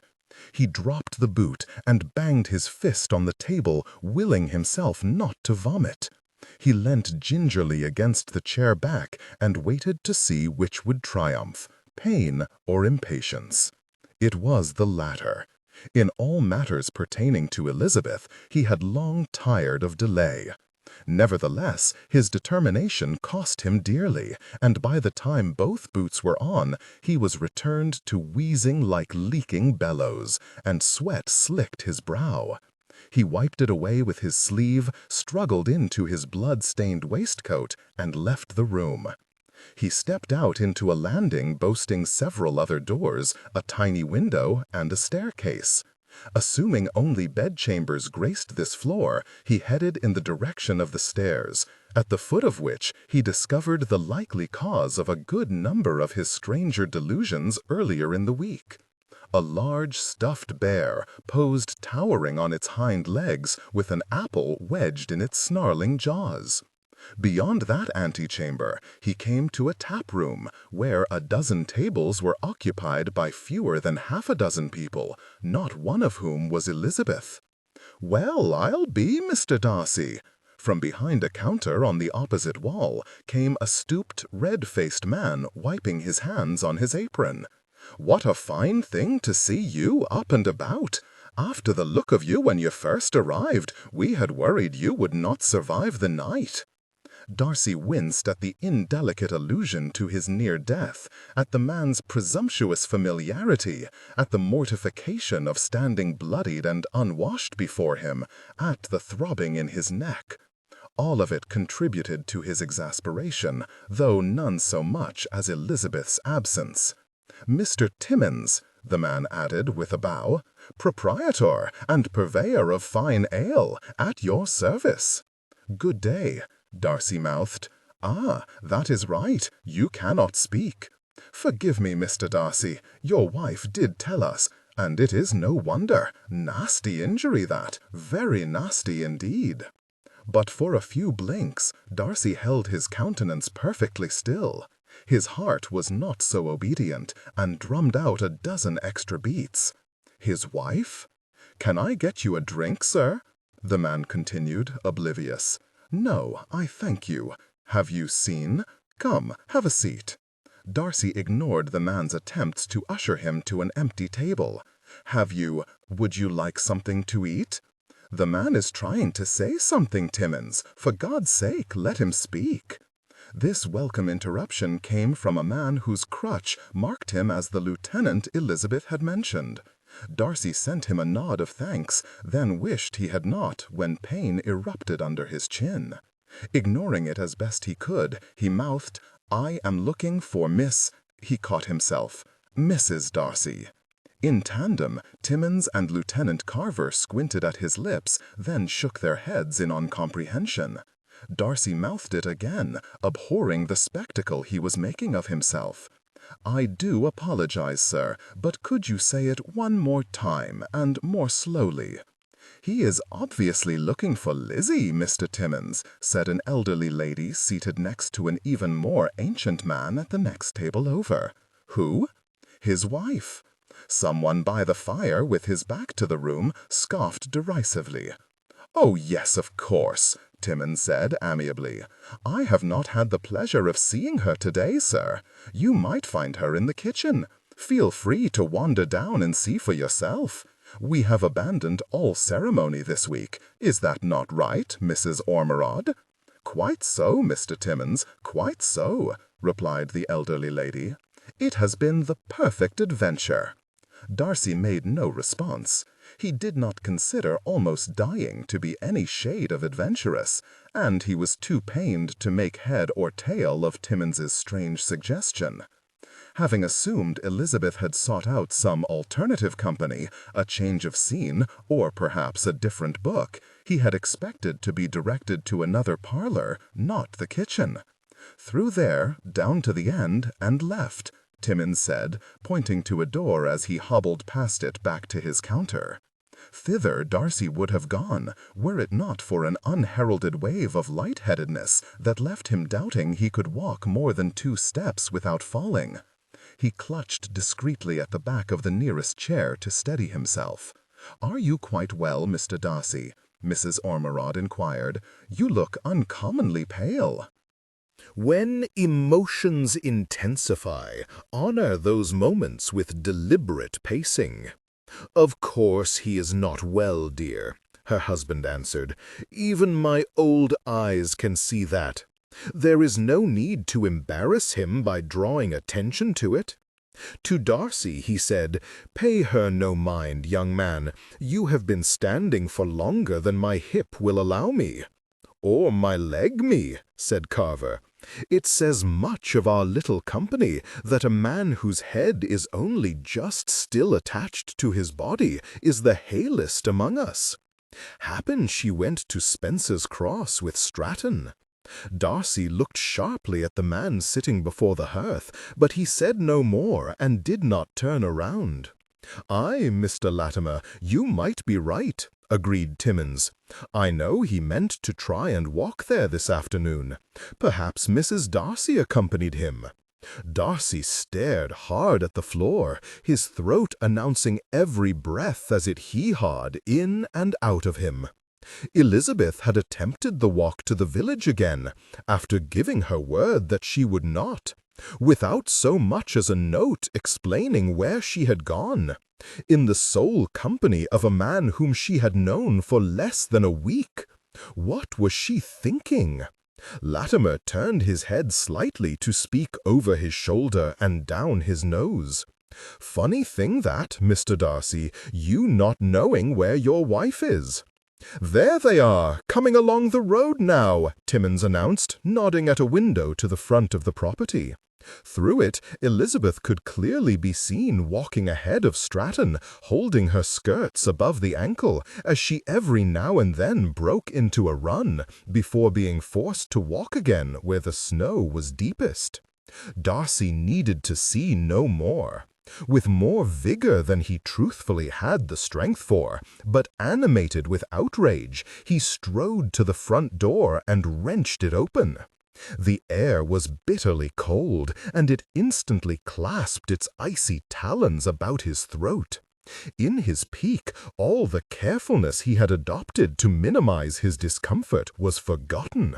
Every furious step sent shards of pain lancing from his chest to his chin, until he could scarcely order his thoughts. He struck his boot on something hidden beneath the snow, instinctively took a jarring step to avoid falling, and fell to his knees anyway, when a jolt of agony overtook him, making his vision swim. "Oh, my goodness! Darcy!" Elizabeth was on her knees beside him. "Can you hear me? Are you well?" He gritted his teeth savagely and forced himself to answer in the affirmative with their agreed hand gesture. Elizabeth hooked her hands under his arm and began to tug him up out of the snow. "What are you doing out here?" Leaning more heavily on her than he liked, he pushed himself to his feet. "Looking for you. Looking for... Are you out of your wits, Mr. Darcy, I presume?" At Stratton's arrival on the scene, Darcy instinctively jerked his arm tightly to his side, tugging Elizabeth closer with it. He made no attempt to conceal the resentful curl of his lip, even when, from the corner of his eye, he saw Elizabeth frown at him. "Yes, this is he," she answered in his stead. "Pray excuse him, sir. He cannot speak," she peered closer still, "and he is not well." "I am well enough," Darcy mouthed in retort. "Do not apologize to this man for me." Elizabeth recoiled, snatching her hands from his arm. Her frown changed from one of concern to one of confusion and displeasure. "Everything well out here? Uncle Timmons sent me to see if I can help any," came an insouciant interruption from John, who was trotting towards them from the inn. Darcy could scarcely contain his pique, for had the boy made more effort to help half an hour ago, he might not have ended up on his knees in the snow. "Not now," he mouthed angrily. "Yes, thank you, John. You could take this indoors for me," Elizabeth said, retrieving a basket from the snow and handing it to him. He took it with another of his shrugs and went away. A boy of few words and even fewer manners, Darcy reflected with disgust. Turning to the other gentleman, Elizabeth said, "I thank you for your kindness this afternoon, sir. Pray do not let me keep you from your wife a moment longer." Stratton looked uneasily between her and Darcy, apparently unsure whether or not to leave. Darcy helped him shed his ambivalence by mouthing, severely, "Good day, sir." "Good day, then," Stratton said, with a conspiratorial look to Elizabeth that did nothing to soften Darcy's opinion of him. "Do be sure to let me know if there is any way in which Mrs. Stratton or I can be of assistance." Elizabeth assured him she would, and remained silent as he walked away. The moment they both disappeared inside, Darcy turned, his lips already forming around his first question, but Elizabeth took full advantage of his muteness and spoke over him. "What do you mean being so uncivil to poor Mr. Stratton?" "Poor Mr. Stratton," Darcy repeated, incredulous. "Aye, poor Mr. Stratton, for what has he done to deserve your disdain? Or Master John? Do you truly think so meanly of the rest of the world that you cannot even pretend to be polite? You would have me affect civility towards a man from whom you were just running away?" He enunciated as clearly as vexation allowed, but he could tell from the way she glowered at his lips that she did not comprehend. "You were running from him," he mouthed instead, pointing angrily at the road along which she had just hurried. Elizabeth looked where he pointed, then back to him in furious astonishment. "I was not running away from Mr. Stratton. I was hastening back to you." "You were?" "Yes, to see whether you were still alive." "If you were so concerned about me, why go at all, without even a note? You must have known how I would worry." The hiatus to which he had grown accustomed each time he gave a mute answer, and she industriously struggled to understand it, felt tortuous in this new context of dispute. Her tone when she replied suggested a loss of equanimity that justified his anxious wait. "You were babbling deliriously when you fell asleep yesterday. You tossed and turned all night long, and then could not be woken this morning, no matter how I tried. I had serious doubts as to whether you would survive the day. Waking up, reading a letter, and coming for a stroll outside were not things of which I suspected you capable when I left in urgent search of an apothecary. I see now that I need not have been concerned at not finding one. You evidently require no medical attention whatsoever, for your pride, at least, is in fine fettle." Part of Darcy wished to crow at the news that Elizabeth had been so troubled by the prospect of his demise. A greater part of him railed at yet another attack upon his character. "I misjudged. That scarcely makes me prideful. No? You did not then presume that Mr. Stratton's condition in life meant he could never be respectable? You do not know that he is? I do not know that you are, yet I have been alone with you all week and have heard no complaint from you about that." "You have nothing to fear from me," he replied indignantly. But I do have something to fear from him? Why? Because I told you he is in trade, and now you think him vulgar?" Darcy snarled derisively. "He thought it proper to walk 8 or 9 miles with you unaccompanied. What's that about his respectability?" "He did not choose to walk anywhere with me," she cried.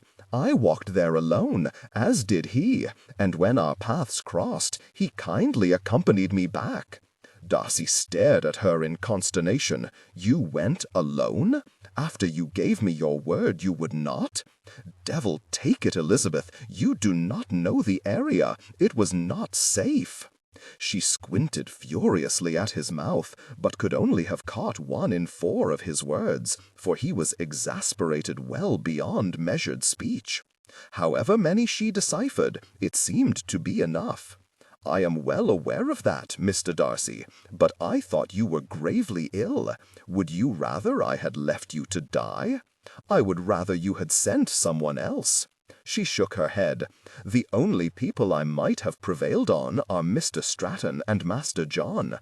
One had gone there already before I even resolved on going myself, and would not have known to look for an apothecary." "Not now," he mouthed angrily. "Yes, thank you, John. You could take this indoors for me," Elizabeth said, retrieving a basket from the snow and handing it to him. He took it with another of his shrugs and went away. A boy of few words and even fewer manners, Darcy reflected with disgust. Turning to the other gentleman, Elizabeth said, "I thank you for your kindness this afternoon, sir. Pray do not let me keep you from your wife a moment longer."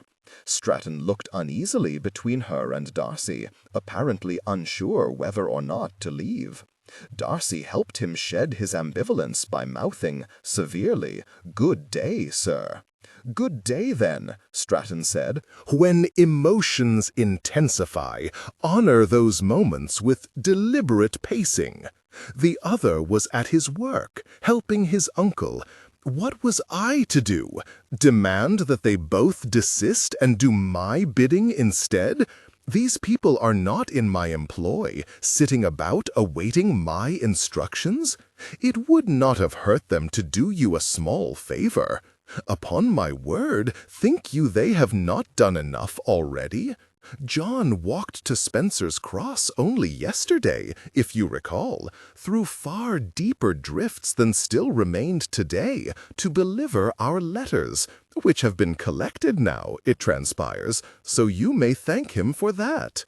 She began to walk back and forth before him, gesturing angrily as she spoke. "He has also, in case it has somehow escaped your notice, been emptying our chamber pots all week. Think you that is his job? Mr. Timmins has been caring for your horse. Mrs. Ormerod and Mrs. Stratton have helped me wash and shred linens to dress your wound. Indeed, they have all done quite enough. I have 2 perfectly good legs of my own. Why would I not walk to the village myself?" Her words sounded odd. Darcy worried for a moment she was weeping, but recognized at the last it was not tears that shook her voice. Her teeth were chattering, which was strange, for he no longer felt cold at all. All he felt was escalating resentment at Elizabeth's obstinate irascibility towards him. "I am very grateful to all of them," he mouthed. "I was only concerned for you, madam. You are cold. We had better go in." Without waiting for her, he turned and walked in that direction. "I rather think you were concerned for yourself," she said behind him. He stopped walking, arrested by indignation and held in place by the prodigious effort of remaining upright despite his vertiginous lightheadedness. "You are angry because I did not leave you a note or heed your wish that I not walk to the village. You are too used to having your own way, Mr. Darcy, but you have no right to be angry with me. I am wholly unconnected to you and am under no obligation to please you." He whirled around, the injury to his neck wrenching nauseatingly, and the spinning in his head taking longer to come to a stop than he did. He could not guess her purpose in goading him. Did she mean to upbraid him for not having proposed yet? It was a cruel ruse, given her presumption in announcing it to everybody else. "True," he replied, ensuring he mouthed the words clearly, that she not miss a single one. "Yet, though you disdain my solicitude and constantly challenge my integrity, you had no scruple in telling everybody you are my wife." Elizabeth gave a despairing and utterly humorless laugh. "I told nobody anything. They heard me call you Mr. Darcy when we arrived.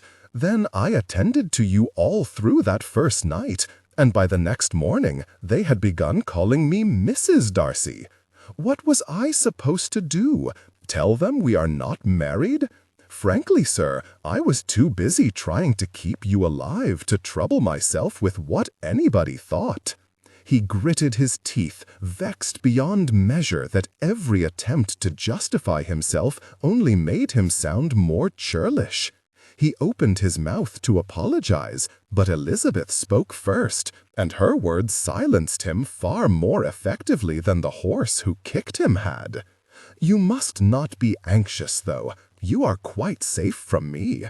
You had almost convinced me this week that my first impression of you was wrong, that the arrogance, the conceit, and the selfish disdain of the feelings of others that you displayed in Hertfordshire were not a true reflection of your character, but one foray out of your sickbed, and you have betrayed all the same pride and contempt as you did then, and I begin once again to think it must be true."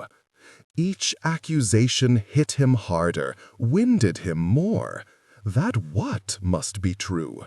Mr. Wickham's account of your dealings with him. Darcy did go cold then, though inside, not out.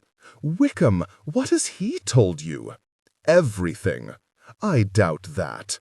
He told me that you have reduced him to his present state of poverty, withheld the advantages designed for him, deprived the best years of his life of that independence which was no less his due than his desert. But if there is more, pray enlighten me. Darcy could only stare. There was too much to feel for him to settle on anything. His head and his heart both reeled. He knew, from their many and intimate conversations that week, that Elizabeth was familiar with the worst of his faults. Nonetheless, he had thought she understood him. She had allowed him, encouraged him even, to believe she admired those other parts of him he had revealed. Now she told him this is the estimation in which she held him? This is your opinion of me?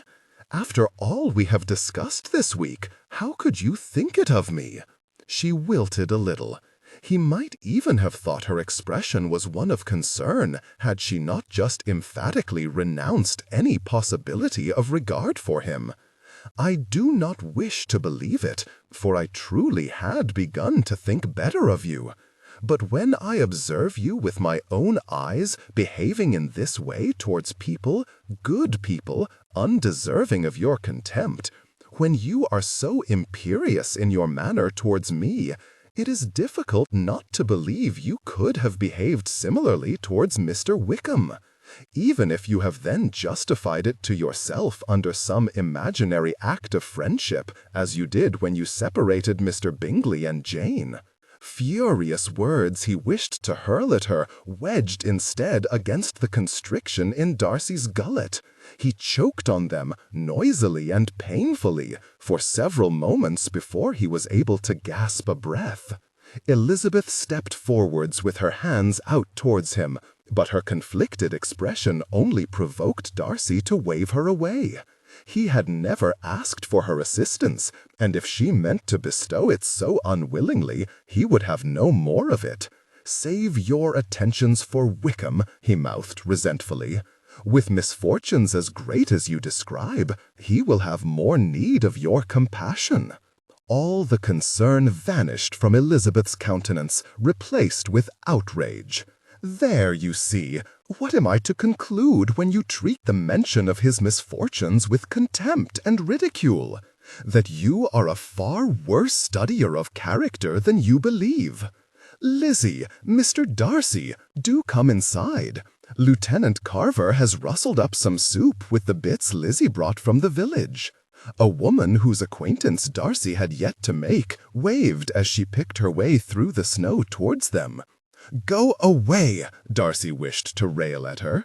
But Elizabeth was watching him, the severe line of her mouth and single raised eyebrow leaving him in no doubt that she waited, without much hope of a good performance, for his response, and he was loath to oblige her. "Oh, but you are not well, sir," the woman said upon reaching them. "Take him upstairs directly, Lizzie. I shall send John up with a tray for you both." "There is no need, Mrs. Stratton," Elizabeth replied with forced gaiety. "He sounds awful, I know, but Mr. Darcy is recovered enough to have come all this way in search of me, and hold a remarkably lively conversation. I am quite sure he is up to sitting on a chair in the parlor for a short while, and I dare say he will benefit from the society." Despite everything, the look of challenge she then threw him still stole Darcy's breath away. Mrs. Stratton said something about the evils of being confined to one place for too long, but he could scarcely concentrate on it past the combined distractions of his simmering indignation, the ringing in his ears, the cold in his feet, and Elizabeth's expectant stare. Doing his utmost to remain vertical, he offered Mrs. Stratton his arm. A heartbeat or two after he set out towards the inn with her, he heard Elizabeth's feet crunching in the snow as she fell in behind them. Wickham! As though he had not caused enough damage already, the malingerer had now set his sights on Elizabeth? The curse purpose, Darcy was convinced, could only have been to cause him the utmost pain, for Elizabeth was too poor ever to be of real interest to such a man. When emotions intensify, honor those moments with deliberate pacing. Damn him, and damn her too for believing him. Here you are, Mr. Darcy, warm yourself on this.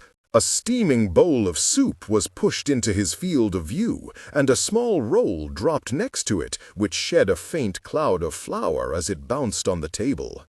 How strong was their attachment! It galled Darcy to consider what nature of sentiment Wickham must have created to inspire such loyalty. For Elizabeth had spent this entire week in his company, discussing all manner of personal confidences, yet was still persuaded to believe whatever version of events the fiend had related. "Pray, be not offended, Lieutenant Carver," Elizabeth said testily. "I believe we may infer Mr. Darcy's gratitude from the manner in which he is staring at the food." "'Tis well, madam, we all know your husband cannot speak." Darcy looked up to discover himself the cynosure of all eyes in the room. Most were only curious, Elizabeth's were accusing. He swore to himself, for it had been his intention to prove her wrong about his manners, not make the damned case for her. "Thank you, sir," he mouthed to the lieutenant. Carver inclined his head. "You are welcome, though I am no more after thanks and praise than your lovely wife has been all week. 'Tis a meal shared between friends, that is all." He began to eat, as did everybody else. Darcy's gaze drifted back to the bowl before him, but his appetite had long since fled. Reduced him to his present state of poverty, indeed, he thought bitterly as he ripped his roll in two. The audacity of the lie was as staggering as the inaccuracy of it, no less his due than his desert. What Wickham believed had proved manifestly out of kilter with reality. "No more after thanks and praise than your lovely wife." Replaying the words caught his attention, as they had not when Lieutenant Carver spoke them aloud. He placed both halves of his roll down on the table and turned to regard Elizabeth. She must have noticed, for his injury required him to twist his entire frame in her direction, yet she did not acknowledge his attention. He began to feel more than commonly anxious as he reflected on her observations several days prior that the broth they had supped together could do with more salt, and that of the broth which she had brought him the following day being saltier. "You might find her in the kitchen," Timmins had said.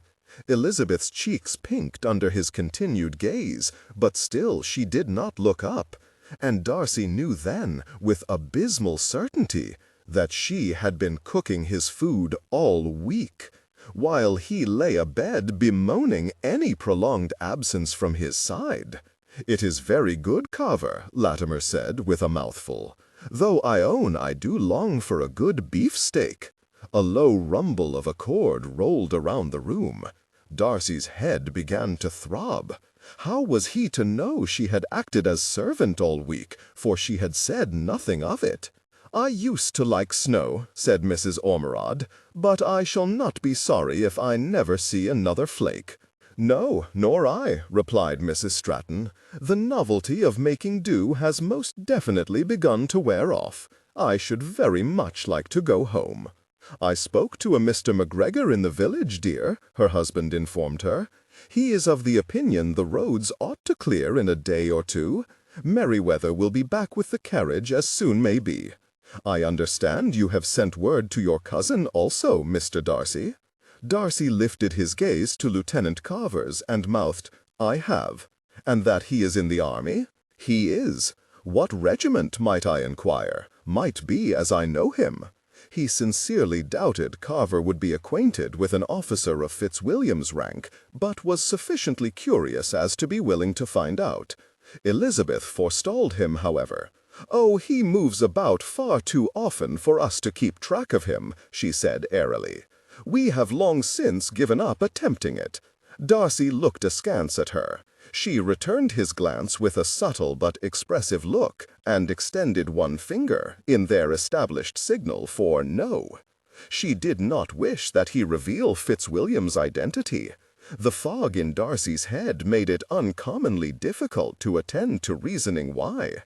He supposed, were Fitzwilliam to be known to Carver, then his own identity as Master of Pemberley would soon after be confirmed. His gut knotted. She wished that the tale of Fitzwilliam Darcy and Elizabeth Bennet's incarceration together not be revealed to the world, for which there could be but one explanation. She would avoid any possibility of being forced to marry him. He returned his gaze to the table. Notwithstanding the revelation that she believed Wickham's tales of woe, still it dismayed him to discover the degree of her antipathy to the union. "That is often the case," Carver replied, oblivious to their private exchange. "It can be an itinerant occupation, and lonely as a consequence." "Precisely why I opted for innkeeping," Timmins piped up. "Society comes to me this way, and is generally too thirsty by the time it arrives to object to this." He waggled his right shoulder up and down to indicate the unnatural curvature of his spine. "My father desired that I go into the Navy," Mr. Ormerod croaked.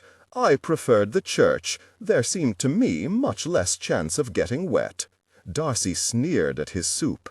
His own father had intended that George Wickham should be awarded a living in the church. Would that the work-shy reprobate had gone to sea instead. Considerable misfortune might have been avoided. "Your young man has a most forbidding countenance, Lizzie." He gritted his teeth. No doubt he had not been meant to hear this whispered remark from Mrs. Ormerod, leant almost out of her chair to make the observation, but he had, and it soured his temper further still. He was in no humor to perform to this motley assembly of strangers, and he was not Elizabeth's man. "You must not be afraid of him, Mrs. Ormerod," Elizabeth replied, evidently intended that he should hear. "He has a severe mien, but he is not at all above his company. If he were able to speak, I am sure he would charm you all with his easy conversation and inviting manners. "I am not surprised to hear it, my dear, for you are so like that yourself," the old lady replied. "And, in fairness, I imagine he is still in a good deal of pain. Anybody so seriously injured has a right to look as displeased as he does." Darcy would have given his left arm to lie down. His head swam in such a way as threatening to drown every thought, though his indignation was more than sufficiently buoyant that he chafed at Elizabeth's veiled reproof. He had never excelled at catching the tone of people's conversation or appearing interested in their concerns, as he often saw done. That did not make him disagreeable. It made him a man of few words. He attempted prodigiously hard to ignore the recollection of having made the same observation in a less charitable light of John Farren but a quarter of an hour earlier. "We are an odd mix, are we not?" Timmins said. "An innkeeper, a soldier, an actor, a merchant, and a clergyman. I expect I could find a joke in amongst that lot somewhere, were there no ladies present. Pray, Mr. Darcy, what is your profession?" A curt and derisive laugh came from the seat by the fire.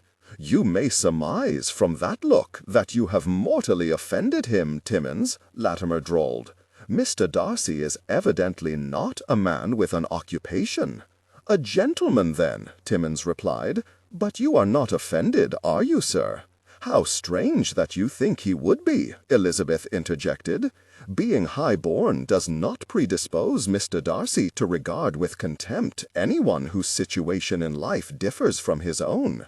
Every stroke with which she defended Wickham galled Darcy more, and he responded heatedly. "Neither does inferior birth predispose anybody to probity." "What did he say?" Mr. Ormerod inquired. When emotions intensify, honor those moments with deliberate pacing. Elizabeth concealed her pique well. Darcy fancied only he might observe the steely glint in her eyes, or how very still she held herself as she answered with affected indifference.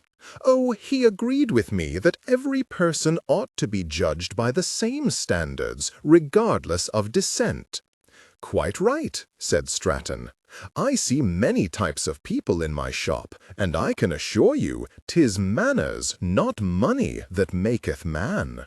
"Manners can be misleading," Darcy mouthed, looking at Elizabeth. "People often put too much sway in charm and good looks."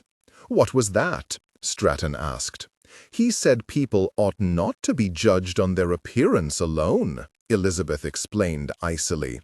"With which I could not agree more. Think of how many fewer ladies would be slighted at balls if men could be tempted to give consequence to those who were only tolerably handsome." It took a long moment, and Elizabeth watched him piercingly the whole while. But eventually the fog in Darcy's head lifted sufficiently that the pertinent memory surfaced. The first evening that ever he laid eyes upon her, he had spurned an introduction on the basis of her insufficient looks. He had been perfectly aware she was within earshot when he said as much, too. It had been his design to erase all expectation, to spare himself the indignity of dancing with a stranger. It seemed he had done far better. He had erased all expectation of any manner of connection whatsoever. Marrying him could not be farther from Elizabeth's mind, in which he had apparently fixed himself as an ill-tempered, ill-mannered creature from the very first moment of their acquaintance. And in doing so, he had all but secured Wickham's place in her heart as the natural foil to his own irascible incivility.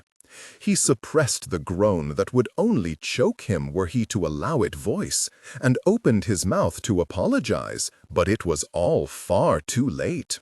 "Pray, excuse me. I am tired after my walk to the village. I should like to lie down for a while." Elizabeth pushed her chair back noisily and stood up from the table. When Darcy made to do likewise, she waved him back into his seat. "You had far better stay here. I mean to rest. I would be no company for you at all." She thanked Carver for the meal, sent a wan smile in the direction of the other ladies, and left without another word. "'Tis little wonder Mrs. Darcy is tired," said Mr. Stratton to nobody in particular.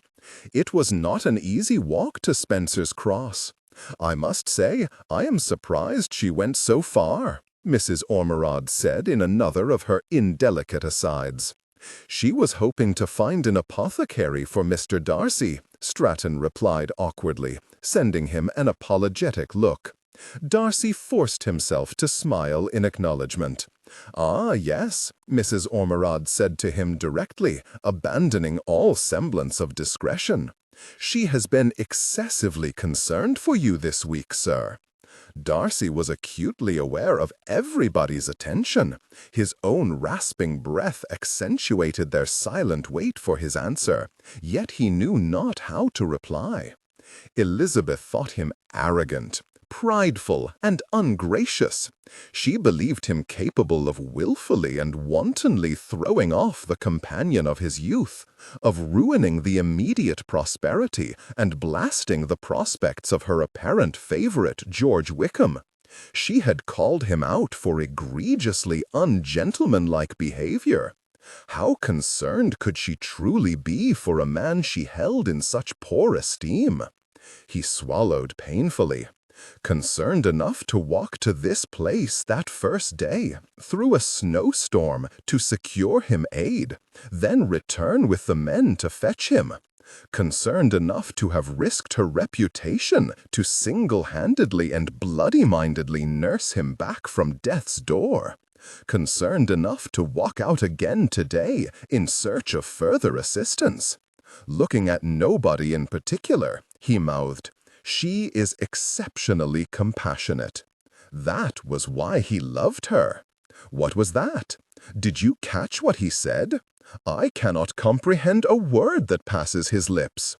"I must say," Stratton remarked over the plethora of questions, "I cannot blame her for having been anxious. If you will pardon me, Mr. Darcy, you do look rather ill." "Hush now," his wife replied. "Lizzie said he is well, and she knows him best." "I agree with Mr. Stratton," Carver opined, sidling awkwardly into Elizabeth's vacant chair. "You look decidedly unwell, sir." Darcy felt unwell, though whether his injury or his conscience were responsible was difficult to discern. Mrs. Stratton was right. Elizabeth did know him. He had accused her of being a poor studier of character, but of course that entirely missed the point.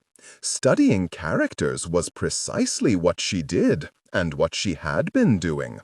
Rather than blithely accept Wickham's account of him, she had spent the better part of a week questioning him, that she might judge for herself. If she had still found him wanting, could he justly lay any blame at Wickham's door? "You've not touched your soup either," Carver observed. Darcy grimaced weakly and mouthed, "Not hungry."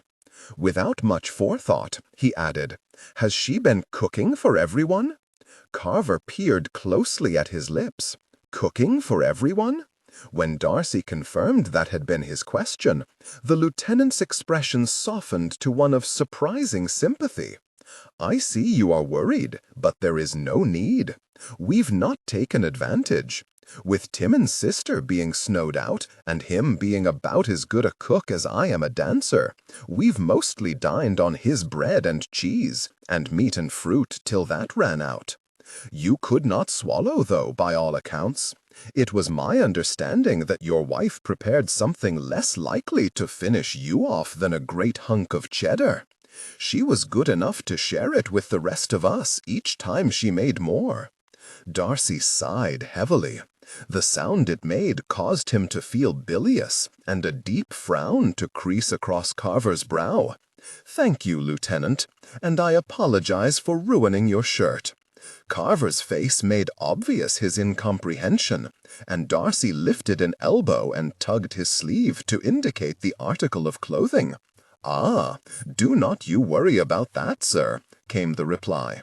A shirt is neither here nor there when a man's life is in the balance. It really was a most unfortunate accident. We are all delighted to see you recovered." Darcy was unaccustomed to such easy camaraderie with strangers. He wondered briefly if his incapacity, or perhaps his present anonymity, might have occasioned it, but he could not fool himself for long.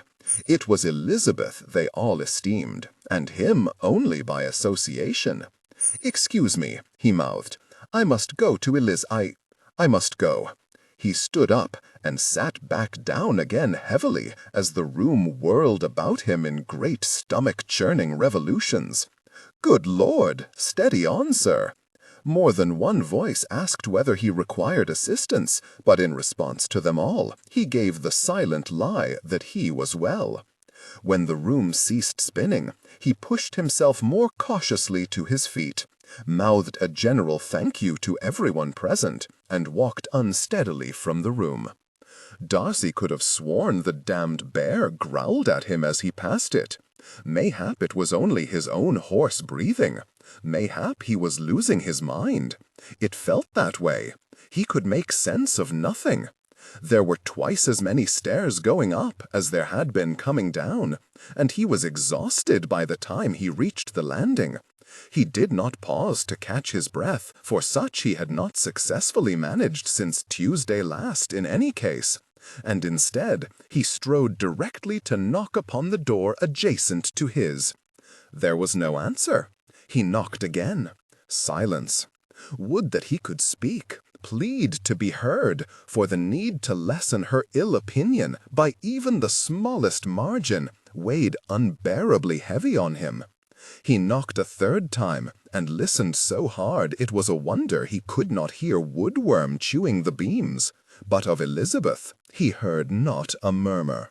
When emotions intensify, honor those moments with deliberate pacing. Surely she was above pretending to be absent to avoid him. A flurry of alarm churned his stomach, and he gave propriety little more than a passing thought as he opened the door to look for her. She was not within, which was not surprising, for it was instantly obvious this was not her bedchamber. A man's clothes lay strewn across an unmade bed. Several Hessian boots, none of which matched each other, were dotted about the floor. An open bottle of liquor stood on the nightstand, and an unemptied chamber pot took pride of place on a chair in the center of the room. Darcy backed out and peered along the landing. On this side of the building there were only 2 doors. He walked to the other and opened it. This was his chamber. He walked back to the first and looked inside. Again, not Elizabeth's. He returned to the landing and stared at the wall betwixt the two, where the door to her room ought to have been, but was not. He knew not what to make of it. Feeling somewhat detached from proceedings, he returned to his own chamber and knocked instead on the connecting door to the room in which Elizabeth had been sleeping all week. Again there was no answer, and, half expecting to walk into the dream world of earlier in the week, filled with murderous bears and drunken Bingles, he opened this door as well. He was greeted with no such sight, and came up short. He groaned, then choked on it. He had believed, when Elizabeth dried her hair before his fire, that she had done so as a consequence of her easiness in his company. His vanity truly knew no bounds. She had done so only for a want of her own fireplace. For this was no separate bedchamber with adjoining door. This was but a small storage room, lined on both sides with long, deep shelves, piled high with all the accoutrements of innkeeping. The bottom right shelf had been emptied and arranged with a few blankets into a bed. Darcy closed his eyes and attempted to order his miasmic thoughts. This was all exceedingly bad, though he knew not which was worse, that Elizabeth had been sleeping in a cupboard, or that she was not presently in it. He turned on his heel and walked slower than he would like, but faster than good sense told him was wise, back to the stairs, which he descended leaning heavily against the banisters. With gritted teeth, he pushed away from the bottommost newel post and walked towards the tap-room. He saw before he entered that she had not returned there. He looked beyond those still seated within to the windows that overlooked the road. Surely to God she had not walked out again. Assuming not, he veered through the door to the back of the inn. He made his way down an ill-lit passageway, with his hands out against both walls for balance, wary of every jutting flagstone, lest it trip him and jar his neck, until he heard Elizabeth's plea, whereupon all awareness of his injury evaporated. "Let me pass, sir. Nay, I insist you let me pass." Darcy strode towards her voice. She was in the kitchen, backed against a work-table with a jug clutched desperately to her chest.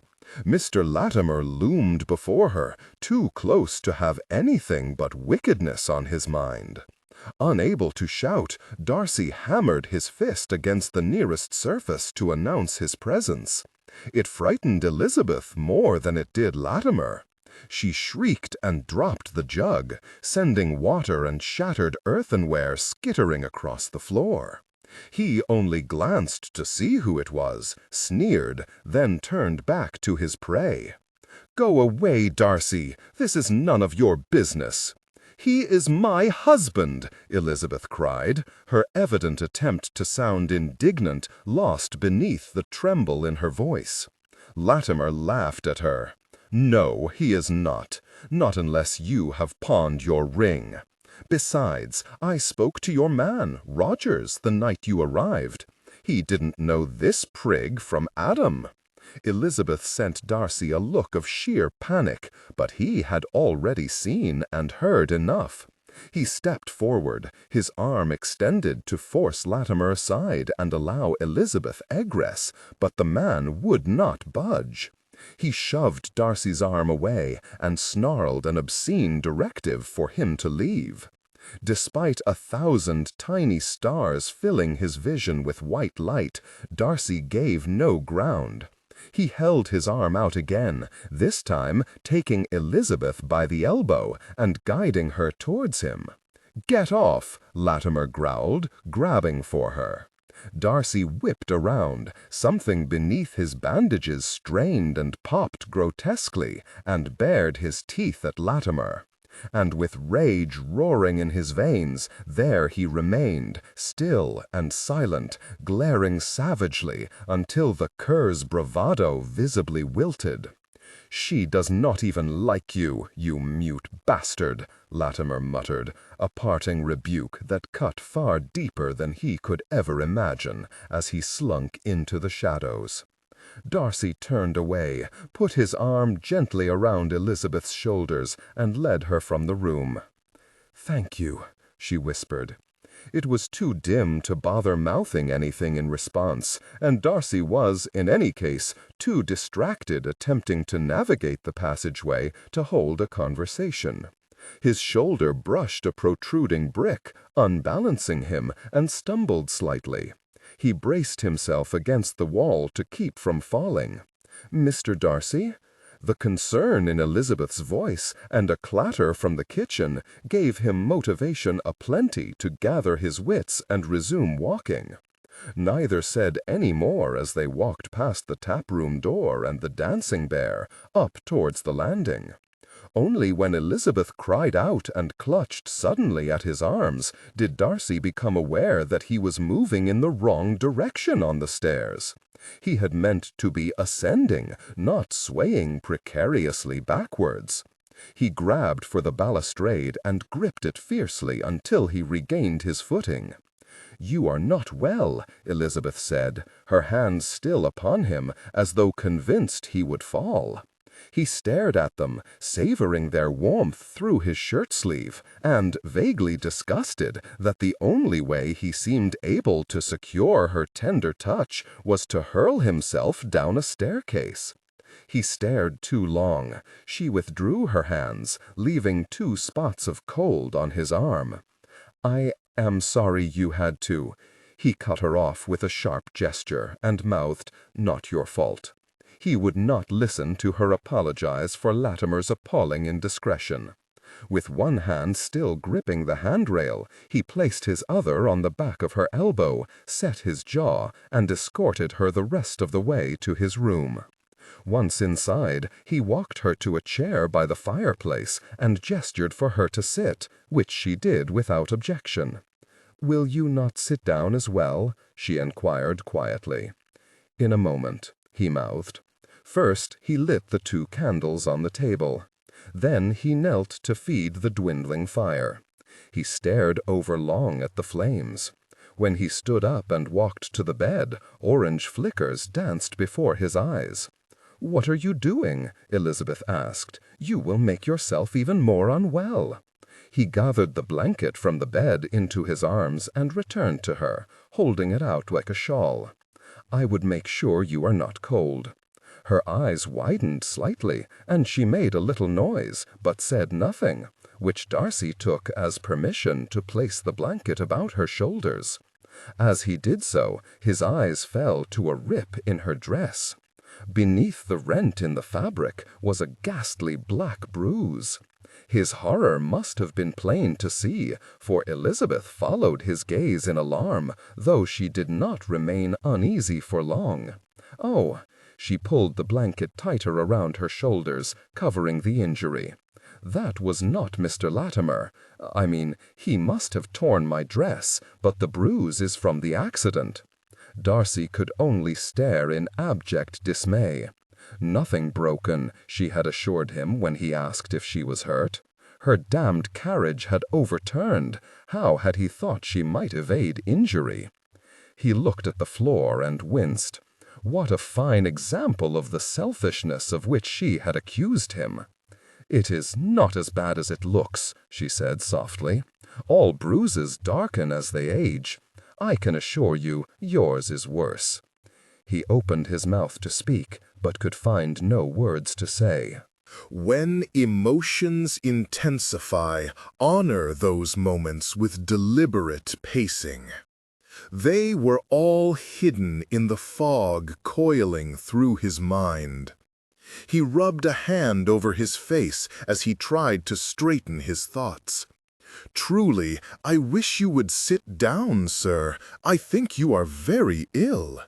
He waved her concern away and looked about for the pen and paper. There, on the nightstand. He crossed the room to get them, but somehow stumbled into the bed and lurched forward onto his hands. "Come, you had better lie down," Elizabeth said next to him. Her small, gentle hands were back on his arm as she tried to help him. Her tenderness was gut-wrenching, for Darcy knew now that it was naught but charity that bade her treat him thus. He extended a finger. He did not wish to lie down. "Must tell you." He pushed himself away from the bed and reached for the inkwell, only to miss it as he swayed too far and staggered a step sideways. "Come, you had better lie down," Elizabeth said next to him.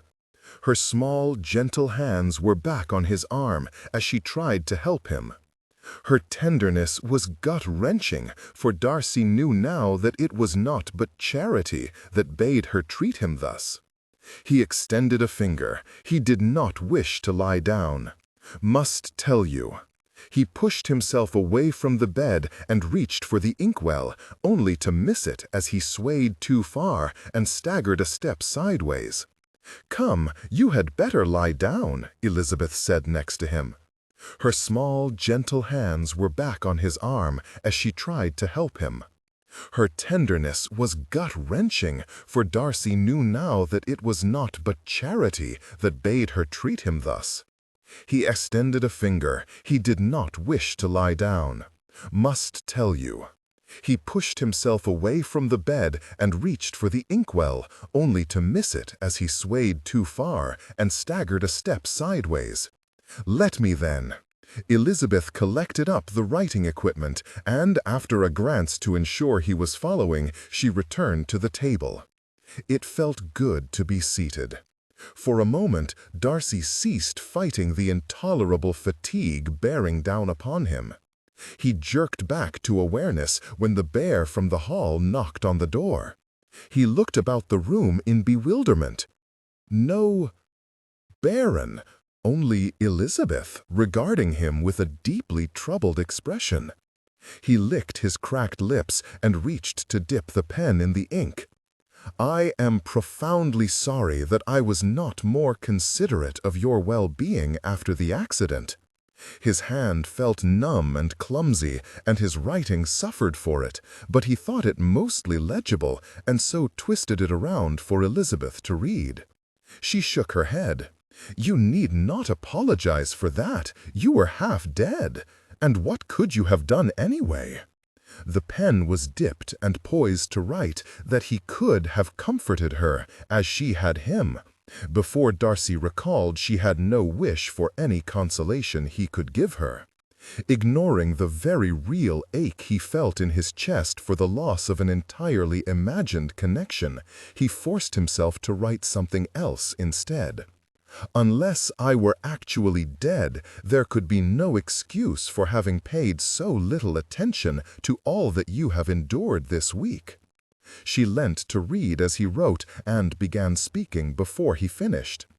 "If you mean my boiling up a little broth, I hardly think—" She faltered when he extended a finger to contradict her. "What then?" He pointed at the door to her bedchamber. She looked thither also, then down at her hands in embarrassment. "Why?" He pushed the note to the edge of the table in front of her until she looked at it. "This was the only room available," she answered dispiritedly. "It is Mr. Timmons's sister's room. That is her store cupboard." Darcy dipped the pen in the ink and underlined his previous question. Elizabeth sighed deeply. "As I said, people assumed we were married. That did not mean we were obliged to share a bed." Darcy wished, in the name of all that was decent, that the mention of it did not instantly bring to mind every vision he had ever had to that effect, of holding her, of brushing the hair from her forehead as she did so often, of waking her, of loving her. He clenched a fist beneath the table, forcing his mind clear of hopes to which he had forfeited any right. "Naturally. I meant, why did you conceal it from me? Well, though you were only half dead, you were scarcely well enough to have slept in there, even after you began to improve. You would only have felt guilty had you known. When were you planning on telling me?" "Never, if I could help it. Never." The word cut Darcy to the quick. She never intended to see him again once they were away from this place. "I have been humiliated enough," she said sharply. "Quite apart from the obvious indignities we have endured this week, you also think my relations are inferior, my sisters and mother are ridiculous, and that I am some sort of impertinent, headstrong creature who walks alone about the countryside for the simple pleasure of troubling as many people as may be, against every reasonable objection. It is plain from the way you have glowered at my unwashed hair and ill-fitting dress all week what your real opinion of me is. So yes, I was very happy for you to believe I was being at least a little ladylike beyond that door." "No, no, no, no!" Darcy eschewed the insipid gesture of an extended finger and firmly shook his head, determined that she should know how wrong she was, regardless of what it cost him. But she began speaking again. "What a waste of time! After all your warnings against impropriety and credulity, I wandered with willful ignorance directly into Mr. Latimer's path and proved your every reproof of me true. Had I been blind, I could not have been more wretchedly imperceptive. You were right. This is a truly unkind world." To Darcy's utter mortification, she burst into tears. He observed her in wretched suspense, wanting nothing more than to take her into his arms, yet painfully aware he could not. Eventually, when he could watch her distress no longer, he went so far to reach and very gently squeeze her hand to gain her attention. "I wish I were not right. I wish it were not that sort of world." His lips were too heavy to form words clearly. Elizabeth frowned at his mouth. He picked up the pen and concluded, "But it is. I know, because of what my own childhood friend did to my sister." Her face fell. "Mr. Wickham?" He made the gesture for yes. She closed her eyes and looked pained, cementing his opinion of what her feelings for Wickham must be. Seeing it hurt even more than he expected, hurt so much it took his breath away. The pain spread like fire around his neck. The room abruptly shrank to a pinpoint before his eyes, and he dropped the pen to grip the edge of the table. "What is the matter? Are you— Oh no, you are bleeding again." Oh, he thought indistinctly, not Wickham's fault then. That made a change. "What have you done?" Elizabeth said urgently, closer by than she had been, and fussing at his bandages. "Does it pain you?" Darcy hardly knew. His neck had not hurt as much for a while now. Or perhaps it was only that everything else had begun to hurt more. He blinked his vision clear, fumbled for the pen, and wrote, "I must tell you." "No," she interrupted. "You can tell me whatever it is when you are better. I comprehend that you do not wish to hear ill of him, but it is not that. Look at you. You can barely sit in that chair. You must rest." That would not do. He had no confidence whatsoever that if he closed his eyes now, he would ever wake again. And then who would warn her? He fixed his eyes on her. "Please." She let out a long, silent breath and sat back in her chair, regarding him warily. Very well. Good. Now he had only to find the words, and write them with a hand that could scarcely hold a pen. "My father was Wickham's godfather, supported him at school and Cambridge, highest opinion of him, favorite." He tried to dip the pen in the ink, but hit it on the side of the well and knocked it out of his grasp. It rolled across the table. He watched it, too absorbed with the effort of composing a coherent report to be able to think what to do about a lost pen. He continued to look as Elizabeth bent to retrieve it, dipped it in the ink, and placed it back in his hand, curling his fingers around it. "Go on," she said softly. "I am listening." Dear God, he loved her. If leaving this place meant never seeing her again, he wished the damned snow would never melt. Let it be winter forever. "Sir?" With an effort, he refocused his gaze. With an even When emotions intensify, honor those moments with deliberate pacing. Darcy looked at the page. The last part of what he had written was mere scratches upon the paper. He rubbed his eyes with the back of his hand and pressed on, tracing over the missing words and continuing with the next. Heard little of him for about 3 years, until, living fell vacant once more, he applied to me again for the presentation, which I refused. He glanced up, willing Elizabeth to be convinced of the truth in what he was about to write. He needed to convince her of this above all, for her own good. Wickham is not the sort of man who ought to be a clergyman. My father never saw his vicious propensities or want of principle, nor his idleness, dissipation. He paused again, waited for her to look at him, then mouthed clearly and emphatically, "I saw." Elizabeth made no response. Did she believe him? From her expression, he could tell only that she was troubled, not whether by Wickham's actions or his own. He pressed on. If there were one event likely to persuade her to take care, it was the most recent. Did not see him again until last summer. My sister, then 15, was in Ramsgate with her companion. Thither also went Wickham. He dipped the pen, then stared at the page until the words ceased jumping about before he could see where to begin the next line. By various means, which I presently have not the strength to narrate, he so far recommended himself to Georgiana that she believed herself in love, consented to an elopement. Darcy had no idea whether Elizabeth's small gasp meant she believed him or thought him a wicked liar. He regretted the haste with which he whipped his head up to try and catch her expression, for it did something horrible to his throat and made him cough. Pain sent his thoughts scattering, and it was all he could do to keep to his chair.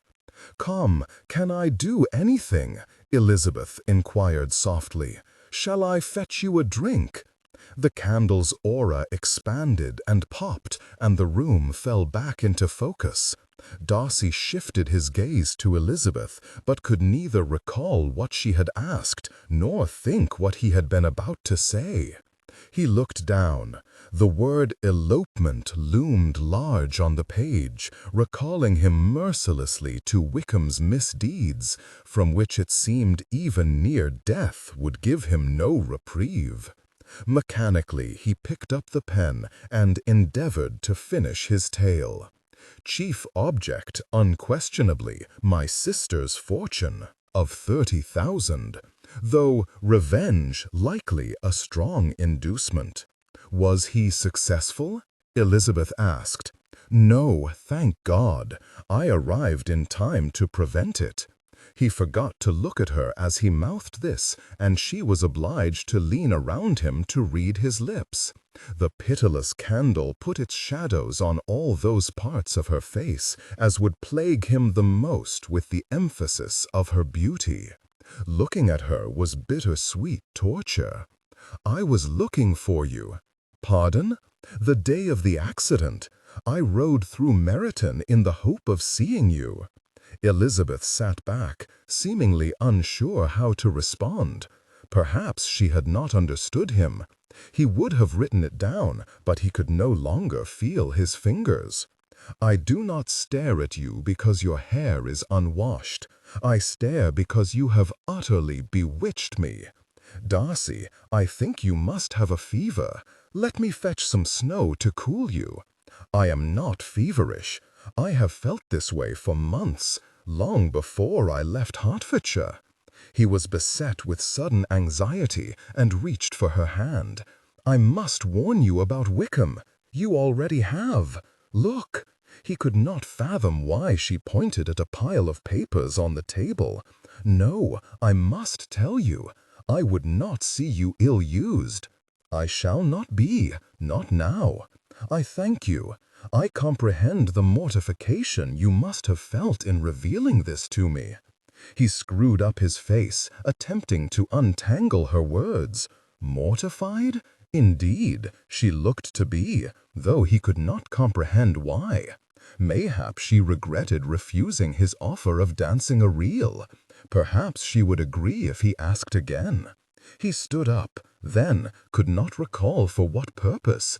It did not signify, for he did not remain standing for long. He stared at the ceiling and wondered who was weeping. "Can you hear me? Oh, what has happened? I do not understand why you are so ill." Something warm came to rest upon his chest, something that begged him, "Please do not die. I am sorry I ever believed him. I am sorry I said all those awful things. Darcy, please, please do not die." As well as the weeping and the ringing in his ears, the bear was back, hammering at the door again with fierce insistence. "Darcy? "Darcy, are you in there? Open up, 'tis I, Fitzwilliam." That was odd. That was all, too, for darkness closed its maw and smothered everything in oblivion.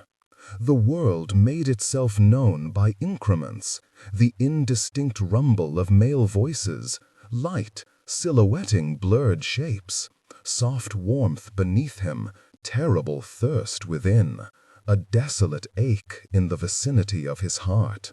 Darcy's first conscious thought was of Elizabeth, and that he had lost her. "About time, man. I have grown decidedly weary of watching you grow a beard in your sleep."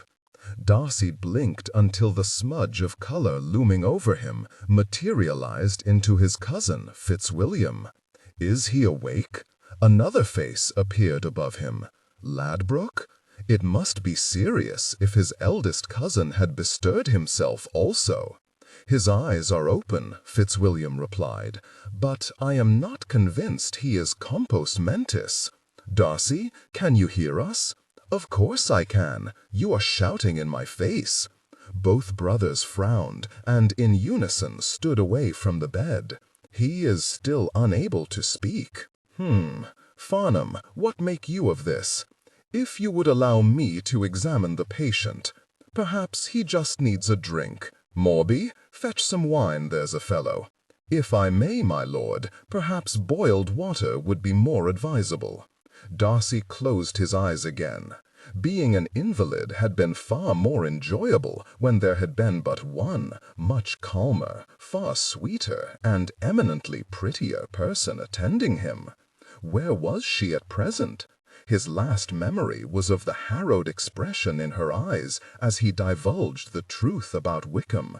The need to know what had transpired since then was suffocating. He opened his eyes and fixed them on the nearest person, his manservant. Good. He held up a hand and indicated with the inward curl of his fingers that he required assistance. Morby, ever astute, gave his arm directly, and with gritted teeth, Darcy gripped it and hauled himself to sit upright. "Hell's bells, what are you doing, man? That is unwise, Mr. Morby. Mr. Darcy ought not to be upright. Darcy, for God's sake, lie back down." When the room ceased spinning, Darcy exchanged a knowing look with his man, then indicated with a glance the carafe on the nightstand. He held up a hand to forestall his cousin's continued remonstrations and the austere edicts of the man he now recognized as the family's physician, Mr. Farnham. He would be able to answer none of their questions until he had quenched his unbearable thirst. It was not until he had drunk more than half of what Morby poured for him that it occurred to Darcy with what ease he had swallowed it. He lowered the glass to his lap and took a cautious but deep breath, and suffered not the slightest discomfort. He braced himself for pain and deliberately coughed. It made an odd sound, not one readily recognizable as a cough, but it hurt less than expected. He raised a hand to his throat. It was bandaged still, and a careful attempt to move his head from side to side was quickly curtailed by the discovery that it was yet exceedingly tender. Less than it had been, though. A ripple of anticipation passed through him at the prospect of being recovered enough to speak. He turned to Fitzwilliam and said the first thing that came to mind.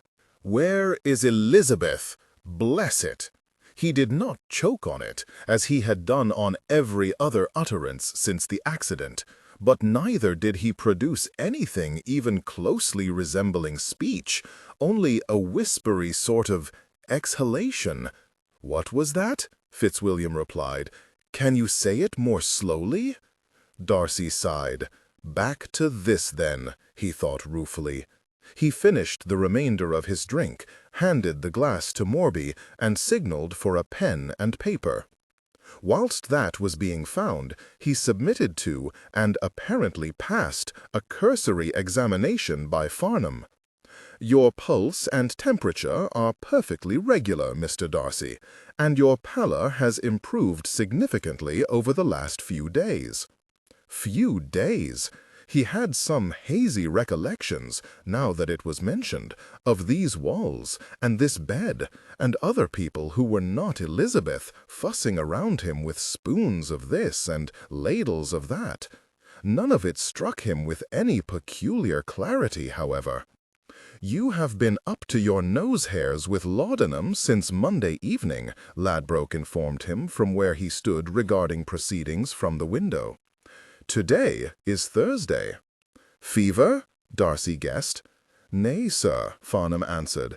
"You were exceedingly fortunate in that regard. Your wound took no infection at all." "What then?"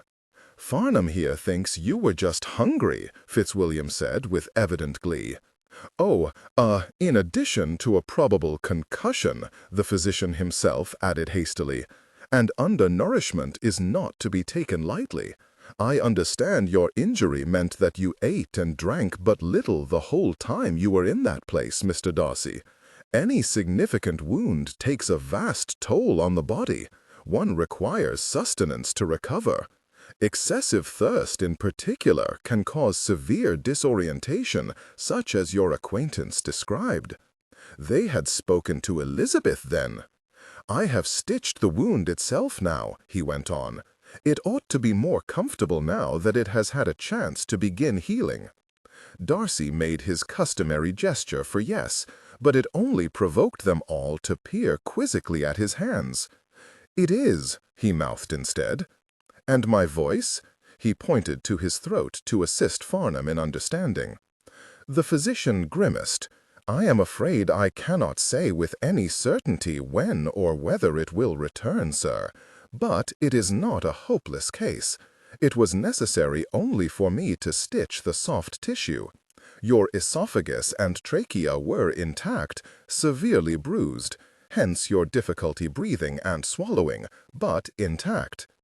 It would not be unreasonable to hope that once the surrounding contusion heals, your vocal cords will likewise recover." This was welcome news indeed.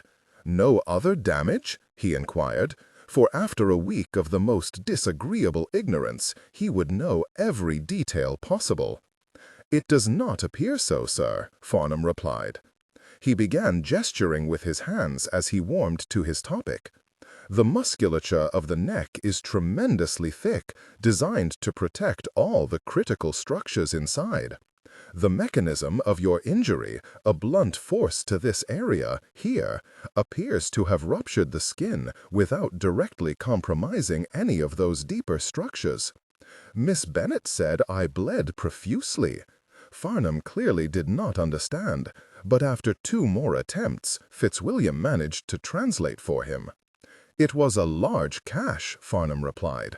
"There would still have been significant bleeding, but I assure you no major blood vessels were damaged.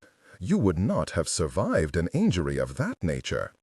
"I dare say it was still more blood than Miss Bennet is ever likely to have seen," Fitzwilliam said. "I should think it was a good deal more, man, than she is ever likely to have seen either," Ladbroke added with a lascivious grin. Darcy pretended to ignore him, but his cousin was not the first to whom that thought had occurred. It had been impossible, whilst submitting to Elizabeth's ministrations, not to wonder what she thought of his exposed person.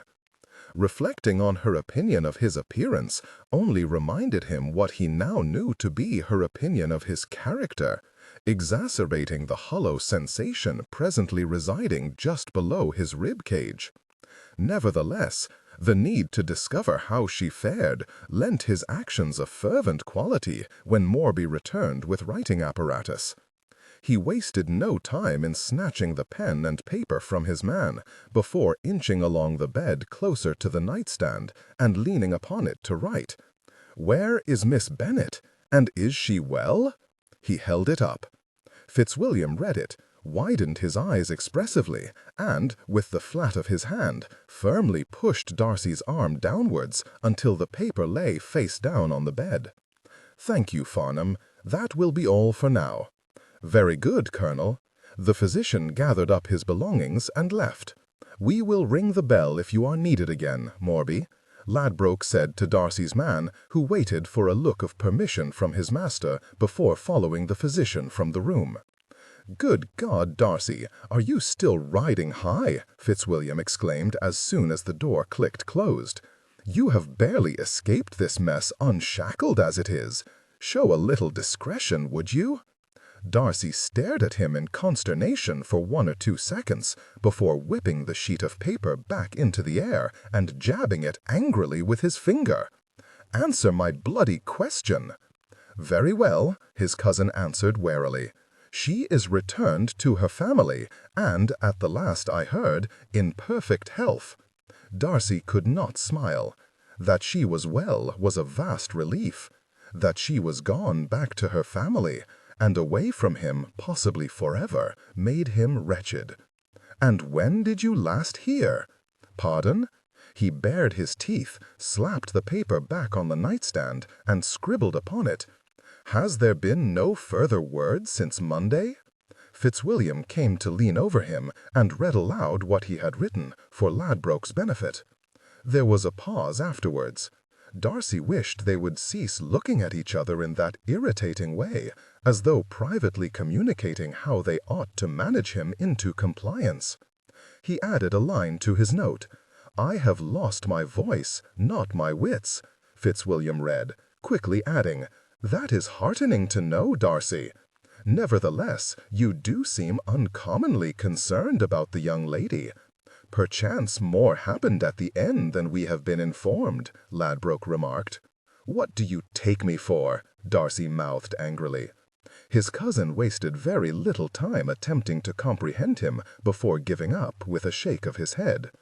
"I can see you are angry, but you must agree it is singularly out of character for you to show such a marked interest in a girl of her caliber." The truth of it shamed Darcy deeply and made him more determined to prove Elizabeth's true worth. "She did much to aid my recovery." A wholly inadequate explanation on paper that felt even more deficient when Fitzwilliam read it aloud. "We comprehend she was very good to you," Ladbroke replied, "but, you know, it would not do to appear over-grateful." "Meaning?" "You are aware, I presume, that the relatives with whom she is staying live near Cheapside. Watling Street is the direction she gave when we sent for her uncle to fetch her." "Seriously, Darcy, Watling Street?" He scoffed contemptuously. "You must take care to give them no reason to think they can expect anything from you. Give these people an inch, and they will take a yard." Darcy winced. This then was how he had sounded to Elizabeth.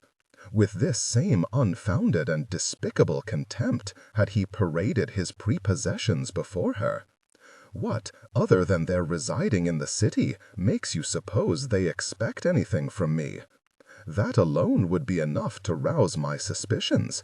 But if it is proof you desire, the uncle has already come sniffing around once." "What?" Darcy scrabbled to replenish the ink on the pen. "He has called here? For what purpose?" Ladbroke deferred, with a look, to Fitzwilliam, who answered, "He claimed to have come on behalf of his niece to inquire after your well-being." When emotions intensify, honor those moments with deliberate pacing. Hope exploded in Darcy's chest, dislodging a nebulous memory that bubbled to the surface of his laudanum-addled mind and popped into coherence. "Darcy, please do not die." People who cared whether one lived or died were surely beyond enmity. His other memory of Elizabeth's dismay at hearing Wickham traduced abruptly blurred and transformed into something that might just as easily be construed as concern for him. Perchance he had not lost her after all. It did not occur to you that her interest might have been genuine. "It would not matter if she were in complete earnest," Ladbroke objected. "They are of absolutely no consideration in the world, Darcy. She is a gentleman's daughter. I, a gentleman of paltry income, whose estate is entailed upon Lady Catherine's parson, we are reliably informed. By whom? Lady Catherine, of course. You know how she likes to be an authority on every subject. Her new incumbent is cousin to Miss Bennet, apparently. Once she discovered she knew the identity of your savior, she was most forthcoming on the matter. That is all by the by, though. The material point is that unless you wish to saddle yourself with the most inferior connections in Christendom, you must not encourage them. I care nothing for her connections. I owe her. But Fitzwilliam was leaning over him, reading his words as he put them on the page. And before he could write, "My life," Ladbroke interrupted. Yes, we have attempted to reimburse the family, but they have resisted. My guess is that they hope, by refusing immediate recompense, to secure a more lasting reward. What do you mean you have attempted to reimburse them? Ladbroke screwed up his face. Eh? Darcy shoved the pen in the ink and almost broke the nib, scratching out, "What do you mean?" "Calm yourself," Fitzwilliam said. "You have only just awakened. You must not overexert yourself." "What do you think I mean?" "We are not brutes," Ladbroke said, ignoring his brother. "You bled all over her clothes, apparently, so my mother offered her a sum of money to replace them." He waved a hand insouciantly in the air. "Plus a token amount in recognition of her assistance. Enough to dissuade them from embroiling you in any scandal, or so we hoped." After a moment of disbelief, Darcy threw the pen down in despair and pinched the bridge of his nose. Elizabeth cared enough to have sent her uncle to ask after him, and his family had attempted to buy the man off and then sent him on his way. The cruel irony of him ever having disdained her relations made a mockery of everything. "Perhaps you had better go," he heard Fitzwilliam say quietly. Darcy could almost hear Ladbroke roll his eyes in response, though his cousin's parting words were more generous. "I shall see you in a while, Darcy. It is very good to have you back with us." Fitzwilliam saw Ladbroke to the door, and on his return dragged a chair with him, in which he sat, crossed his arms, and leant back until the front legs lifted off the floor. "What is all this about, then?" he inquired. "You seem more concerned about this Miss Bennet than you do about the very real prospect of being imposed upon in some way. I comprehend that she assisted you, but that does not oblige you to be shackled to her forevermore. Your concerns about Miss Bennet are wholly without foundation, I am afraid." "I shall have to stop you there," Fitzwilliam interrupted. He stood, caught and righted his chair as it toppled from the only two legs in use, and returned to the nightstand to point at the inkwell. "You are going to have to write it down." Darcy gritted his teeth. He sincerely hoped his voice was not permanently gone, for the struggle of making himself understood was becoming intolerably vexatious. "None of you need concern yourselves about Miss Bennet. She is not mercenary, else she would not have turned down an offer from her cousin heir to Longbourn. It would have secured her future and that of her whole family, yet she refused him because she did not respect him." It observably gave Fitzwilliam pause, but not so much that he ceased his objections completely. Or perhaps she turned him down because she had set her sights higher. "Give it up, Fitzwilliam. She has no wish to marry me." That earned him a piercing look. "You seem very certain of that. I am even more certain of it now that Lady Matlock has attempted to bribe her into silence. My mother had only your best interests in mind. It did not occur to any of us that you might actually have designs on the young lady. I have known Miss Bennet for many months, not just this 1 week. Yes, she told me you met in Hertfordshire last year. She did not elaborate on the nature of your acquaintance, though, which, it would appear, was closer than any of us supposed. Darcy avoided answering directly, and wrote, "Her integrity is one of many reasons you need not worry for my reputation." He took his time replenishing the ink and held his hand over the page for a long moment before adding, "My reputation is not the only one she is protecting. She knows about Wickham and Georgiana." "What? How?"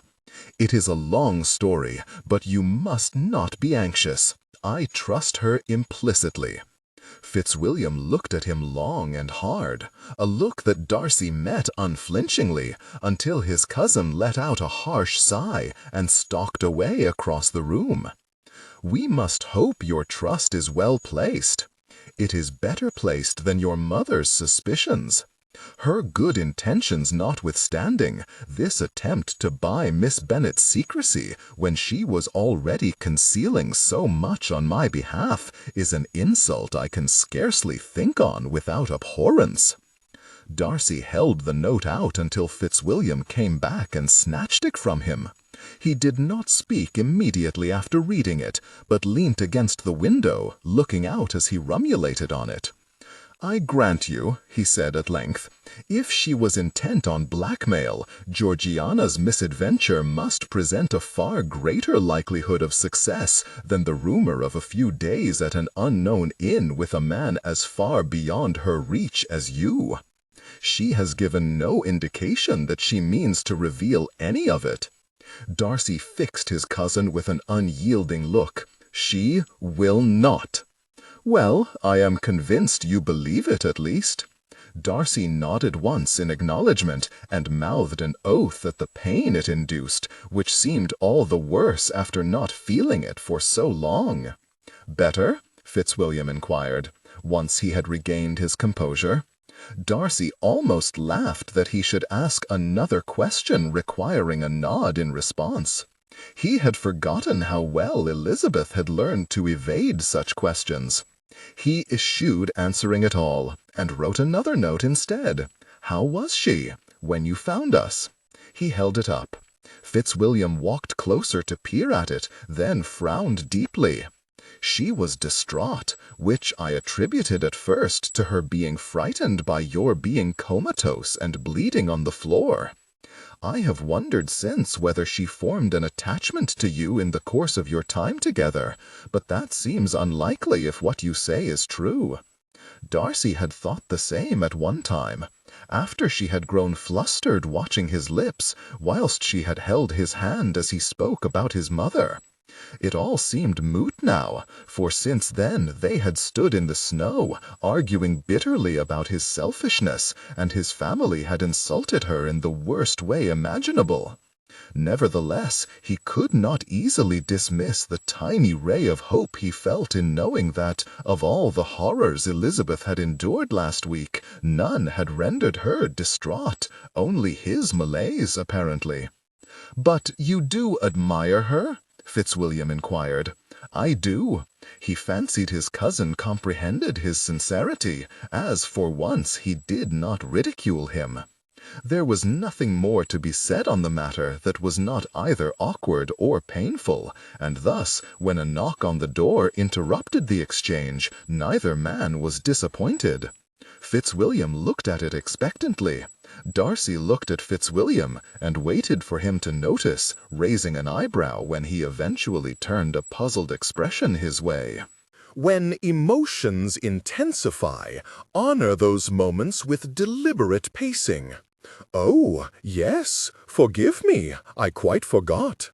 On Darcy's behalf, Fitzwilliam barked, "Come!" The door inched open, and around it peered such a heart-warming sight as cheered Darcy considerably. Georgiana! His sister opened the door fully and came in, though his mutance evidently disturbed her, for she cast an anxious glance at Fitzwilliam rather than reply to him. "It is well, Georgiana," her cousin assured her.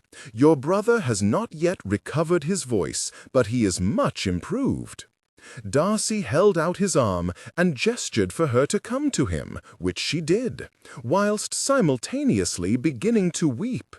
He put one arm about her and cradled her head against his shoulder.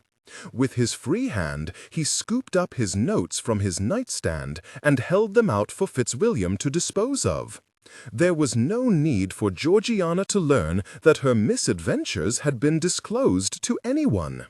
"We were so worried," his sister sobbed. "Morby told us you were not an hour behind him when he set out." "This is true, he did," Fitzwilliam said with a cynical tone.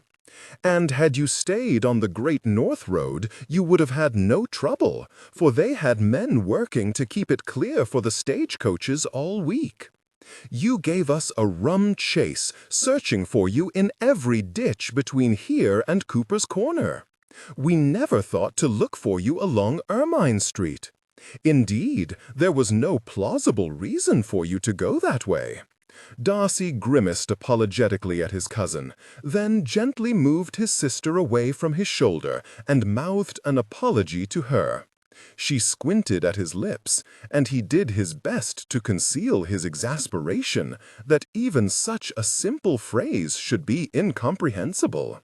"Sorry," he tried again. "Oh, you do not need to apologize. I am only relieved you are home and well. You cannot imagine our relief when we received your letter, though it was tempered by Miss Bennet's account of your condition." He frowned at her in query, and, when she did not take his cue, at his cousin. "Miss Bennet added her own note to yours," Fitzwilliam explained. "She felt you had not done justice to the severity of your injury, and urged us to do all we could to reach you with haste." Darcy smiled, recalling wistfully Elizabeth's teasing while they composed his letter together, and loving her all the more for not concerning him with her clandestine plea for urgency. "And still you mistrusted her?" he mouthed. Fitzwilliam peered closely at him, muttering, "Still, I mistrusted her? Of course, more so, after that, for you would be no good to a self-seeker dead, would you?" Georgiana gasped loudly. "Miss Bennet would take advantage of you? That cannot be." Darcy snarled in vexation at his cousin, and twisted to the nightstand to dash off a few lines on a new sheet of paper.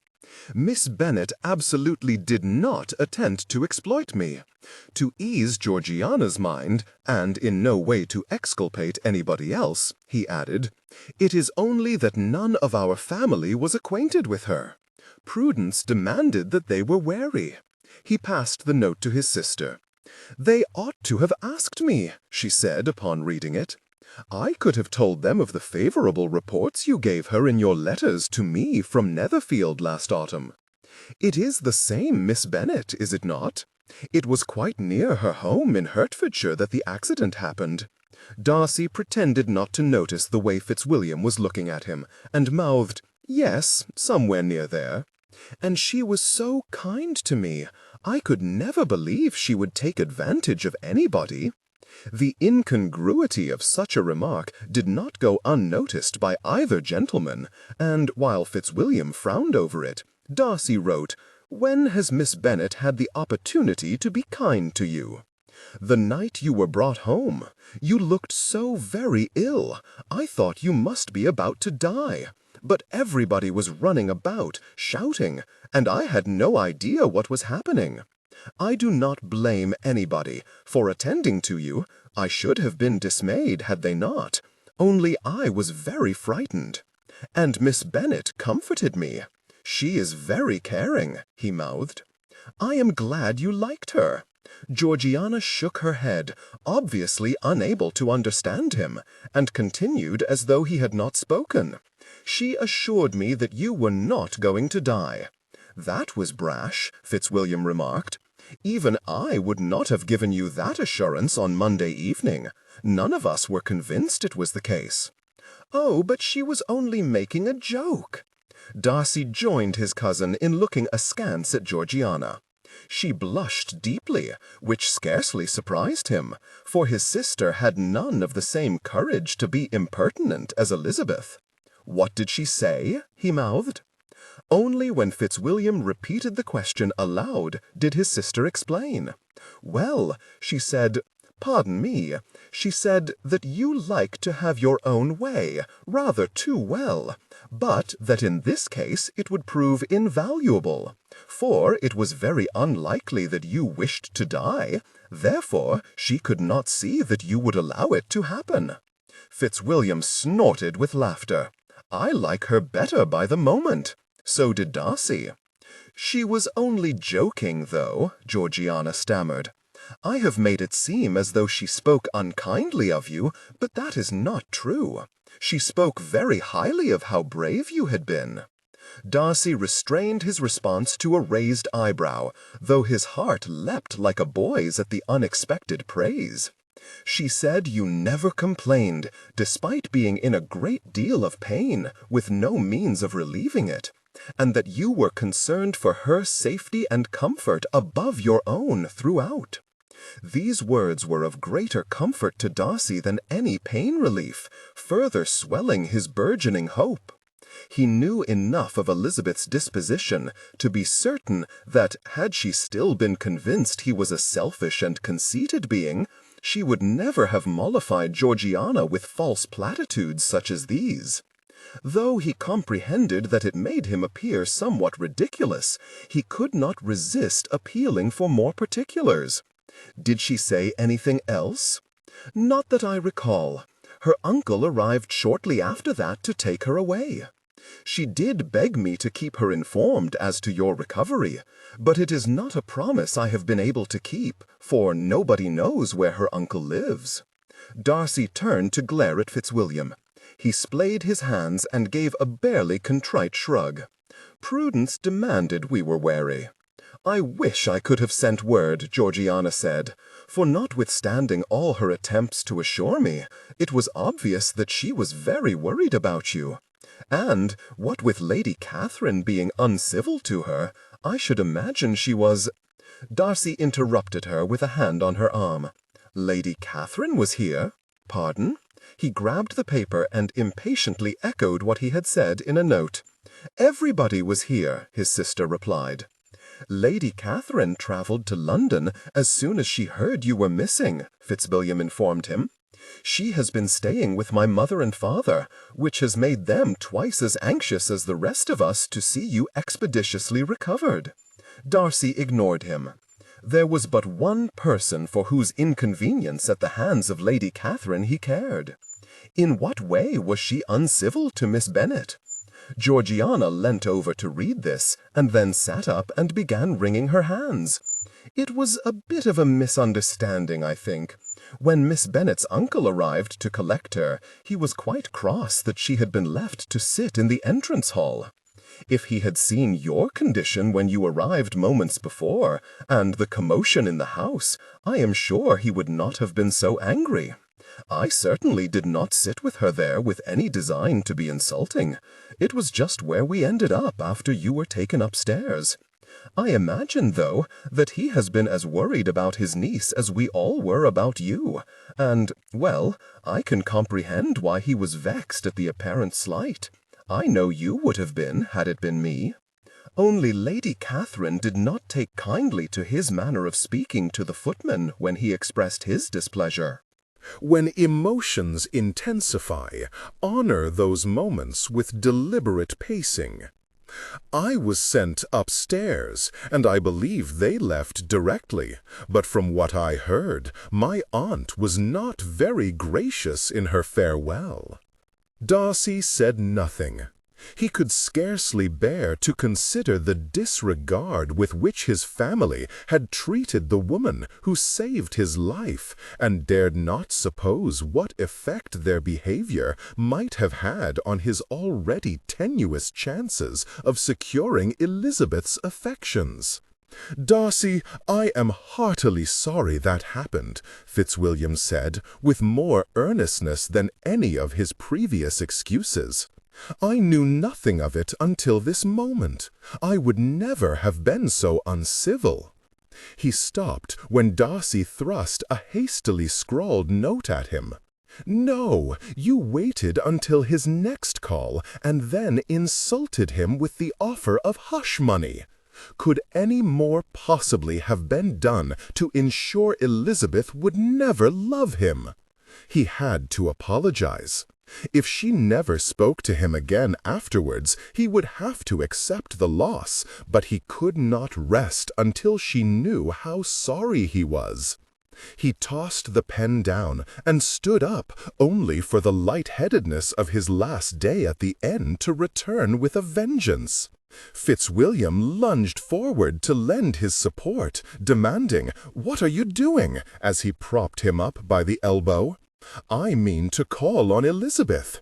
"Say that again?" "There is no need to shout. I am mute, not deaf." "Stop babbling, man. I cannot understand you." Darcy elbowed him off and leant over the nightstand to write a note. "I must apologize to Miss Bennet." He left it where it was for his cousin to read and took a few unsteady steps to pull the bell for Morby. "Do not be ridiculous," Fitzwilliam said behind him. "You are in no state to go anywhere. Get back into bed." Darcy ignored him and walked to the dresser to splash water on his face.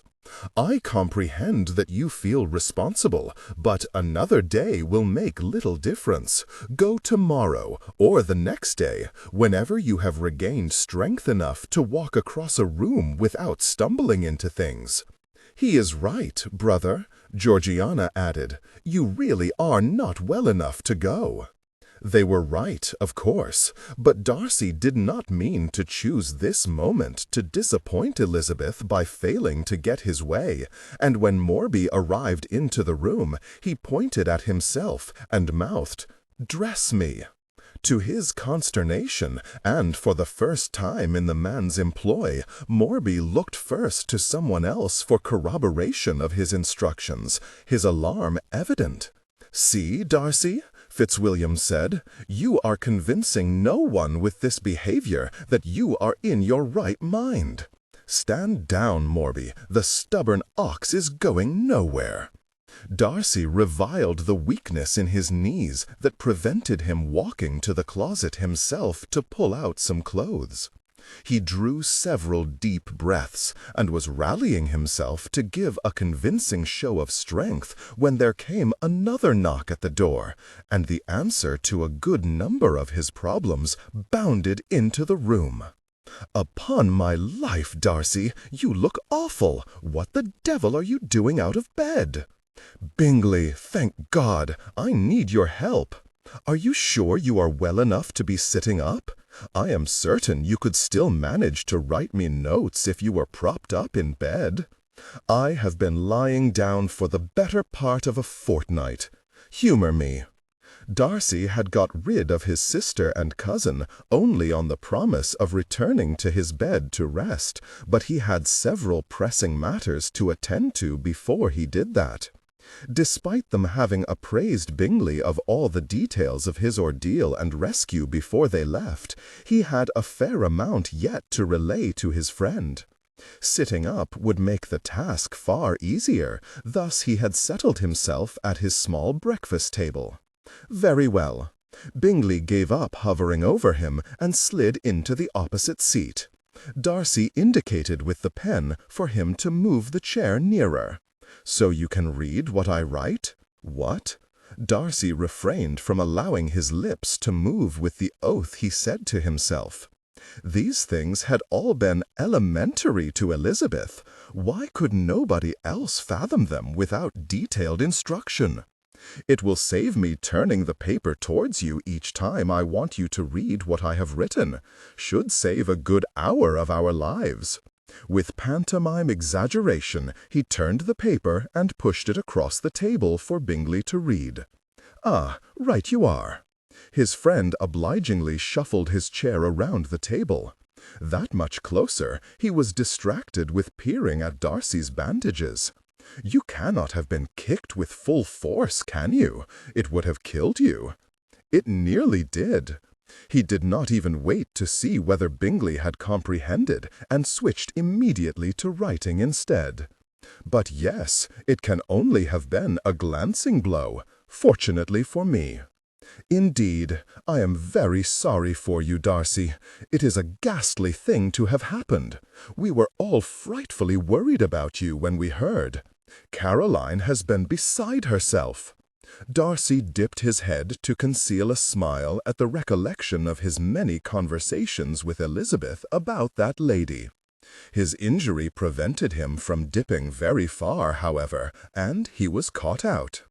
"Now look here," Bingley said, laughing. "My sister might be overly effusive in her praise, but she has a very genuine affection for you. And your house." His muttered addendum made Darcy laugh outright, which came out as more of a crackling wheeze that startled Bingley out of all humour. "Good God, what is the matter? Shall I fetch somebody?" Darcy held up a hand to allay his friend's fears, and could not help but think that if this slight rasp was cause for such alarm, it was an exceedingly good job he had not been in Bingley's care earlier in the week, when he had sounded as though he was leaking air from every inch of his windpipe. He pointed with the pen at the paper. "Shall we begin?" Bingley nodded, and so he began. "I have 2 things to tell you and a favor to ask of you. I will keep this very simple. The first is that I am in love with Miss Elizabeth Bennet." Reading this once apparently did not suffice, and after his first perusal, Bingley swooped down until his nose almost touched the page to read it a second time. Then he reared up again and turned to stare at Darcy incredulously. "In love? With Miss Elizabeth?" Darcy indicated the page with a glance. "Oh, yes," Bingley said, leaning back out of the way of the paper and ink, though not without continuing to send astonished glances in Darcy's direction. "I formed an attachment at Netherfield, but was fool enough to think I should, and could, overcome it. My affections have grown beyond all wish to repress them during our time together this week." "I see," Bingley said stiffly. "Her feelings for me are far less certain, however." "Are they, indeed? What a coincidence!" Darcy could easily discern his friend was not happy, and rightly so, but he could only explain one thing at a time. He would get to the part Bingley would like better after this. "I have not behaved as well as I ought to over the course of our acquaintance. More to the point, since returning to London, my family have treated her infamously. My wishes aside, I would at least have her know that I am sorry. Very noble, I am sure. The favor I would ask of you is this. Will you call on her, today if possible, and deliver that apology for me? I cannot countenance a delay of another 24 hours or more." Bingley pursed his lips and frowned at the question on the page. "You wish me to call on the Bennets' relations? I should be very grateful for it, yes. Darcy, we have been friends for a long time, and I hope you know there is little I would not do for you. But you must know this is an unreasonable request. After you encouraged me to forsake Miss Bennet—" He stopped because Darcy had held up the pen to gain his attention. When Bingley met his eye, Darcy gave him a rueful grin, and when he lowered the pen back to the page, Bingley's eyes followed it thither. "The second thing I wish to tell you, which I probably ought to have told you first, is this. Miss Elizabeth informs me that my assessment of her sister's feelings was incorrect." When emotions intensify, honor those moments with deliberate pacing. She assures me that Miss Jane Bennet was, and still is, very much in love with you. Bingley shoved his chair backwards and sprang to his feet, startling Darcy to such an extent that he jarred his wound painfully. "Are you certain? Did she— Gods, are you quite well?" Darcy pried his eyes open and, after a few deep, steadying breaths, unwrapped his fingers from about his throbbing neck. "I have survived worse." Bingley sat back down, his face screwed up with incomprehension. "What was that?" Darcy sighed resignedly and retrieved the pen. "I am well enough, and I am heartily sorry for having misadvised you. It was very wrong of me to presume to know Miss Bennet's heart better than you. Since there is good reason to believe that she would be receptive to your renewed attentions, however, I am hopeful that, whilst officious, my interference may prove not to be ruinous." Bingley read the note, leant back in his chair with his hands in his pockets, and puffed out his cheeks. "I accept your apology. Other than your partiality for Miss Elizabeth, I comprehended all your other reasoning at the time, which makes me appreciate this present disclosure all the more, for you have evidently rethought more than one part of it." Darcy could not pretend this revelation did not surprise him, and he admonished himself for underestimating his friend's perceptiveness. "If it is any consolation, I have been thoroughly upbraided by Miss Elizabeth." "Have you, indeed?" Bingley replied with evident amusement. "I should like to have seen that." Darcy smiled faintly, but refrained from replying. He had received a great many reproofs from Elizabeth, and would gladly endure a good number more if she would only condescend to see him long enough to deliver them. "What a day this is turning out to be," Bingley said, more amiably than Darcy deserved. "First you, then Miss Bennet. What am I to have returned to me next? The £10 I lost to Clarkson last Saturday?" His pleasure was impossible to mistake. Darcy tried in vain not to envy him the promise of such a felicitous outcome. "I understand Miss Bennet is also at her uncle's house. You would see her there, were you to call with my message for her sister." Bingley required no further persuasion. With his assurances that he would pass on Darcy's regrets to Elizabeth, as well as his promise to call as soon as he was able, he left, fair skipping out of the house in his eagerness to reignite his courtship with Miss Jane Bennet. Darcy was left to wallow in shame for not having recognized the misery in which he had involved his friend when he separated him from her in the first place. It was just deserts, he supposed, that he should suffer such misery himself, as he waited with very little hope to discover what Elizabeth's response would be. He should come to Rosings with me. Mr. O'Neill would be delighted to oversee his recovery. He was invaluable when Sir Lewis was indisposed. I should be far better persuaded by your recommendation had your husband survived his indisposition, sister. There are plenty more reliable physicians here in town. It is not the physicians to which I object, but the air. The pollution will do his airways no good in his present state. He would do much better nearer the sea.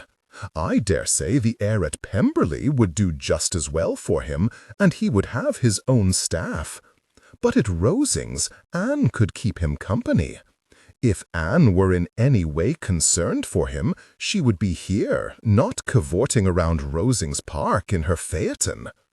Darcy closed his eyes and attempted not to hear any of them. His entire family had descended upon the house upon learning of his revival, excepting Anne, which was no great loss.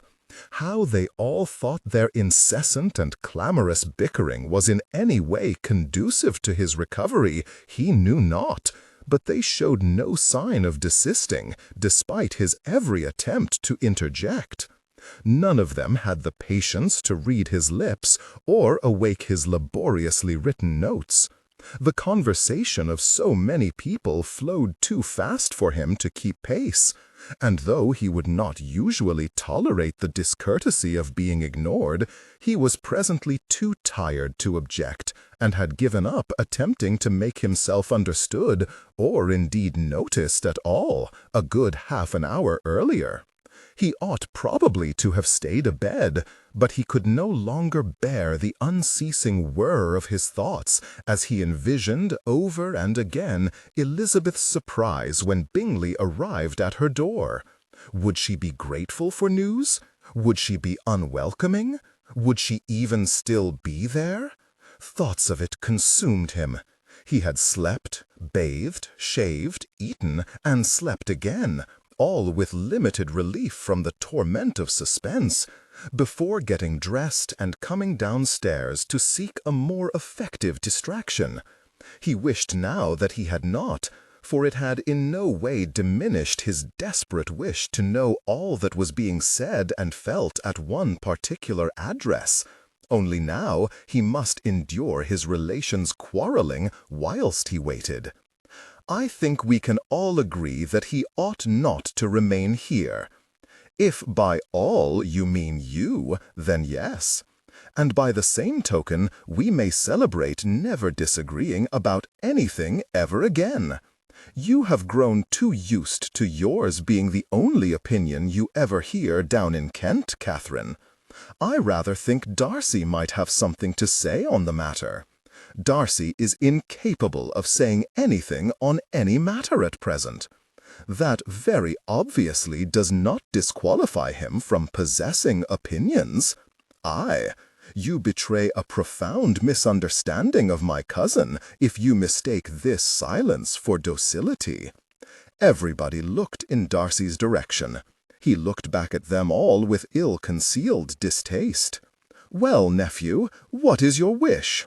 Assured that nobody would comprehend him, he mouthed, "That I had asked Miss Bennet for her hand 2 months ago, and done more to earn it, thereby assuring myself of a positive answer, and avoiding all this misery." It was almost comical to observe everybody's utter bemusement. He cannot possibly stay here if he cannot be understood. How is anybody to know what he is saying?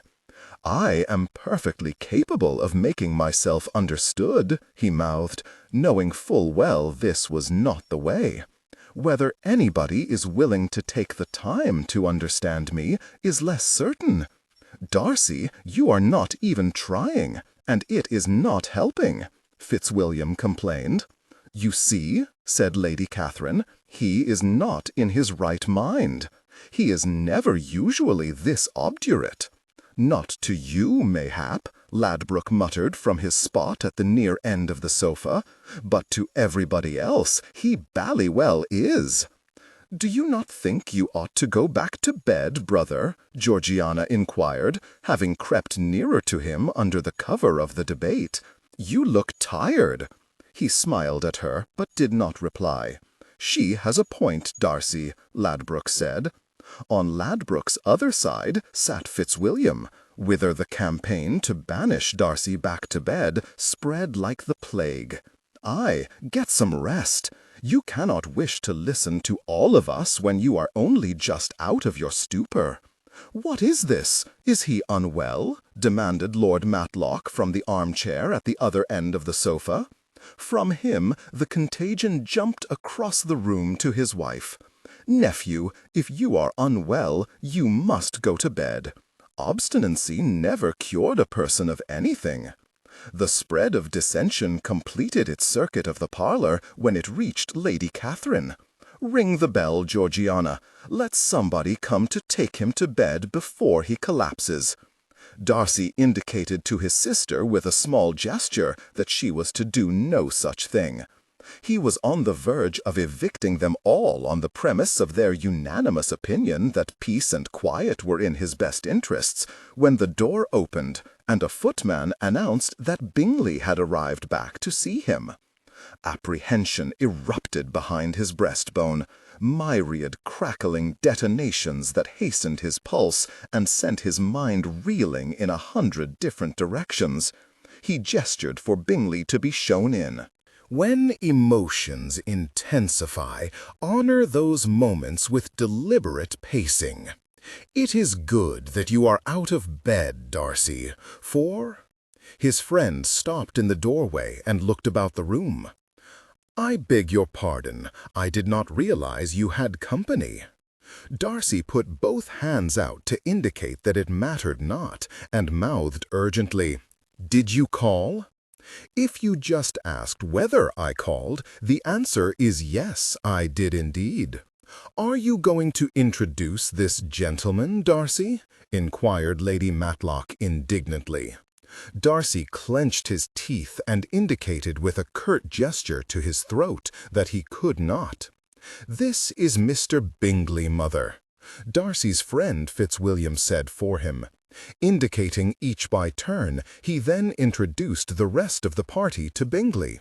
"You have met him before, mother," Ladbroke declared, to which Lady Matlock objected, prompting something of a debate that Fitzwilliam and Lady Catherine wasted no time joining in.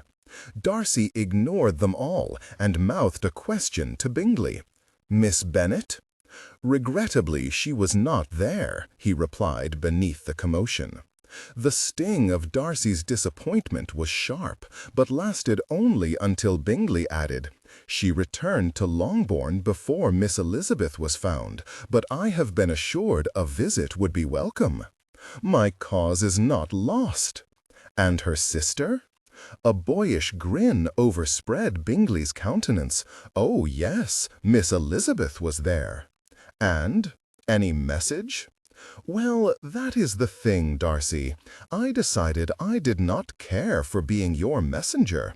I thought it would be easier to cut out the middleman." He stepped further into the room and gestured to somebody beyond the door to come forward. The room fell silent but for the almighty thud of Darcy's heart. "Miss Bennet!" He lurched to his feet, then was forced to take hold of the back of the chair to keep from falling over. "Are you well?" Her smile was small, subdued, but sublime. "Very well, sir, thank you." "You look better." As did she. Darcy had not appreciated how weary she looked at the inn until he saw her now, rested, bathed, and dressed once more in her own clothes. As one might expect, they showed her to far better advantage than Mrs. Stratton's loaned gown. Her hair was handsomely arranged, too, though he missed the way it had used to hang loose about her face. "Better?" cried Lady Catherine. "Upon my word, Miss Bennet, you cannot be looking properly." Elizabeth's smile vanished as she took in the array of people filling the parlor, all of whom she had met on Monday evening, but few of whom were presently betraying any greater warmth than they had shown her on that occasion. It amazed Darcy how rapidly his relations, who moments ago had been at each other's throats, could unite in the face of a perceived threat. He rejoiced to observe Elizabeth's courage visibly rise. With no discernible movement, she yet seemed to stand a little straighter, hold her head a little higher, and assume such a look of penetration as might alarm a person unused to it. The woman with whom she had come appeared considerably less assured, and looked uneasily at Bingley. "Darcy," said his friend with unperturbed ebullience, "allow me to introduce Miss Bennet's aunt, Mrs. Gardiner." To Darcy's dismay, a look of contempt passed amongst his relatives, for despite her appearance as a woman of fashion, they were all well aware from whence Mrs. Gardiner had come. Determined to mitigate the slight, he bowed deeply. It was excruciating, but he did his best to ignore the way his stomach knotted in revolt. "An honor to meet you, madam." Mrs. Gardiner looked anxiously at her niece. "He said it is an honor to meet you," Elizabeth said quietly, sending Darcy a look of gratitude. "Miss Bennet, it is a pleasure to see you again," Fitzwilliam said, adding his voice to Bingley's attempt to smooth the waters, for which Darcy was inordinately grateful. "I did not have the time on Monday evening to thank you for your kindness towards my cousin. I imagine he does look a good deal better than he did this time last week, for which we are all vastly grateful to you." Lord Matlock cleared his throat loudly, his eyebrows drawn together in disapprobation. "Let us not deny the physician his due. I am sure Miss Bennet did her best, but we have Farnham to thank for Darcy's recovery." "Indeed," his wife agreed. "As I told your uncle on Tuesday, Miss Bennet, we are all most obliged for your troubles, but there is no need to concern yourself any further with Mr. Darcy's well-being." Elizabeth smiled non-committally. Her aunt did not. Darcy could not tell whether Mrs. Gardiner were affronted or afraid, but she most certainly was not comfortable. "Madam, I beg you would be more civil to my guests," he mouthed angrily. But either Lady Matlock did not notice he had addressed her, or she chose to ignore him. He rapped his knuckles on the nearby table until she acknowledged him. "Farnham only sewed me up. Miss Bennet kept me alive until he could." "What are you saying?" his aunt said crossly. He rolled his eyes heavenward, but persevered, enunciating as clearly as he could. "I am alive because Miss Bennet kept my wound clean all week." "We cannot understand you, Darcy," Ladbroke exclaimed, chuckling as though at some inane joke, and not his own cousin's misfortune. "He said that he is alive because he did not contract a fever." Everybody's attention snapped to Elizabeth. "And pray," said Lady Catherine coldly, "how is it that you can claim to comprehend him when none of his own family can?" "Comprehend and paraphrase?" thought Darcy with amusement. "After a week of close confinement, your ladyship can hardly be surprised," Elizabeth replied. "Mr. Darcy and I have spent considerable time learning to understand one another." She shifted her gaze to his and added, "I comprehend him perfectly now." Darcy searched her countenance for some indication as to whether that were a good or a bad thing, struggling not to be carried away on a swell of false hope. "You exaggerate, Miss Bennet," said Lady Matlock. "An entire inn is not such very close confinement." Lady Catherine narrowed her eyes at Elizabeth. "It would be to nobody's advantage were you to embellish the particulars of the situation, Miss Bennet, least of all your own." Darcy knocked on the table again. "It is no exaggeration, madam. Miss Bennet slept in a cupboard. How confined would you have her be?" His aunt frowned furiously at his lips, as though she could scare the meaning out of them. "Pardon? If you spoke more slowly, we might stand a chance of understanding you," Fitzwilliam admonished. "He said it was a small inn," Elizabeth said quietly. "Is that what you said?" Lady Catherine demanded of Darcy. It was not. Yet Elizabeth's plaintive look recalled him to the embarrassment to which she had confessed when he discovered the truth of her sleeping arrangements. That he had been about to divulge it to his already scornful relations, even though in her defense, was unforgivable. "Yes," he confirmed, hoping against hope that he had not damaged her opinion of him any further. Her ladyship's countenance reddened. "Nevertheless, a small inn is still an entire inn. There is nothing scandalous to be made of it. Miss Bennet has not come here to threaten us with scandal.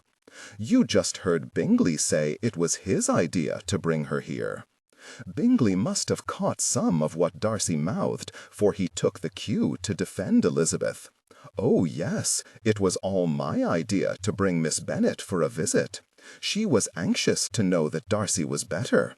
I suggested that she come with me and see for herself."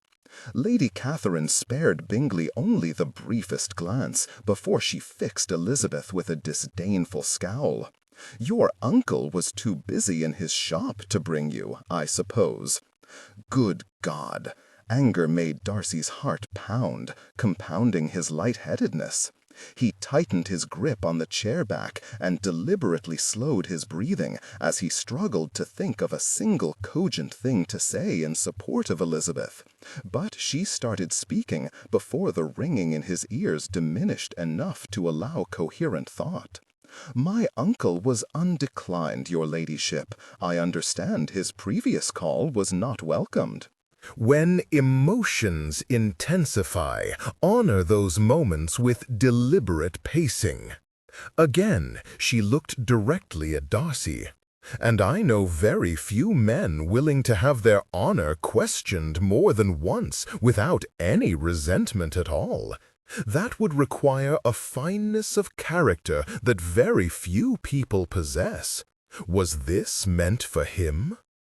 The wild swing of Darcy's emotions as they veered between despair and hope, anger and elation, exacerbated his struggle to think clearly, and he took too long to acknowledge her.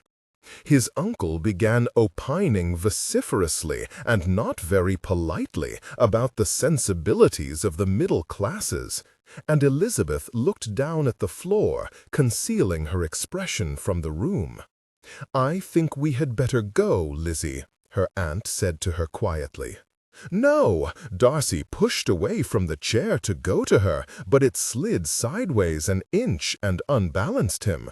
"Brother!" exclaimed Georgiana, rushing to his side. "Darcy, sit down, for God's sake," said Ladbroke on his other. "Someone send for Mr. Farnham." "I do not need Farnham. I am perfectly well," Darcy mouthed, pushing his sister gently but firmly away from him. "Pardon? What did you say?" They all looked at Elizabeth for a translation. She did not give one. Instead, she told him, "You had better do as they say, sir. You look very pale." "I am well?" She raised an eyebrow. "Not as well as you wish to be. It obviously pained you a great deal when you bowed just now, and should you let go of that chair, I think it very likely you would end up on the floor. And you being here is tiring him even more," said Lady Matlock, shamelessly pouncing on Elizabeth's observations. "We thank you for coming, but it will be for the best if you leave now." Darcy tried to shake his head, but something beneath his bandages pulled taut, and he winced in pain. Elizabeth mistook it for something else, though, for her face fell, and after earnestly but succinctly wishing him good health and happiness, she turned to go. "No, do not leave," Darcy mouthed, but she was walking towards the door and did not see. "What reason has she to stay, Darcy?" said Ladbroke under his breath. "She came to see how you are. She has seen. Now she can go. There really is no need for you ever to see her again." So began a trickle of voices that soon rose to a cacophony of opinions, seemingly designed to chase Elizabeth from his life. "Would you be good enough to take us home, Mr. Bingley? I think that would be for the best. There is no need to call again, Miss Bennet. He will be well taken care of. Go to bed, Darcy. We will admit no more nuisance callers." Darcy banged his fist on the table so hard it jumped sideways. The room fell silent, and all eyes turned to him, including Elizabeth's, upon which he fixed his own. "Pray, do not leave on account of my family. They do not speak for me," he mouthed. She shook her head and looked unbearably sad. "Mr. Darcy, that situation is no different than you have ever given me reason to expect, and I am sorry to say it does not trouble me half as much as I am sure it ought to. It is not their opinion of me I care about. She began to turn away again, and Darcy felt a greater panic at the prospect of losing her than ever he had felt at not being able to draw breath into his lungs. He filled them now to their very limit, and half forced, half choked the air out as he compelled himself to speak. "Then stay, because I love you." A collective gasp sucked all the air from the room, and for a brief moment Elizabeth and he were the only ones in it, staring at each other on the precipice of something yet to be defined. Then the vacuum burst, and sound rushed back in as an uproar of celebrations and remonstrations erupted around them. Fitzwilliam slapped him on the shoulder, jarring his neck, and congratulated him on the return of his voice. Sentiments echoed by Bingley. Georgiana burst into tears. Lady Matlock declared he must still be feverish, instructed everybody to ignore his delirious raptures, and ordered him to bed. Lady Catherine railed in outrage at his betrayal, her daughter's disappointed hopes, and the whole family's certain ruin. Lord Matlock groaned. Ladbroke laughed. It all sank to nothing in Darcy's awareness. He looked only at Elizabeth, who stared back at him, wide-eyed and, in contrast to everybody else, conspicuously silent. Fortified by trepidation and hope in equal measure, he approached her and took both her hands in his. His second attempt to speak produced nothing more than a painful rasp, but he had no qualms in reverting to mute speech, confident he would be understood. "I love you, Elizabeth. I have been in love with you for a very long time, but never have I felt it more deeply than during our time together this week." "What is it you are saying, Darcy? What are you telling Miss Bennet? Let me hear what it is," Lady Catherine demanded. Darcy ignored her, detesting that anybody should obtrude upon this moment, but too afraid of letting Elizabeth leave before she comprehended his feelings to delay it. "You saved me in more ways than one. You taught me what I need to do and who I need to become to be worthy of you. I beg you would allow me that honor. Elizabeth, will you make me the happiest of men and consent to be my wife?" He waited in wretched suspense for her to answer, but rather than speak, she pulled her hands from his. His heart contracted painfully as he watched them withdraw. Then it faltered and began to race as she slowly but very deliberately touched the finger of one hand to the back of her other. He looked up to encounter her eyes diffused with heartfelt delight to match that which threatened to overwhelm him. He reclaimed both her hands and brought them to his lips. "Thank you." The hue and cry around them grew positively feverish as everybody present conjectured, exclaimed, or ranted at what they supposed had transpired under their noses. Elizabeth said not a word, only squeezed Darcy's hands in return, and smiled joyfully. And he felt the very great compliment of his declaration having rendered his usually vivacious and witty beloved utterly and completely speechless. Darcy kicked the door closed behind him, tugged Elizabeth's hand to turn her back towards him, and pulled her close. Still she said not a word, but as he watched, the look that had decided his heart at the inn returned to her countenance. Her lips parted, her eyes darkened, and she gave the tiniest gasp, almost inaudible inhalation that spoke volumes as to her anticipation. He answered the invitation. Taking her face in both his hands, he lowered his lips to hers. His neck screamed for him to desist, but other, more demanding urges begged him not to. He kissed her, and every blank his imagination had attempted to fill these past 10 days took form beneath his hands. No longer must he wonder at the tenderness of her lips or the delicacy of her skin. Now he knew the softness of the curls at the nape of her neck, the depth of the hollow at the small of her back, the sweep of his hips that perfectly matched the curve of his palms, and the devastating power of her caress. "What you do to me, Elizabeth," he mouthed, pulling away slightly and resting his forehead upon hers. She returned his gaze affectionately, biting her lips as though still able to taste him there. Words seemed to have completely failed her, but he cared not, for she had left him in no doubt of her feelings. Raised voices erupted on the other side of the door. Hardly surprising, he had, with several discreet but not particularly civil hand gestures, asked Fitzwilliam to escort everybody but Bingley, Georgiana, and Mrs. Gardiner from the house while he stole this private moment with his newly betrothed. It sounded as though he would owe his cousin several cases of exceedingly expensive wine for his troubles. He rolled his eyes, drawing a small huff of laughter from Elizabeth. "Will they ever forgive you, do you think?" she said softly, finding her voice at last.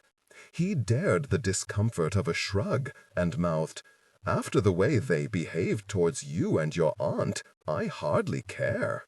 When emotions intensify, honor those moments with deliberate pacing. He surprised himself with a smile as he reflected on the scene. Elizabeth's influence, he was sure, for he would never usually have seen anything amusing in it. It was not the way I would have chosen to make my addresses. She returned his grin. You certainly succeeded in amazing the whole room. It lifted his heart to be the object of her teasing, having come so close to never hearing it again. I am sorry you were amazed. Would that I had done more to show you how I felt. I blinded myself to it, I am sure, she replied with a shake of her head. I thought you disdained me in Hertfordshire, and had no reason to think that had changed when I saw you again. Even when you began calling me Elizabeth? I did? She smirked. I just assumed it was easier for you to say. He laughed a little at himself at having done such a thing unconsciously. It hurt his throat and reminded him of that fatigue which happiness had allowed him briefly to forget. He led Elizabeth to his desk, where he pulled a second chair close to his own for them to sit next to each other, and resumed the conversation on paper. It was my pride, my unjustifiable conceit, that prevented you from knowing my feelings. I worked hard to repress them until you showed me the absurdity of all my prepossessions. When I realized that I had actually made you hate me— "I hate you," Elizabeth interrupted. "I thought you were disagreeable and proud when I first knew you, it is true, but it was not long after you woke up at the inn that I began to realize I was mistaken. After that, my opinion of you improved with almost every conversation. By the evening of the last day, I dearly wished to believe you when you declared yourself." Darcy frowned in puzzlement, and she broke into a beatific smile, laughing as she exclaimed, "So I was right not to believe it. You were delirious." "Believe what?" "You told me I had utterly bewitched you." He shook his head slightly as he dipped his pen, mindful of his stitches, but none the less incredulous. "What a thing to forget! I confess I do not recall saying it, but I beg you would believe it. Never has a truer word been spoken." On reflection, he crossed out the word spoken and replaced it with mouthed. Elizabeth did not reply, but leaned forward in her chair, took the pen from his fingers, and wrote, "Mouthed or spoken, I treasure the sentiment." Darcy reached to take the pen back to reply, but she snatched it away playfully, and added to her note, "I am very happy your voice has returned, though, for I like it very well. Nobody talks to me the way you do. You debate with me as your equal." He opened the nearest drawer and took out a different pen, which he dipped in the ink and replied, "Elizabeth, you are my superior in every way." With a look of challenge, she shuffled her chair nearer to the desk. "A second pen is cheating, sir, and you are wrong in the other regard as well. In impertinence, and perhaps in nursing injured Samaritans, I suppose I might claim the upper hand, but you have proved yourself better than I at many other things. Name one," he mouthed defiantly. Her countenance assumed a devilish quality that drew Darcy forward to read what she would write. "I shall not name it, but I cannot pretend to rival the proficiency with which you have demonstrated your affections in the last few minutes." This answer might have convinced Darcy he was still delusional, had the pleasure it produced not been far greater than any he could have conceived himself. He leant on the desk, his arm lying alongside Elizabeth's as he wrote, "I noticed no deficiency. Name another." Her lips quirked, and Darcy felt an echoing twitch somewhere inside him that he did his best to ignore. For Elizabeth seemed to grow more serious as she dipped her pen to reply. "You are braver than I am. I should never have been as self-possessed with so serious an injury." He extended a forefinger to contradict her. "You could not be more wrong. I have never been more frightened in my life. The only thing that prevented me from losing my composure was you, whereas you are fearless. Not even Lady Catherine's scorn could scare you." She laughed. "Your aunt thinks me an insolent creature, I am sure, but there is a stubbornness about me that never can bear to be frightened at the will of others." Her smile faded a little. She put down her pen and turned to face him more fully. "I am in earnest, though, Darcy. There are some things in which I am deficient, and I must be allowed to own them, as you have. You are not the only one to have been taught a lesson this past week. In questioning you so ruthlessly, I learned many things about myself. Few of them good, and I fear I was a far less gracious student than you." Darcy opened his mouth to reply, but Elizabeth forestalled him with a hand on his arm and an extraordinary look that was at once ardent and grave. "You have shared so much with me. I have come to know you better than almost anyone of my acquaintance, and—" She paused, looking down at her hand briefly, but continued after a self-conscious smile and shaky breath. "And though your feelings are of longer duration, I do not believe they are felt any less deeply than my own. You are not alone in emerging from this experience very much in love." Elation swelled Darcy's heart until it pressed painfully against his ribs. His smile felt unfamiliar, broadened by happiness beyond his usual reserve. He lifted a hand to cradle her head, his fingers in her hair, and his thumb stroking her cheek. "Dearest, loveliest Elizabeth." His voice was hoarse and weak, but he spoke aloud, and the words were as soothing to his throat as were her affections to his heart and her kiss to his lips.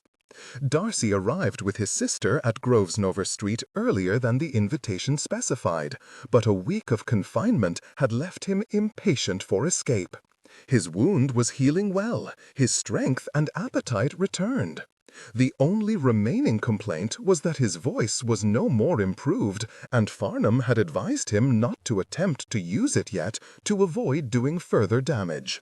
It mattered not, for Elizabeth would be able to interpret for him, and she was due to arrive with her aunt, uncle, father, and sister within the next quarter of an hour. "Darcy, Miss Darcy, you are very welcome." Bingley greeted them with more than his usual effusiveness at the front door, unceremoniously barging past the footman and opening his arms wide. To Darcy in particular, he said, "You look much more like yourself, old fruit. Come in, come in.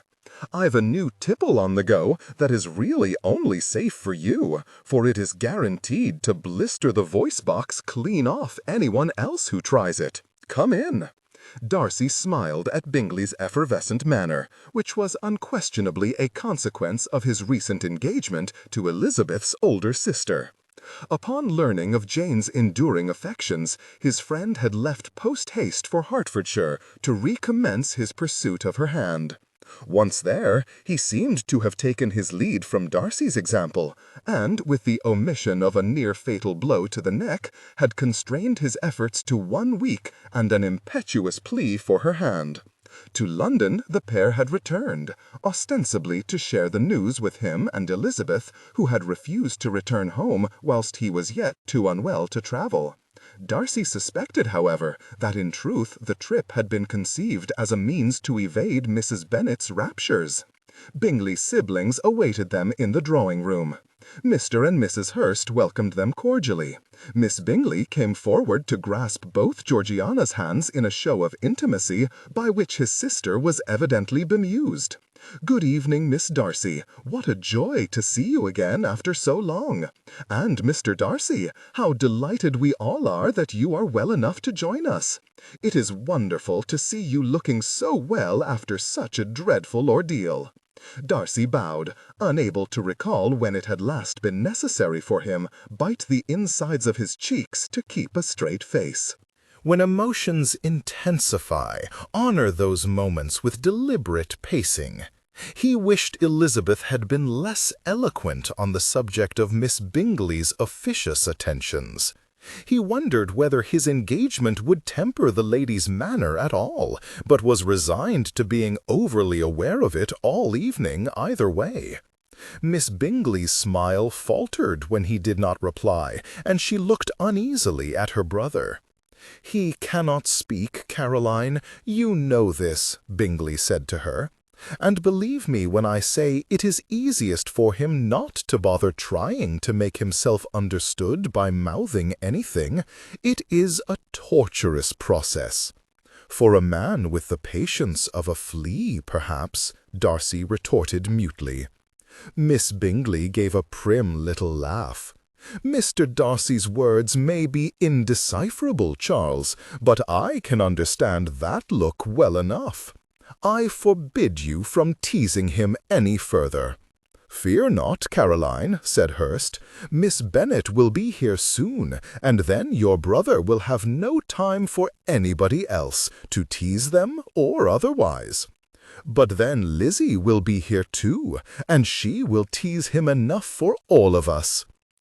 Everybody, Darcy included, looked at Georgiana in surprise. Seldom was she brave enough to speak so boldly in company, and even more rarely was she sportive. It truly was astonishing what alterations Elizabeth could bring about in people in the space of but 1 week. "Teases him, does she?" Hurst said with a grin. "How the mighty have fallen!" Darcy treated him to a look of a different sort, whereupon he stopped grinning and sat back down with a grunt. The sound of a carriage pulling up outside saw Bingley capering back to the front door, drawing the mockery they had all been forbidden from directing at Darcy. Darcy observed good manners, and waited where he was for the Bennets and the Gardiners to be shown in, his own boyish flurry of anticipation locked securely behind a carefully neutral expression. His equanimity was severely tested when Elizabeth came in, resplendent in full evening dress, and sought out his gaze before any other. He dared permit himself only a small smile. Any more, and he risked making himself ridiculous with an inane grin. "You look divine," he mouthed to her when they came together, he taking her hands in his and kissing them. "Thank you," she replied. "How are you feeling? It is not too much to be out and about." He shook his head, a recently regained ability. "It is a relief to be out of the house." Her eyes shone. Jane and Papa have both expressed similar sentiments. As he suspected, then, you are pleased to see them? Exceedingly so, though it did deprive me of your company all day. I have grown used to our being constantly together. Darcy fancied he was far more conscious than Elizabeth of the times they were apart, those generally being the nocturnal hours when he was most impatient for them to be together. "I missed you too," he mouthed, "though my meeting with your father went well." "Yes, so he told me. I believe he appreciated your frankness." Darcy rather thought it was the figure he had written down in answer to the question of whether he had sufficient means to support Elizabeth that Bennet had appreciated. Both men had been silent after that, the alliance settled with a wordless shake of hands. "Speaking of frankness, I had a letter today from Lady Catherine." "Oh, I suppose it was not overflowing with congratulations." The letter had indeed been overflowing, but with language so abusive, especially of Elizabeth, that Darcy had, against the physician's orders, voiced a string of invective that left his throat raw. "No." Elizabeth laid a hand on his arm and squeezed gently, then raised her eyebrows and said impishly, "She will not be coming for Christmas, then?" Darcy prevented himself from laughing fully aloud, but still wheezed noisily and unevenly. Always, her wit took him unawares. The hiatus in their conversation left the room notably quiet. He glanced sidelong at the other occupants, then back at Elizabeth with a smirk.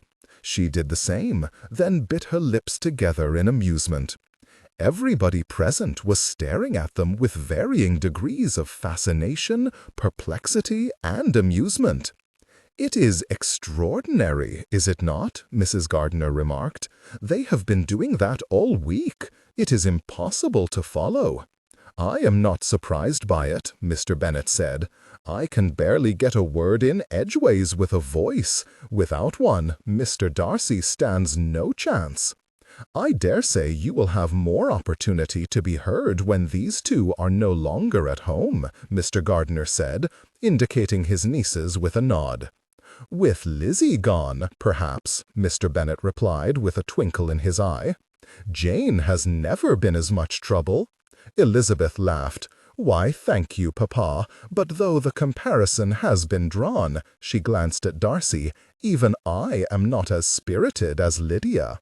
You will have to wait for her to marry before you truly have any peace at Longbourn." "And you may rest assured that will not be for many years," her father replied, also glancing at Darcy and giving him a small nod. "Therefore, you may expect me to visit Pemberley very often to escape the noise at home." Darcy returned the nod with a small one of his own. Since even Elizabeth had been so thoroughly taken in, he had made sure to warn Mr. Bennet against allowing any of his other less sensible daughters to befriend Wickham. A few extra visits were something to which he would gladly submit if it would avoid any of his new sisters being embroiled in scandal. Indeed, perceiving the similarity between Elizabeth's playfulness and her father's, something he had not appreciated before this evening, made the prospect of his visiting even less onerous. "You are welcome at any time, sir," he mouthed. Mr. Bennet raised his eyebrows and turned his head slightly, as though expecting that the words might yet to find their way to his ears if he listened hard enough. "He said you are welcome occasionally, and only if you do not bring the noise with you," Elizabeth said, which was much closer to what Darcy had meant. Elizabeth's paraphrasing his comments became something of a theme for the remainder of the evening. Those who knew Darcy best of the company grew increasingly perplexed by the answers Elizabeth occasionally put in his mouth. Those who knew her best seemed better able to take everything she said with a pinch of salt, and only shook their heads and smiled secretly at their dinner plates. At some point towards the end of dinner, however, somewhere after his third glass of wine, it happened that the tables turned, and Elizabeth found it necessary to begin moderating his remarks. "I hope you like the gammon, Mr. Darcy," Miss Bingley said, around the footman refilling her glass. "I had cook prepare it especially for you. I thought you might enjoy a treat after having been indisposed for so long, and I know it is your favorite." Darcy did not miss the sly glance she sent to Elizabeth as she said this. He was certain Elizabeth saw it too, though she was good enough to pretend she had not. "Is it?" she inquired innocently instead. "It is," he admitted. "Really, Miss Eliza," Miss Bingley exclaimed, "do you not even know which are your future husband's favorite foods?" Elizabeth maintained her easy smile. "Not yet, Miss Bingley. We did not have much opportunity at the inn to experiment with different menus. Besides, I am not sure how well Mr. Darcy would have got on with gammon, given that he could barely swallow a spoonful of water at the beginning of the week. Darcy was not getting on with it much better at present, and was having to cut his food into infinitesimal pieces and smother it in gravy to keep from choking on every mouthful. Hardly the most thoughtful of meals to serve up in the circumstances. "I am fast going off it," he mouthed, looking disdainfully at the slab of meat on his plate. Was it absolutely necessary for the cook to desiccate the pig before he cooked it? "Pardon?" Miss Bingley inquired. Elizabeth dabbed her lips with a napkin, holding it to her mouth until her smile was gone, before translating. "He said it is taking a while to get used to eating solid food again." Darcy was not getting on with it much better at present, and was having to cut his food into infinitesimal pieces and smother it in gravy to keep from choking on every mouthful. Hardly the most thoughtful of meals to serve up in the circumstances. "I am fast going off it," he mouthed, looking disdainfully at the slab of meat on his plate. Was it absolutely necessary for the cook to desiccate the pig before he cooked it? "Pardon?" Miss Bingley inquired. Elizabeth dabbed her lips with a napkin, holding it to her mouth until her smile was gone, before translating. "He said it is taking a while to get used to eating solid food again."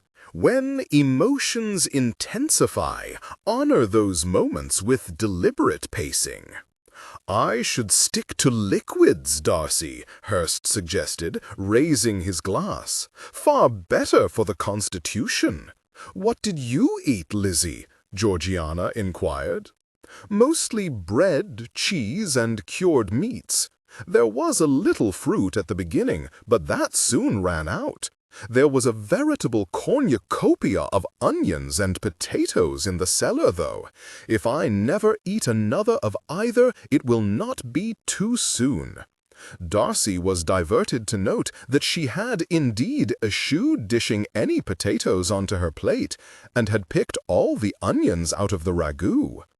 "I thought you said you could not eat solids, Darcy," Bingley said, frowning. To which he, running short of patience, replied, "Georgiana asked what Elizabeth ate, not I.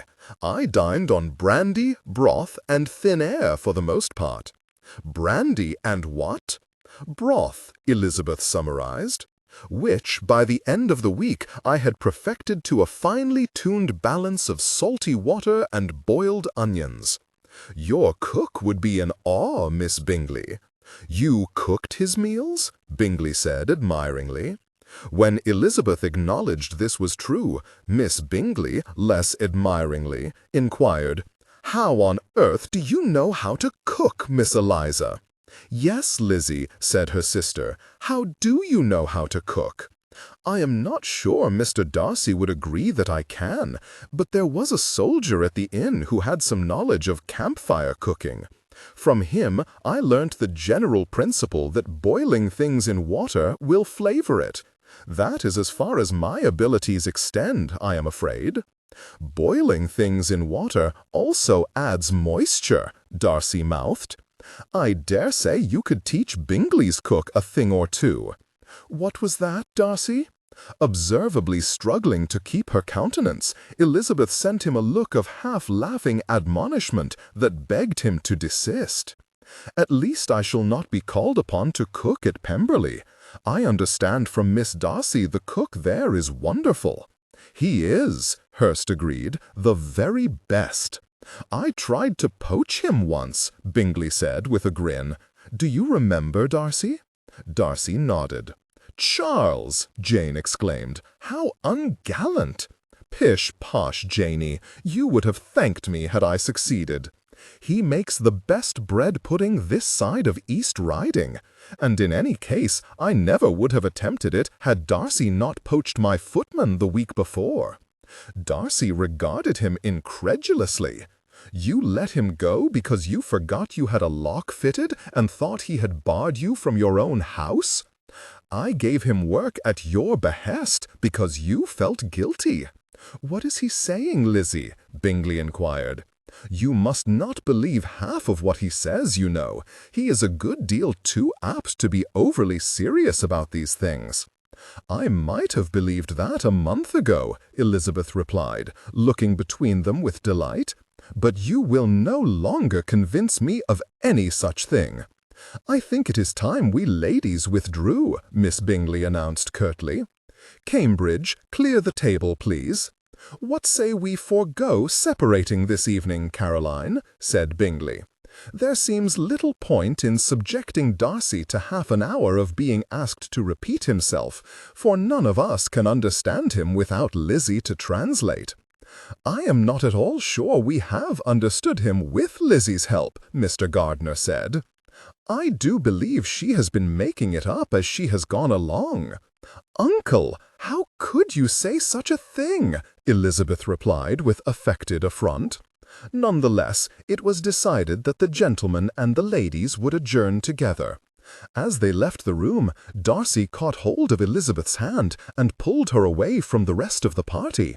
There were no candles lit in the alcove to which he led her, and he was forced to whisper rather than mouth what he wished to say. I love you, Elizabeth. Oh, no, Darcy, stop, she replied in a quiet but urgent voice. You are not to use your voice. Very well, he croaked, and kissed her, fleetingly but passionately instead. She gasped and whirled about, looking for witnesses, of which he had been assured there were none before he acted. Satisfied of the same, she let out a breath and whispered, You have the devil in you this evening, sir. Are you displeased? There was a pause, then, no. He was glad of the dark, for if his expression came anywhere close to matching his thoughts, it might make him appear more rakish than he would like. You were right about Miss Bingley, he said, his voice growing hoarser with every word. Actually, Elizabeth replied, I am inclined to think you were right. She made the odd sortie, I know, but it cannot have been easy to host us this evening, knowing everybody was aware of her hopes where you were concerned. I thought she was very dignified, considering. Darcy felt for her shoulders, smoothed his hands down over her upper arms, and pressed a gentle kiss to her forehead. It is your dignity and forbearance that allowed her to appear in such a good light. He had said too much. His voice cracked, and he coughed painfully. Elizabeth placed her hand upon his right cheek and kissed him on his left. It is your forbearance that ever allowed me to know you well enough to make Miss Bingley jealous. Then she proved the devil was every bit as much in her by kissing him full on the lips. His having coughed so loudly beforehand proved to be a most convenient excuse for their delayed return to the drawing-room, as well as the discomposure that returned him for the remainder of the evening to the sombre creature that had stalked the walls of Meryton's ballrooms last autumn, attempting to not be overwhelmed by Elizabeth Bennet's charms. Darcy knew they must be at the spot, or nearing it, when Elizabeth tensed at his side. He looked out of the window at the passing scenery, but felt no peculiar uneasiness. It was merely a wooded road, with nothing to suggest it had been the scene of one man's death, another's narrow escape, and the source of all his present and future happiness. He remembered nothing of the accident to this day, and was more than content that he never should. It is well, Elizabeth, there is nothing here but clear road. I know, only I do not like to think of it. Poor Mr. Perkins, and you lying in the snow like that?" She shuddered a little. "Given your ill opinion of me at the time, I am almost afraid of asking what you thought when you discovered it was me lying in the snow." "Oh, I knew it was you before that. I recognized you as soon as you rode into view. But I did not have much time to think about it in that moment. It was all too immediate. It was only after Rogers and I got you to the inn, and the snow began to get deeper, and I realized we were stuck there that—" "You were angry?" "No, at least not with you. How could I be when you had only tried to help? But I was angry with the world for throwing us together. It felt as though fate was playing a very cruel trick." Her mouth twisted into a wry smile. "Of course, I did not know then that you had all but thrown yourself into my path with your reckless jaunt through a snowstorm to look for me. Had I found you, did I not? You certainly did. But now you must tell me, for your remark rather begs the question. Were you angry when you realized I was tending to you?" Darcy chuckled a little. "I was absolutely furious once I regained enough wits to comprehend that you were not a figment of my imagination." In answer to her querying look, he added, "It would not have been the first time I had dreamt of you." She colored slightly at the compliment, though her eyes revealed her amusement at his confession. It was a powerful combination, too powerful to resist. He lifted her chin with a finger and kissed her. He would have stopped at that had she not returned his caress with such fervor. Then, before he knew it, her hands were tangled in his hair. His hands were exploring the different shape of her when she was folded into a carriage seat, and his ardor had risen to a point from which it was exceedingly difficult to return. When emotions intensify, honor those moments with deliberate pacing. There were more times than I could count while we were in that place that I wished to do that, he said with heavy breath when they parted. There were quite a few times I wished you would do that, she replied. Do not look so surprised. I have eyes, sir, and warm blood. Darcy did not correct her. It would not be long before Elizabeth learnt it was not surprise remarks such as that provoked. As do I. You have no idea the agonies I suffered at your hands. I had to pretend complete indifference every time you touched me, every time you knelt on the bed or lifted my head. And you know now that indifferent is very far from what I truly felt. I even enjoyed it when you cut my face. She huffed a small laugh and tipped her head up to kiss the place where the small scratch had long since healed. I suppose necessity did rather oblige us to dispense with all the usual awkwardness of falling in love. I cannot say I am sorry. I do not think Jane and Bingley are as easy with each other yet. They very soon will be. She bit her lip. Yes, that is true. They seemed very happy today, did they not? I could not say. I paid no attention to anybody but you. That earned him a broad smile. Then you must take my word for it. Jane looked beautiful, as Jane always does, and Bingley was the happiest I have ever seen him.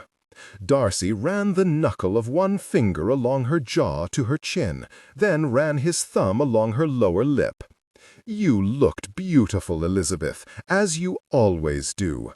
He kissed her again, half marveling, half ruing how far she must have gone to help after the accident, for he was more than ready to arrive at their destination. "Are we almost there, do you think?" Elizabeth inquired.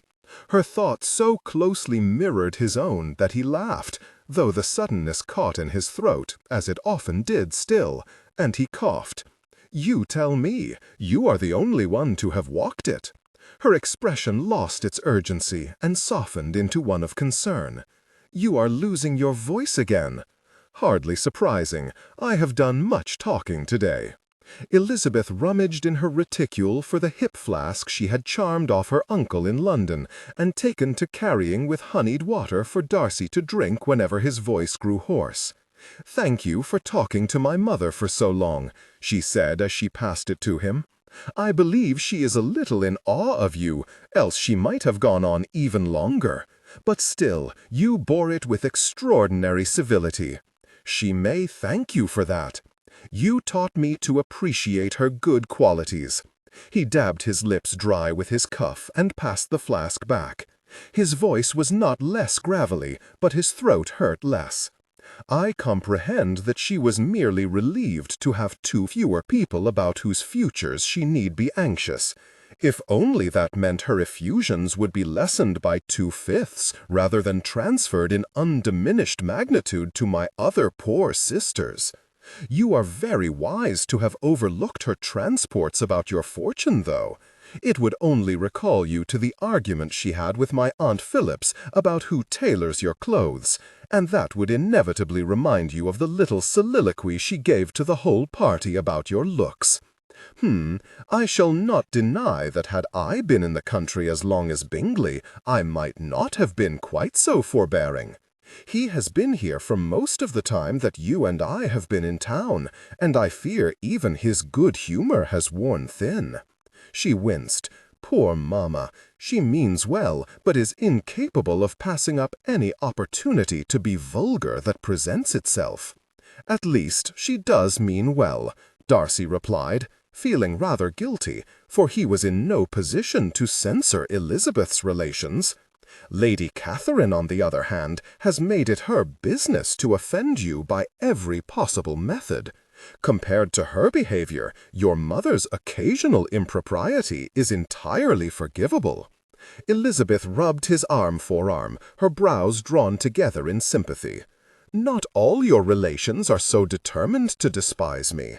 Your cousins seemed to enjoy themselves today. And do not try to tell me they came only to take Georgiana home, for it would not have taken both of them to do that. One of them at least must have come of his own free will."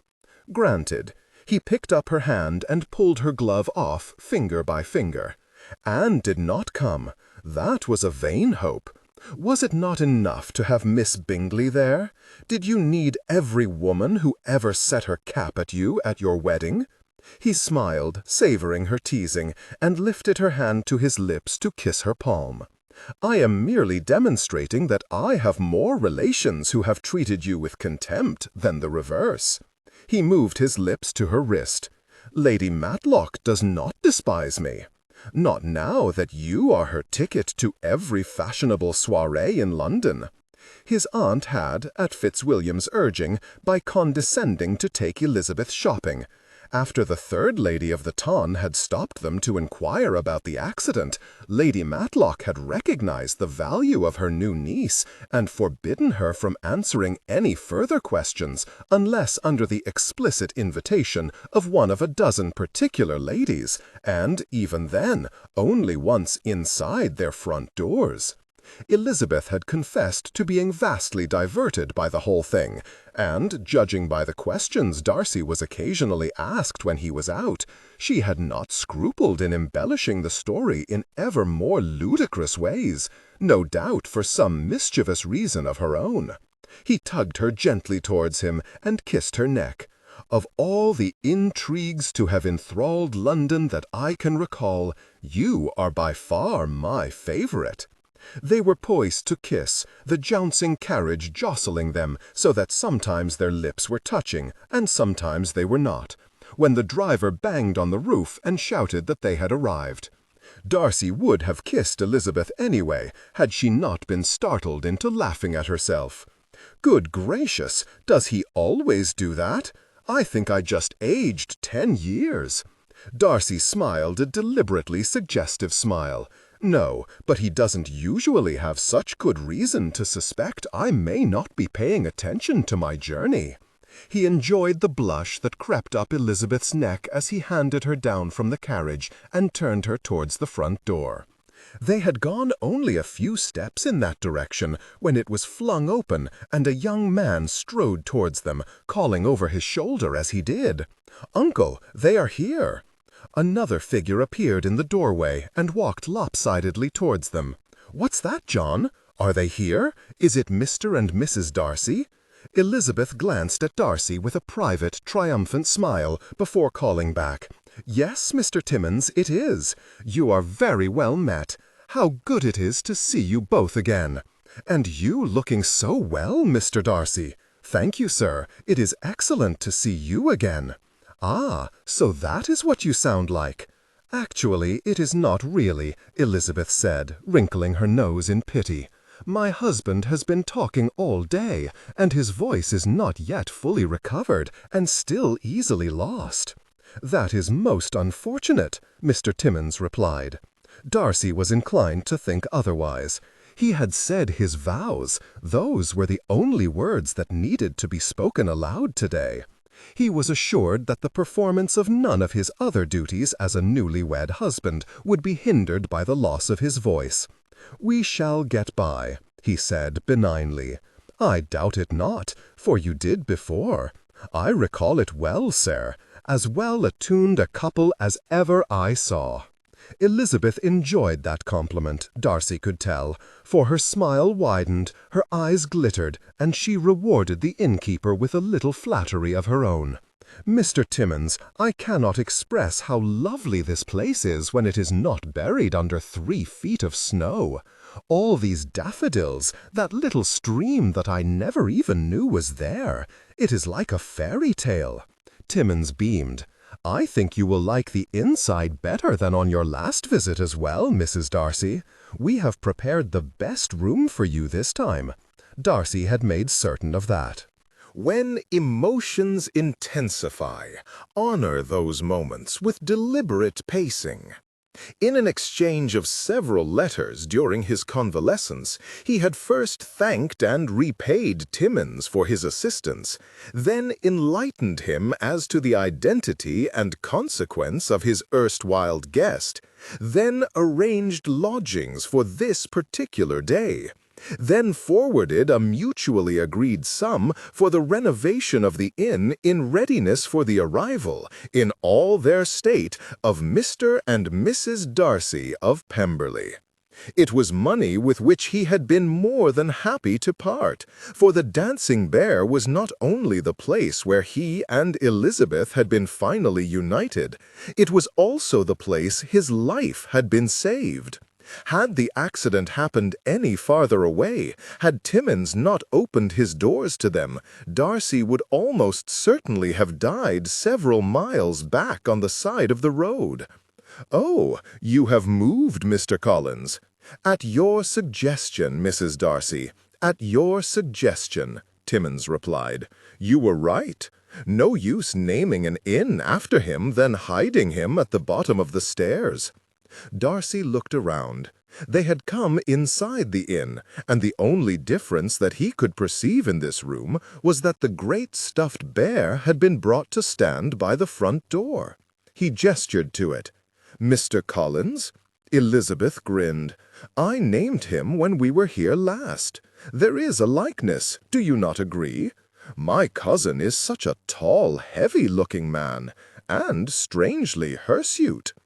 Darcy rolled his eyes and tried not to be as amused as he was. "Lizzie! Mr. Darcy! How absolutely wonderful to see you!" Darcy watched Elizabeth for her response as a lady rose from one of the tables and came towards them. Her smile as she recognized Mrs. Stratton, then, glancing around the room, Mr. Stratton, Mr. and Mrs. Ormerod, and Lieutenant Carver, satisfied him that the surprise had been well judged. "And you, all of you," Elizabeth replied happily. Turning to Darcy, she began to say something, then stopped and peered at him more closely. "You do not seem surprised. Did you arrange this?" He shrugged. "There is no private dining room here. I thought, if we must dine with company, we might as well guarantee it is superior company." "Well said, sir," Timmins said jovially. "It will be with superior food as well, for your cook has been working since before dawn, preparing a feast fit for kings." Elizabeth looked at Darcy. "I sent for him from Pemberley," he explained. "You have excelled yourself, sir. Elizabeth said, with a look so exceedingly warm it made Darcy wish he had not arranged any of it, for he would much rather take her directly above stairs than remain here and eat, no matter how agreeable the company or the food. Still, at only 4 o'clock in the afternoon, he could scarcely justify such behavior, and thus downstairs they remained. By the end of the evening, Darcy was prodigiously pleased they had, for he would be hard-pressed to recall a more enjoyable gathering. Edward had outdone himself in the kitchen. The wine, a gift from Mr. Gardiner's warehouse, was better than many Darcy had tasted on the continent. Their party increased by one as they were joined by Timmon's sister, Mrs. Drayford, was on excellent form. Elizabeth was in her element, gracious, teasing, and, to his own unqualified pleasure, obviously delighted. Dinner ended with a toast. He and Elizabeth had already expressed their thanks to every person present with letters of gratitude, as well as an ornate new inkwell for Mrs. Ormerod, an exquisite new gown for Mrs. Stratton, a far superior bottle of brandy for Timmins than the one he had allowed Elizabeth to pour over and down Darcy's neck, and finely tailored shirts to replace those donated by Mr. Ormerod and Lieutenant Carver. Nonetheless, they raised their glasses and expressed their deepest thanks once again. "Thank you, dearest Fitzwilliam," Elizabeth whispered to Darcy. "I could not have conceived of a better way to celebrate getting married." "Getting married?" said Mrs. Drayford, said on Elizabeth's other side. "I beg your pardon, Mrs. Darcy. I understood from my brother that you were already married. I would have congratulated you sooner had I realized." Elizabeth opened and closed her mouth several times without articulating an actual response. Her discomfiture was justified. Everybody here was under the impression they had been married for some time, and that today's celebrations were a means of thanking them all for their part in saving Darcy's life. It would be unfortunate were the truth of the matter to be revealed at this late stage. "Mrs. Darcy's sister was married in Merrington this morning, madam," Darcy said, glad that truth would add weight to the tale, and even gladder when Elizabeth squeezed his knee under the table by way of thanks. "Oh, I see," Mrs. Drayford replied. "You have had quite a day of celebrations, then." "Indeed we have," Elizabeth agreed. "We always planned to stay here on our way home from the wedding, for it was to be the first time we returned to the area since the accident. I did not know any of you would be here, though. Mr. Darcy kept that as a surprise." "Well, I hope your sister has had as pleasant an evening as we all have." "I hope she and her new husband do not have too far to travel to their new home," Timmins interrupted. "Pardon me, Evie, I could not help but overhear," he added, when his sister looked at him sharply. "What relevance is the distance they must travel?" Stratton inquired, as the conversation diffused throughout the rest of the party. "I bet I can answer that," Carver offered, looking to Timmins for corroboration. "I bet you were thinking that it would be best for the new couple to avoid the same misfortune as Mr. and Mrs. Darcy have suffered on their travels." "Fortunately, they do not have very far to go at all," Elizabeth replied, "though I am sure they will do very well with whatever obstacles life throws in their path. They are both very good, very sensible people." The conversation moved from there to which characters generally did best in times of trouble, with some light-hearted dispute over the advantages of bravery over forbearance. "I dare say Bingley would make a far better patient than I, if he were in the same position," Darcy said quietly to Elizabeth, and meant it. "He is much better natured. He would have been far easier to appease, and not half as apt to brood." Elizabeth looked at him for a while before replying, her eyes gleaming with the smile to which her lips seemed reluctant to commit. "I dare say you are right about all those things," she said at length, "but he would not have been nearly so interesting a character to study. Dear though he is, I should have discovered everything there was to know about him in one afternoon, and been numb with ennui for the rest of the week. She smiled then, a glorious, heartfelt smile that touched every part of her countenance and every hidden corner of Darcy's heart. It will take me a lifetime to discover everything there is to know about you. Darcy covered her hand with his and leant to whisper in her ear. What good fortune, then, that a lifetime with me is what you have just agreed to, Mrs. Darcy. He excused them soon afterwards and took his bride upstairs. He was right. They required no words. They were both of them reverently silent as they resumed the study of each other they had begun the last time they were stranded here, with only each other for company, and which Darcy fully intended should continue for the rest of his God-given life. The end. Acknowledgements. Thank you, everybody at Quills and Quartos Publishing, for believing in me. And, as always, thank you, Jane Austen, for the privilege of spending more time with your Darcy and Elizabeth, for the honor of incorporating some of your inimical writing into this alternative journey for them, and for inspiring me to write. The end. When emotions intensify, honor those moments with deliberate pacing.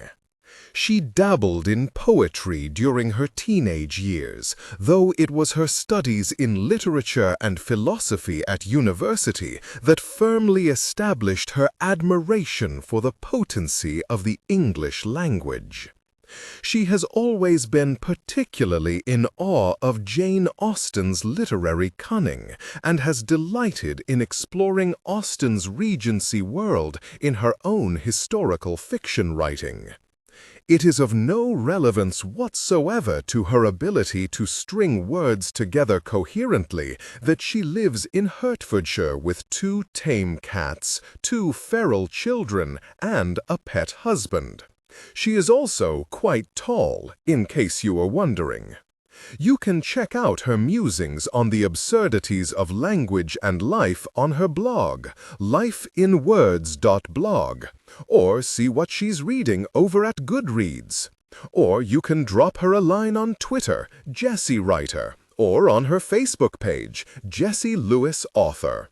To learn more about future releases from Jessie and other great historical fiction authors, please visit www.quillsandquartos.com.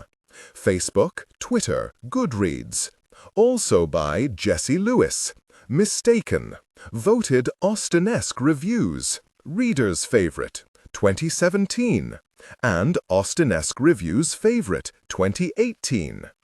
A tempestuous acquaintance and disastrous marriage proposal make it unlikely Mr. Darcy and Elizabeth Bennet will ever reconcile. Despairing of their own reunion, they attend with great energy to salvaging that of Darcy's friend, Mr. Bingley, and Elizabeth's sister, Jane. People are rarely so easily maneuvered in and out of love, however, and there follows a series of misunderstandings, both willful and unwitting, that complicates the path to happiness for all 4 star-crossed lovers more than ever before. A witty and romantic novel that delights in the folly of human nature, Mistaken both honors Jane Austen's original Pride and Prejudice and holds appeal for readers of all genres. Rational creatures, stirrings of feminism in the hearts of Jane Austen's fine ladies. Jane Austen, true romantic or rational creature. Her novels transport us back to the Regency, a time when well-mannered gentlemen and finely bred ladies fell in love as they danced at balls and rode in carriages. Yet her heroines, such as Elizabeth Bennet, Anne Elliot, and Eleanor Dashwood, were no swooning, faint-hearted damsels in distress. Austen's novels have become timeless classics because of their biting wit, honest social commentary, and because she wrote of strong women who were ahead of their day. True to their principles and beliefs, they fought through hypocrisy and broke social boundaries to find their happily ever after. In the third romance anthology of the Quill Collective series, 16 celebrated Austenesque authors write the untold histories of Austen's brave adventuresses, her shy maidens, her talkative spinsters, and her naughty matrons. Peek around the curtain and discover what made Lady Susan so wicked, Mary Crawford so capricious, and Hetty Bates so in need of Emma Woodhouse's pity. Rational Creatures is a collection of humorous, poignant, and engaging love stories set in Georgian England that complement and pay homage to Austen's great works and great ladies who were, perhaps, the first feminists in an era that was not quite ready for feminism. Make women rational creatures and free citizens, and they will become good wives. That is, if men do not neglect the duties of husbands and fathers. Mary Wollstonecraft. Stories by Elizabeth Adams, Nicole Clarkston, Karen M.C. Cox, J. Marie Croft, Amy DeRazio, Janetta James, Jessie Lewis, Caroline McCrory, Lona Manning, Christina Moreland, B.O. North, Sophia Rose, Angela Schroeder, Joanna Starnes, Caitlin Williams. Edited by Christina Boyd. Foreword by Devoni Lucer. Make women rational creatures and free citizens, and they will become good wives. That is, if men do not neglect the duties of husbands and fathers. Mary Wollstonecraft. Stories by Elizabeth Adams, Nicole Clarkston, Karen M.C. Cox, J. Marie Croft, Amy DeRazio, Janetta James, Jessie Lewis, Caroline McCrory, Lona Manning, Christina Moreland, B.O. North, Sophia Rose, Angela Schroeder, Joanna Starnes, Caitlin Williams. Edited by Christina Boyd. Foreword by Devoni Lucer.